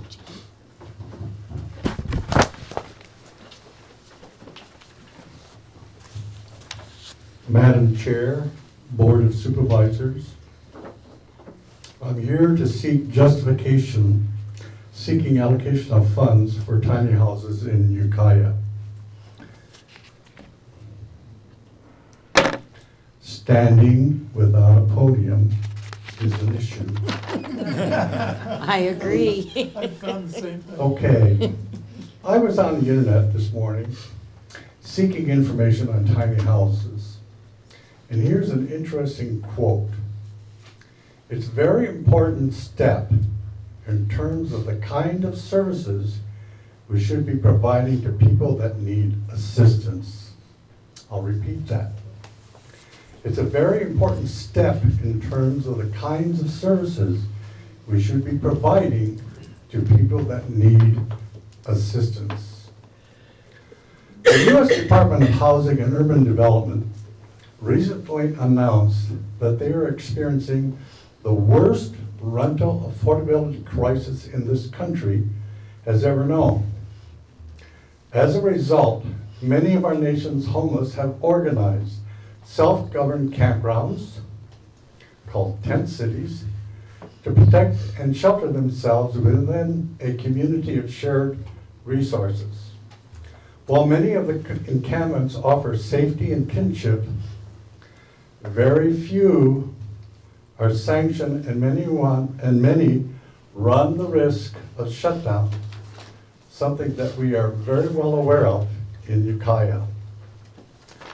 Chronically homeless people who have disabilities and are homeless for long periods of time can be very expensive to systems and public care.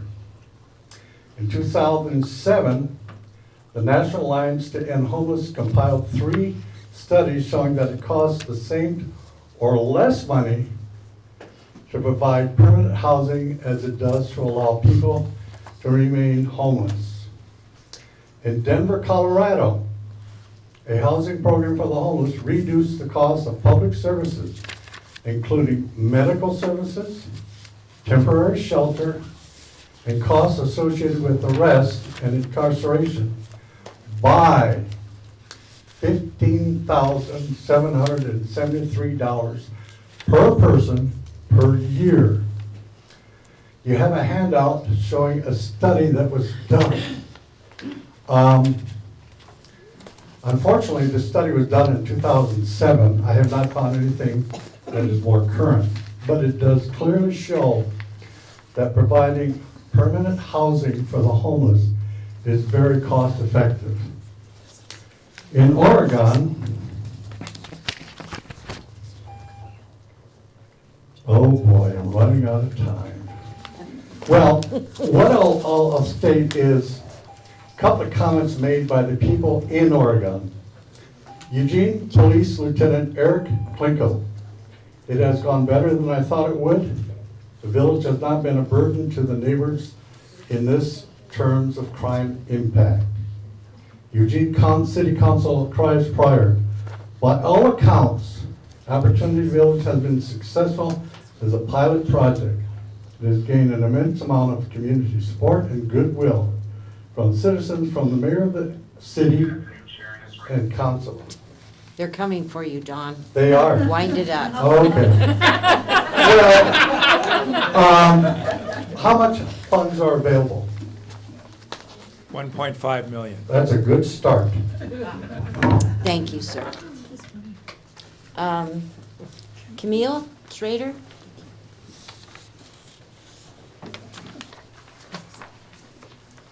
Yes, the no podium thing is a challenge. Good afternoon, I'm Camille Schrader, Director of Redwood Community Services, and I'm here requesting your support of the Tiny House Project.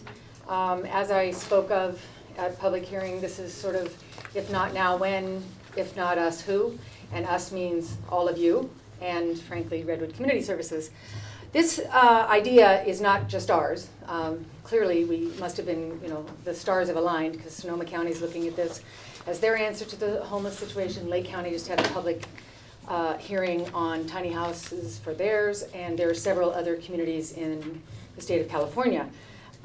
We have done quite a bit of research with the Opportunity Village and the Dignity Village out of Portland, Oregon. It seems they've been incredibly successful, such that they've been renewed almost permanently for the Opportunity Village and been going for 10 years in Portland. I do want to say, this is a swift turnaround. We've had lots of conversations. Supervisor McCowan has been very interested in trying to solve the problem of the chronically homeless and to provide safety and shelter, and also to protect the businesses and the environment and our overall community. And this conversation had reached sort of a height, and then as an aside, I was having a meeting with our CEO, Carmel Angelo, and said, how about we just do tiny houses? And I swear that happened before all these people had said they were doing this. But clearly, it was not our idea. So when the CBDG grant came up, she said, you know, maybe that's a way for you to go forward. From there, we moved on the fast track. So while we may not be able to say we are shovel ready, meaning if we received the money tomorrow, we would build tomorrow, but we would tomorrow purchase the property. We'd met with the church, and they are willing. This property would be in the City of Ukiah's shelter overlay area. It's within walking distance of the many daily living needs: grocery stores, pharmacies, restaurants, public transit. It's right next door to the Ford Street project that also provide vocational homeless services and recovery-based services, so that when we engage through the engagement model of, you know, would you like help today, would you like help today, and finally 3 weeks after showing that you care, they say, sure, I'd like help today, we will connect with Jackie's Ford Street, and we will connect with all of the people to support that help. So we are talking about, we have spoken with the owners. They are willing to consider, actually they want to subdivide the property. We've spoken on numerous occasions with the city. It's tremendously fun. And the city said they will help fast track the division of the property, and we have met about all the obstacles. So we really do, our plan would be to actually be able to house our homeless by, hopefully by next winter. I mean, absolutely by next winter. My manager wrote May 1st. I'm like, probably not May 1st, but definitely before winter comes next year. So the difference in this, in our community, is that this, oh, that's me. Yeah. Right. Well, so the first thing is that we will make sure they were Mendocino County residents based on, they will be coming through our coordinated entry system. So from a sponsoring agency. So a sponsoring agency are those like McCavan, Manzanita, Hospitality House, any place that has a day program. To vet that they are Mendocino County residents by whatever criteria a council decides, which the council will be developed to implement all of the program rules and the manuals. If we are funded, we are asking for $400,000 for the purchase, and we're asking for $600,000 for the construction, and we have support from the sheriff, the chief, all of the sponsoring agencies, and all of the people who are trying to serve our homeless. Thank you so much for the opportunity.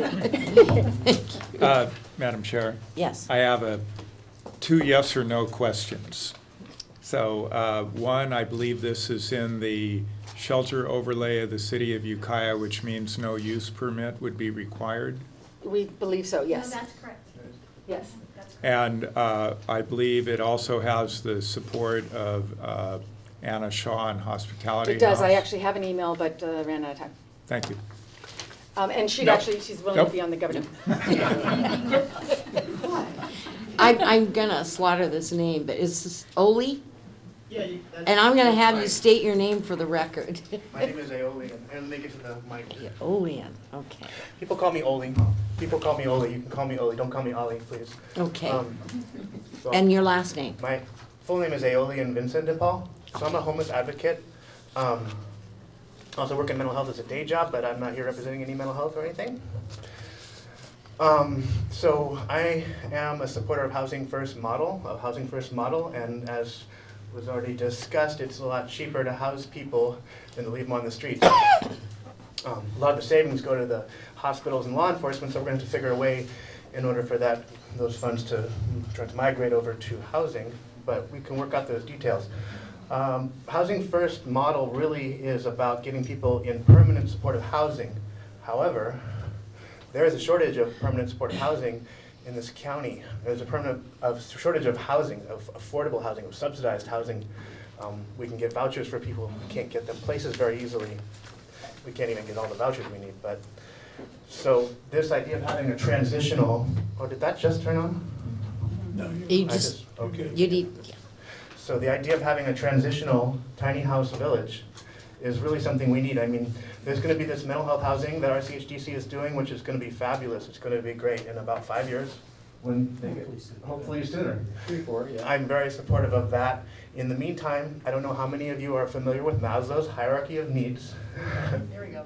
Okay, but the primary needs have to be addressed first. And everyone who works in social services and social science, who studies social science, knows about the hierarchy. Primary needs are first. You have to address those first. Then you can address safety and security needs. Then you can address emotional and efficacy needs, which are what we address in mental health. Really hard to work with people to help them get self-efficacy. How did you say that? Self-efficacy. I know efficacy, okay. Yeah, but to get people able to care for themselves, to take care of themselves, these higher order needs, really, as a case manager, and I'm not speaking as a case manager, I'm speaking as a homeless advocate, it's really hard to help people with those if they don't have their primary needs met. So we need to get people in housing before this other project's built, and probably going to need that as well, even after it is built. Okay. So I just want to say I really support this. I hope you guys do. I hope you allocate these funds. And just as a little aside, now I've been looking at this particular property and imagining a tiny house village there for over a year, and really I've been thinking about doing homeless stuff there since 2012. I'm a member of the church that owns the property on some level. So I've always looked at that property and said, wow, this would be a great place to do something. And I've also been homeless a lot of times. I lived at the Buddy Miller Center in 2012 as well. Okay, so just as an aside, there's a property over here called Quail Meadows, and I think that once we establish this primary tiny house village, that would be a beautiful place to also put some tiny houses. So, that being that, thank you. oh, thank you. Okay. Michael. Restate your name for the record. Different Michael. I don't know. Oh, that's right. Which Michael? No, you're Mike. I'm Michael Schaefer. I live in the 5th District in Contry. I'm not here on behalf of the school board that I am a member of, which is Mendocino Unified, but I am here to support Fort Bragg's application for money for their fields. They provide an incredible community service, and as someone from the 5th District who has seen their kids go through the soccer program that use those fields, they are invaluable, and you know, we really need to support that, and I would rank it in the top 3 proposals on your list. Thank you. Thank you. Oh, Mike Pallison, it's your turn now. I'm Mike Pallison from RCHDC, and I will be supporting the homeless project before you in the months and over the next year. But right now I'm going to talk about another project. Some of you have been out to our Lakewood self-help housing development. You see a first-class neighborhood. These are all people who were either low income or very low income, who are hardworking people who worked for a year to cooperatively build their own homes. And the Lakewood subdivision has been an active site for us for many years. We have run into some issues there with the loss of the redevelopment agency money, their regulatory.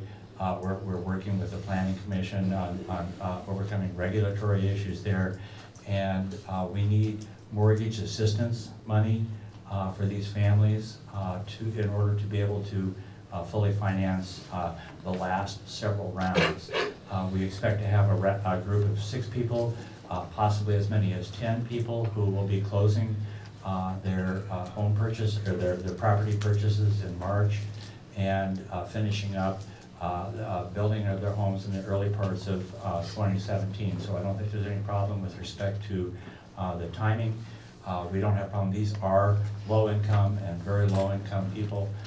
You will be serving the purpose of helping families who are hardworking, who deserve a leg up to become full homeowning members of our community. This is, of all the different kind of programs that we operate, this is the one that's the most heartwarming and really feels as closest to our mission. Thank you. Thank you, sir. Pamela Patterson. Oh, just one more thing. Did your timer get started The again? money is mortgage assistance. It comes in, it's fully repayable. When they sell their homes, the money will return to the revolving CDBG fund for the use of future recipients. Thank you. Pamela. Good afternoon, Pamela Patterson, West Company. And as you can see, we have a request on number 7 on your list. And you have supported us many times with CDBG funds. We do have a current grant, but with all the disruption at HCD and all the changes that are happening and how they disperse the funds, this was one of the only ways that I felt we could secure our way to continue to serve low moderate income individuals who are seeking to start or grow their business. And one of the things that we're also able to do with this funds is leverage it against other federal dollars that we receive. So every dollar we receive, we match it with another dollar. So this money, it would be spent 100% on low moderate income. Thank you. Got a question? Question for you? So, if I understand, currently there's a funding gap, but Yes. do you expect after you get through this period that your traditional sources of funding will be available again, or is that doubtful? Well, one of the challenges for the county is to be able to apply for the grant funding on a regular basis, and that's what we need to continue to support us. With the program income changes, this has created a need to spend the program income money first. It's very complicated, I think I get it, and as a result of that, could create a challenge in whether or not the county will be able to apply in April for the next round grant funds. And this money will help us get to the time period when most likely the money will be let out for us to be able to use.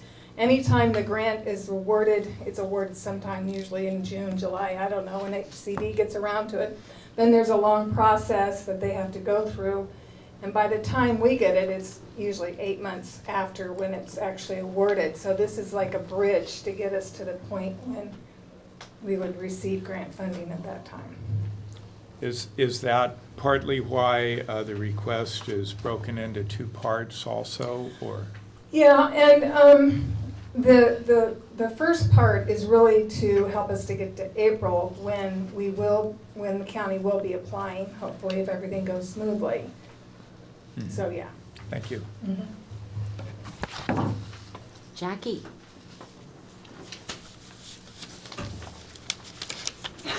Good afternoon. I'm Jacqueline Williams from 4th Street Project. I'm speaking in behalf of the Tiny Village Project, and I am for that project. I want to mention a couple things that I think are particularly unique and may make a real difference in our community. And that is they've set up the concept of, it's kind of like shared risk or run by a group of people larger than just one agency having to take on the provision of services. As you know, once we lost funding for the Betty Eller Center, there was very little recourse for us. I think if we can build these coalitions as we try these new things in the future, we're better able to kind of fend off the ups and downs of funding, and it probably will provide some security and stability that we haven't had in the past. Now, some of those things are not, that instability has nothing to do with the county. It has to do with HCD and federal funding, and we just can't really foresee how that will go. So I do think this could provide some additional assurance to those that we're trying to serve, being the chronically homeless.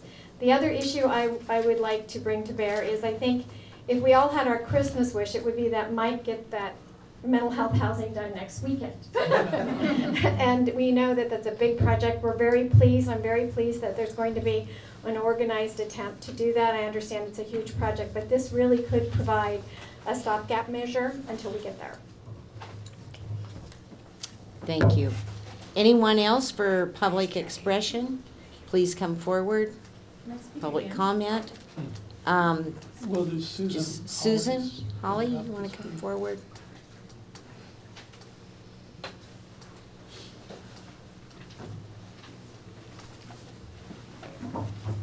Thank you. I'm Susan Holly and live on the coast.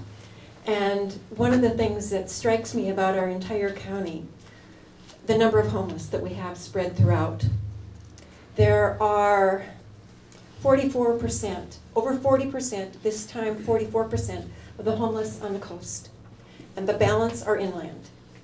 We need emergency shelter in both places. And we're talking about people, over 1,000 people. And so it really was a tragedy when we lost emergency shelter inland. And we have some emergency shelter on the coast, and it's highly utilized. The tiny houses is one approach that will reach some of the people. And it is emergency shelter. Our next step beyond this is the permanent shelter. And I'm hoping with the subsequent county community development block grants that we can do that, because that is key. It really is getting people into permanent places. We don't have the inventory now. We have to create it.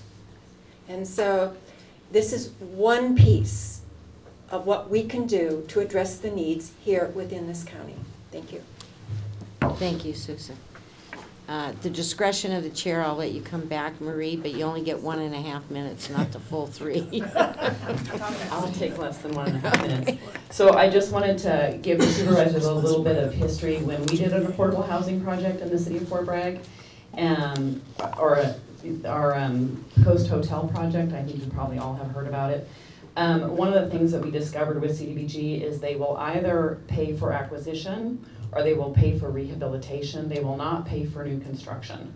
That's what we found with them. So I am 100% supportive of the Tiny Tumbleweed project, but the Tiny Tumbleweed project is going to have to find additional money to pay for the new construction component, because CDBG will either pay for acquisition, in other words, you're buying something that's already built, they'll pay for rehabilitation, but they do not, from our experience, pay for new construction, at least in housing. But there are other programs, there's home, there's a lot of other programs, and I'd be happy to talk to people about this. I just want to give that clarification as well. Okay, thank you. Supervisor McCowan? Well, let's see if there's any more public, and then I have a question to staff. Okay, did you, okay, Camille, you don't want to come up for 1.5 minutes? I'm really not getting this meeting over very quickly. Well, actually, she's absolutely the expert, and quite clearly the expert in terms of the CBDG funding. What we're asking for is not the actual building of the tiny houses. The tiny houses are handled through a different format, but we are purchasing the property and making the property ready for the tiny houses. So sewer, water. Sure. We want to have a safe community setting, so it'll have a fence so that they, protect the community. So I guess the question is more of John regarding whether, because we're asking for both the purchase and the preparation of the property for the tiny house project. Thank you. Okay, would you like to address that? Yes. We're back to you. Through the chair with my chair. Chair with your chair. The tiny house project, the acquisition is a clearly eligible project from the standpoint of CDBG. What gets a little murky is the second half of the project where we want to put tiny houses on the land that's acquired. And you can't do new construction of housing, but my understanding, the project, the houses are coming in from the community. Each house is going to be sponsored by a business or a member of the community and maintained by that community member. And so what we're going to be doing is we're going to be putting a public facility, as it was described in the application, a public facility on that property that would provide a community service and that would allow us to have the second project. Okay. Supervisor McCowan? So then, based on your conversations with HUD, you believe that the project as proposed, where they would acquire the site, they would do site development to make it ready for the tiny houses that would be funded by, community members or businesses, that is an appropriate project for HUD funding, based on your conversations with them? Based on my conversations with HCD, as the project is proposed now, more information and more details would come out later. HCD says that the way that we've got it structured as an acquisition and then subsequently as a public facility land improvement project is doable. And I would agree with that. It's just the way it was described before. It didn't sound Okay. like that. So they, both portions of it as projected, as presented, could both be done. It's not like you'd have to choose between we can only do this or that. That's you what understand. that's my understanding. They gave me the word possible was the farthest they would go in clarifying their support of the project. They went to the school of bureaucracy. Okay, yes. Yes, okay, at the discretion, you have to come up here. All right. You only Let's get stay 1 there, minute John. this time. So, thank you. Well, it's just important because you're going to be voting, so that's why I'm doing it. So it seems as if, Restate based your on... name for the record, Hello, please. Camille Schrader, Redwood Community Services. So based on the feedback just now, would it be prudent to be one application? Since we're getting the property ready, purchasing and getting the property ready is one inclusive step. Through the chair, would you like me to answer that? Yes, and we need to use mics, so now it's his turn. Okay. I'm finished with my questions.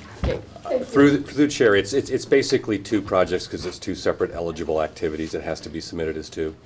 Okay. And not just, can't combine it as one. All righty. Okay, I look at this whole list, what difficult decisions, what worthy projects, for so little money that we have. Would really be a blessing if we had the money to fund them all. Okay, Supervisor Jurdy. And I totally agree with your analysis that these are all great projects. I'm glad we've had this process to at least get the ball rolling in terms of developing a comprehensive list. But I've spent a lot of time thinking about community development block grant programs, and it's one of my goals has been for the county to revitalize its program, and I'm glad John's come on board and brought this up to speed. I mean, Steve was juggling, prior to John, was juggling this with like probably 8 other jobs, and so it was good to get someone like John in to focus in on the program. Part of the reason why I want the county to be active in this program is because it's one of the few sources of federal funds that you can bring into a county like Mendocino County. Larger communities like Santa Rosa, I believe they're still eligible just to get a plain block grant. Their population is large enough that they just receive it. They don't have to compete for it. But we don't have that population, so we have to compete for the funds. That being said, it's not that difficult to get the funds. There may be some concern here because it's been a while since the county's received the funds. I think the 2012 open grant that you're talking about is the last time the county's applied for a grant. But it's also it is the last time the county's applied for a grant. The reason why it hasn't applied since then is because it's had some issues with reporting on the funds it already had and had to get that straightened out before it could go out and apply for another grant, which it's in the process of doing at this point. As Marie mentioned, the city's most recent community development block grant did pay for the Coast Hotel building. And everybody's pretty well aware of that project. But prior to that, the city of Fort Bragg obtained 2 other competitive grants over periods of several years to remodel and add to the hospitality center. I have no doubt in my mind that projects that are for the homeless are very competitive. And that we would, if we sought those grants, we would get those grants. And so with that in mind, to me, it doesn't make a lot of sense strategically to take program income, which is not competitive. It's money we've already brought into the county under a competitive process for some other project, and now it's paid into the program income. Now we have the discretion of spending that on projects that are income eligible, but they don't have to be competitive. Again, you could have 51% low and moderate income targeted by that project. You don't have to have a project that's 100% low income. So the strategic thing for this board to do, and I realize this is a program that has not been active with the county for some time, so this board hasn't spent a lot of time discussing this program or thinking about it, and maybe some community members here haven't spent a lot of time thinking about it in terms of the county because the county hasn't been active in it for a while. But as someone who was involved with a very active program with the city of Fort Bragg, we're well aware of the fact that the strategic thing to do is to take these funds that we now have in program income and invest them in community benefiting projects that are eligible but not necessarily, that are not competitive. We will not get a grant if the targeted income group is only 51, 55, 60% target income. It's gonna have to be 85, 90, 95, 100% to even be competitive on a statewide basis. But you have that every time you apply for a homeless project. And the tiny home project would be competitive. And you know, we want to make it more competitive. We could put some money in to develop, to refine a business plan. Right now, we have a fairly quickly put together proposal. I think the intentions are good. There's probably a sustainable plan put together at this point that will sustain it in the future, but it sounds a little vague at this point. I'm sure given a little more time, there could be more developed that would show this would pencil out over time. But I would really like to see the board invest these funds in projects throughout the county. We've already taken $60,000 of our general fund dollars and put it into the winter shelter in Ukiah from another process we're still working with. I would like to see these funds distributed throughout Mendocino County. Please keep in mind that county jobs are more or less headquartered in Ukiah. It's probably not inaccurate to say roughly 75% of the payroll of Mendocino County, because the higher paid jobs are in Ukiah, are going to be in Ukiah Valley. This is one of the few opportunities we have to take dollars managed by the county and spread them out throughout this entire county. Okay, and I do want to remind board members, we're an hour and 15 minutes late for our next timed item. So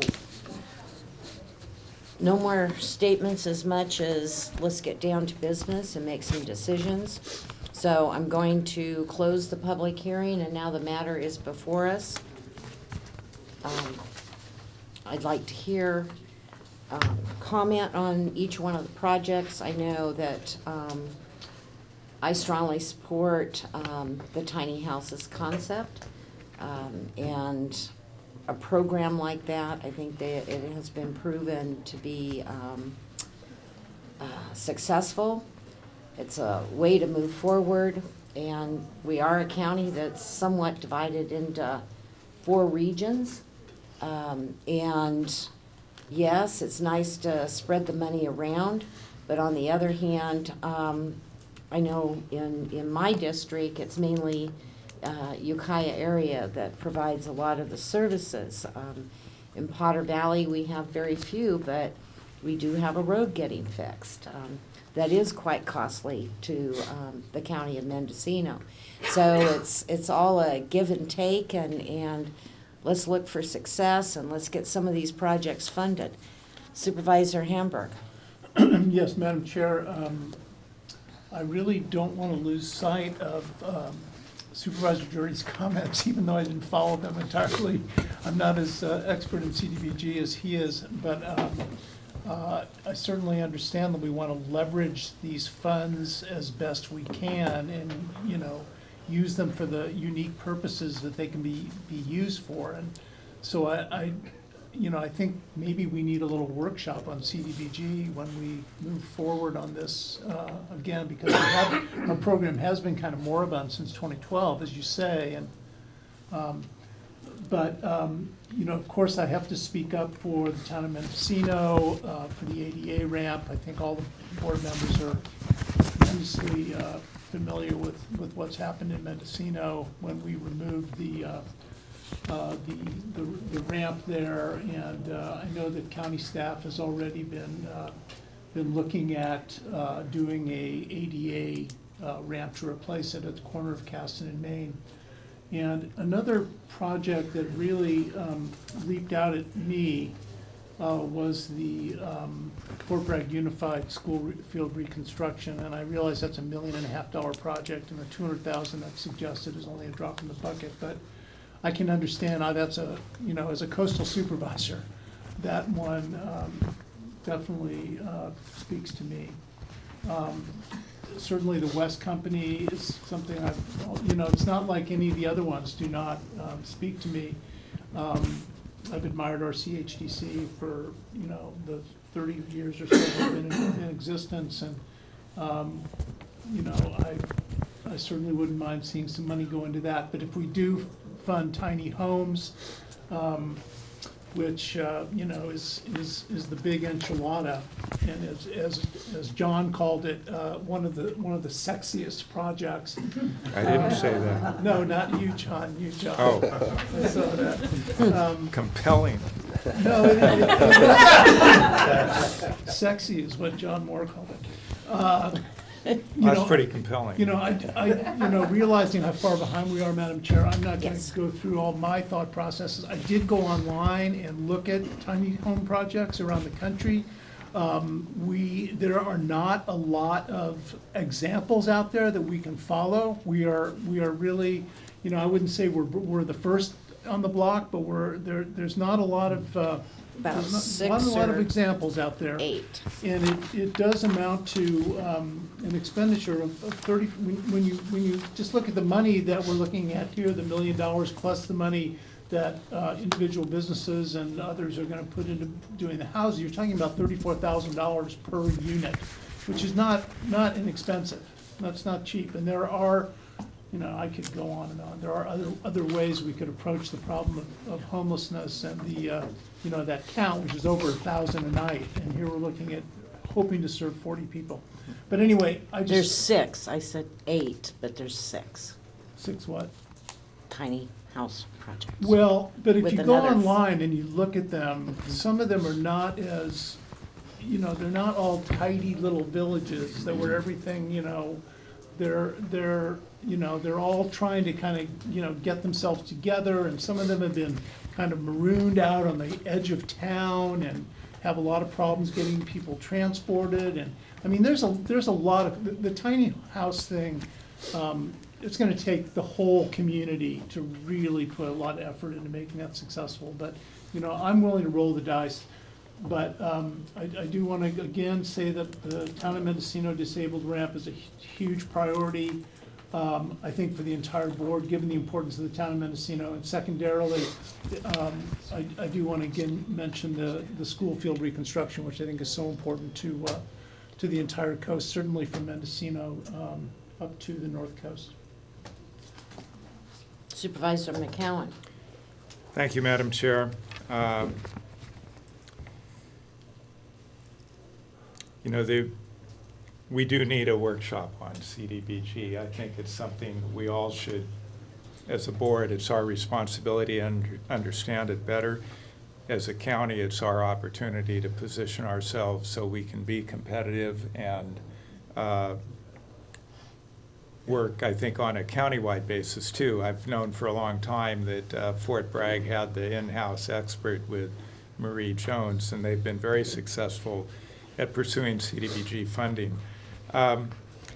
Many of the issues raised with tiny homes and that have been problematic in other areas are addressed here because these people aren't being shunted off to the backwaters. They will be easily in reach of numerous services, and to have a willing seller, to have an overlay zone that allows it to occur without a use permit, to have such a collaborative process. It's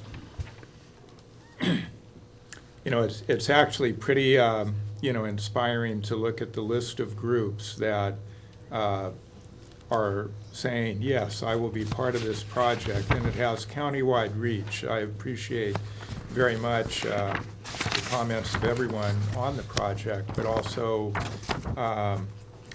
you know, that Anna Shaw would be involved. You know, I see a lot of the chronically homeless who are on the streets of Ukiah, who are unsheltered, for whom there is no option. And they do come from Covelo, and they do come from Fort Bragg, and they do come from Manchester Point Arena.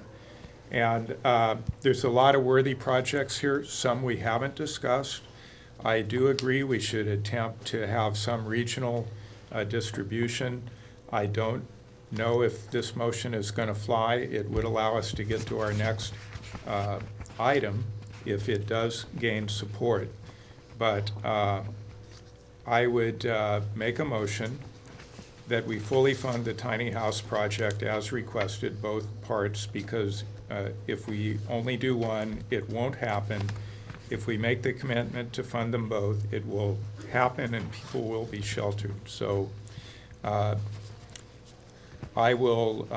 just start at the top, and I will move that we fund the Town of Mendocino public access ramp. You know, I think we're all aware of the importance of that project to the town. That we fund the Willits Veteran Hall disabled access ramps, $128,000. It was $150 for the disabled access. That we fund item 4, tiny houses for the homeless, site acquisition, $410,000. That we fund the coastal trail in Point Arena for $20,000. That really leverages a lot of funds and gets that project built. I'm going to come back to the micro enterprise. That we fund the tiny houses, item 9, at $604,700, and that we fund the school field reconstruction at $100,000, and that the balance of the available funds, which I think might be $87,300, check the math on that, but the balance of the available funds would go to the micro enterprise project. And I believe that fully allocates $1.5 million. Well, I would like to see the $30,000 for the Mill Creek Park and the replacing an existing fishing platform with ADA compliant platform. Where's that one? Well, Pardon? Right here, 30,000. Yes. Here's where it goes straight. If I may suggest, you have this prioritized list. When we submit these things to HCD, some of these may fall out for some various reasons. So if we can get a prioritized list that's even larger than the 1.5 million, then we can start just working from the top, working our way down. So for example, if Supervisor Brown wants the Mill Creek Park project on there, add that to the list, and we may very well get to that. Some of the others may fall out, I don't know. Well, that being the case, maybe I'll try again. Well, I guess first, a little bit more discussion. Is there general support for the direction I'm going in, or are there great concerns about it? Would anything like that even get a second? Madam Chair, Yes. I'm pretty much in agreement with Supervisor McCowan's direction. Okay. Supervisor Jardy. I would like to see some flexibility given to staff in any motion here regards to the fact that the Fort Bragg ball field project is very scalable, and it could be, as John has just pointed out, that 1 or 2 projects could fall out for any number of reasons that are beyond our control. And I think the 100,000 is a little bit on the low side for that project, considering everything. So I'd like some flexibility that could go up as high as $250,000 should. If funds become available. Yeah. So is that would that be okay in your motion? Yeah. Okay. Is there an inclusion of the Mill Creek Dam's ADA platform? Well, Yes, Madam Chair. we'll work that in there where we can. You know, I kind of hate to ask, but it might facilitate this if we take a 5-minute break and I do the math. Yeah. Okay, we need I think we to should get going. I know. Because, But yes. Is that Okay. take 5 5-minute minutes? break, yeah. Thank you.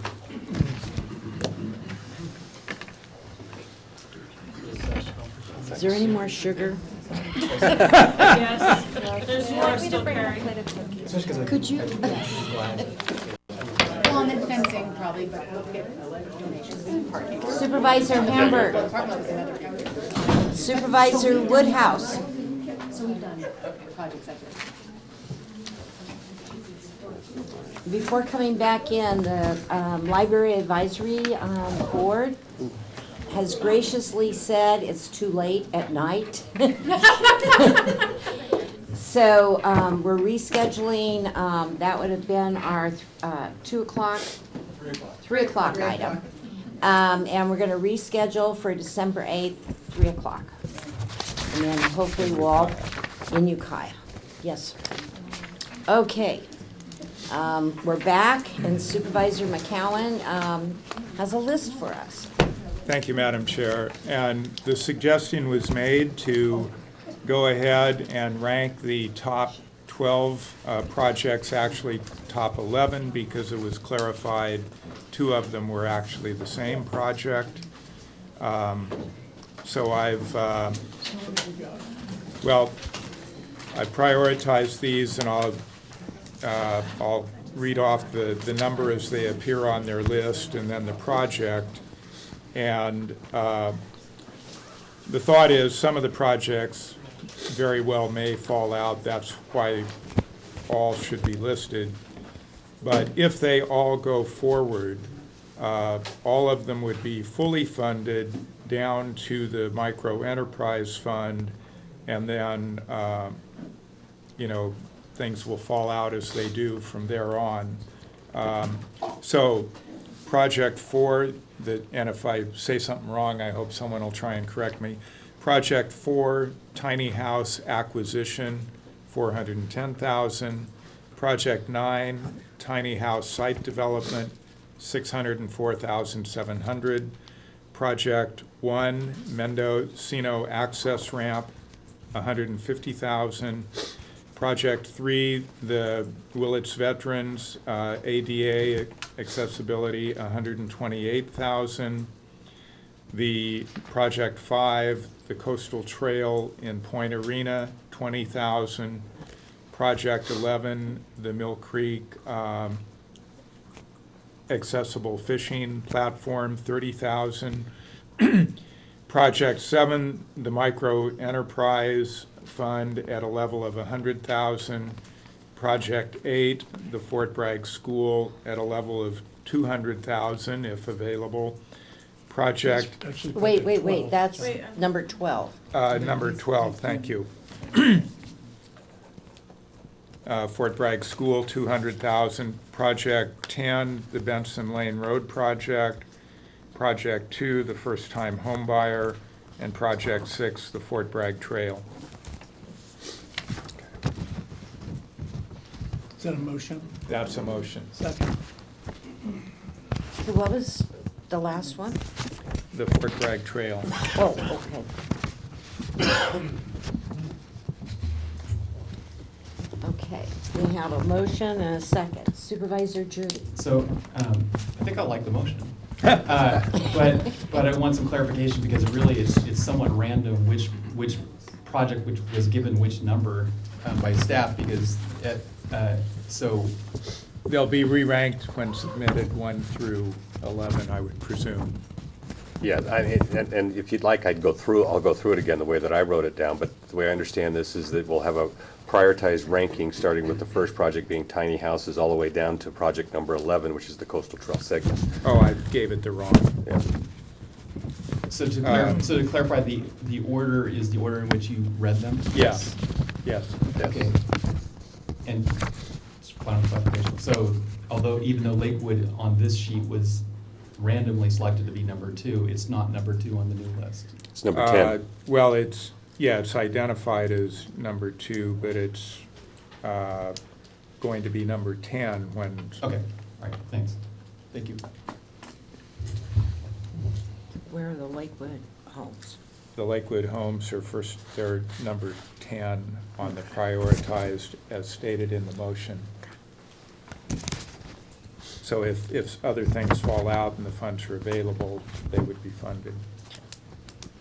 So supervisors, does everyone understand? Yeah, Madam Chair, the only question I have to ask, and I did second the motion, but number 1 on our priority list was the Town of Mendocino disabled access ramp, and I'm slightly concerned that it's been moved to number 3. Well, that comes number 3, but again, the top 3 projects will only put us at $1,164,000. Right. And we're So we're pretty confident 1.5 million is available. Very close. And well, okay, I'm gonna take that on faith. If the first million isn't good, the next 150,000 will be good. We could put it number one. Okay, go ahead. Okay, unless Thank anyone you. objects, I the will Mendocino again- access I will ramp. again second the motion. Okay. Do you hear that, Howard? Yep. Yeah, Howard, he had a big stake in that, didn't he? Well, Howard doesn't have as big a stake in it as I do. And the board as well. As a whole. Okay. So we're gonna call for a roll call vote. Clerk, please conduct it. Supervisor Hamburg, Yes. Supervisor McCowan, Yes. Supervisor Brown, Yes. Supervisor Drury. Yes. Supervisor Woodhouse. Yes. Motion carries unanimously. Thank you. Okay. Yay, let's give it an applause. Good project.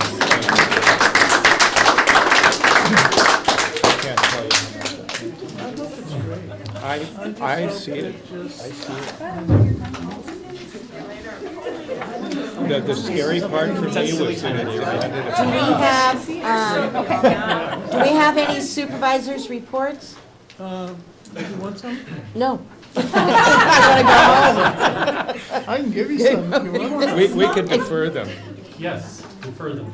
Okay. Defer them? Wouldn't you? Yeah. We gotta give Supervisor Hamburg a chance. Oh. He has something he wants to present. I did have something I wanted to say, but I don't remember. Yeah. And supervisors' reports for the public are all the meetings that we've attended between each meeting or projects we've worked No, I'm on. not gonna bore you with all that, but I did want to mention that that at the first 5 meeting on October 26th, we agreed to fund a new childcare opportunity in the city of Ukiah, where we've had a real dearth of openings for people, particularly people who are working under the Workforce Investment Act, a real problem with placing children who are put into foster care situations, and also parents receiving TANF who are put out on job sites but then have to very quickly find childcare. So I think it's very good news that with the help of HHSA and First Five, we're going to be establishing a childcare opportunity at the Methodist Church in Ukiah. And there's a lot of new Great. things going on at the Methodist Church, and Right. and I think that's a very good one. And I appreciate Stacy Cryer stepping up with some of the startup money for that. I wanted to announce that Assemblyman Wood is taking the bull by the horns with his select committee on the digital divide. And I believe Congressman Huffman is also going to be holding something here in the county very soon. But there's just a lot of focus on our problems with broadband. I wanted to mention that Andy Gustafson and Dusty came to our last executive committee meeting and talked about the need for new broadband and permitting guidelines for antenna in the coastal zone, and promised that that would come to the Board of Supervisors by no later than August. The board remembers that we completed those a couple months ago for the inland area, but we are still hamstrung by not having them in the coastal zone. We also talked about the Connect America funds. AT&T has accepted over $2 million in federal spending for Mendocino County, and we're working with AT&T to determine where best to expend that money within the county. And I know Carmel's all over this issue as well. And didn't you talk about this at RCRC? Someone, yeah. I also want to mention that, and this was on our list of CDBG projects, that the Boonville Community Services District is working on a water/sewer system build-out, and they will be applying for funds to do a feasibility analysis. They've had several meetings. There are a couple of women, Valerie Henelt, who is the chair of the CSD, and Kathleen McKenna are taking the lead.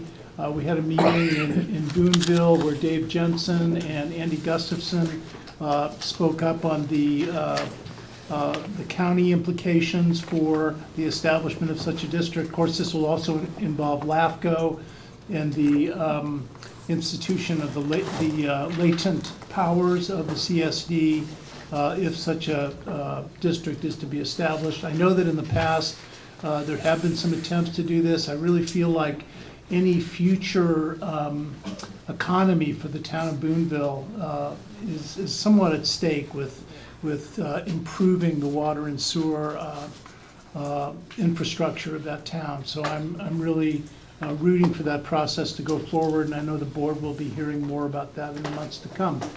So that's it.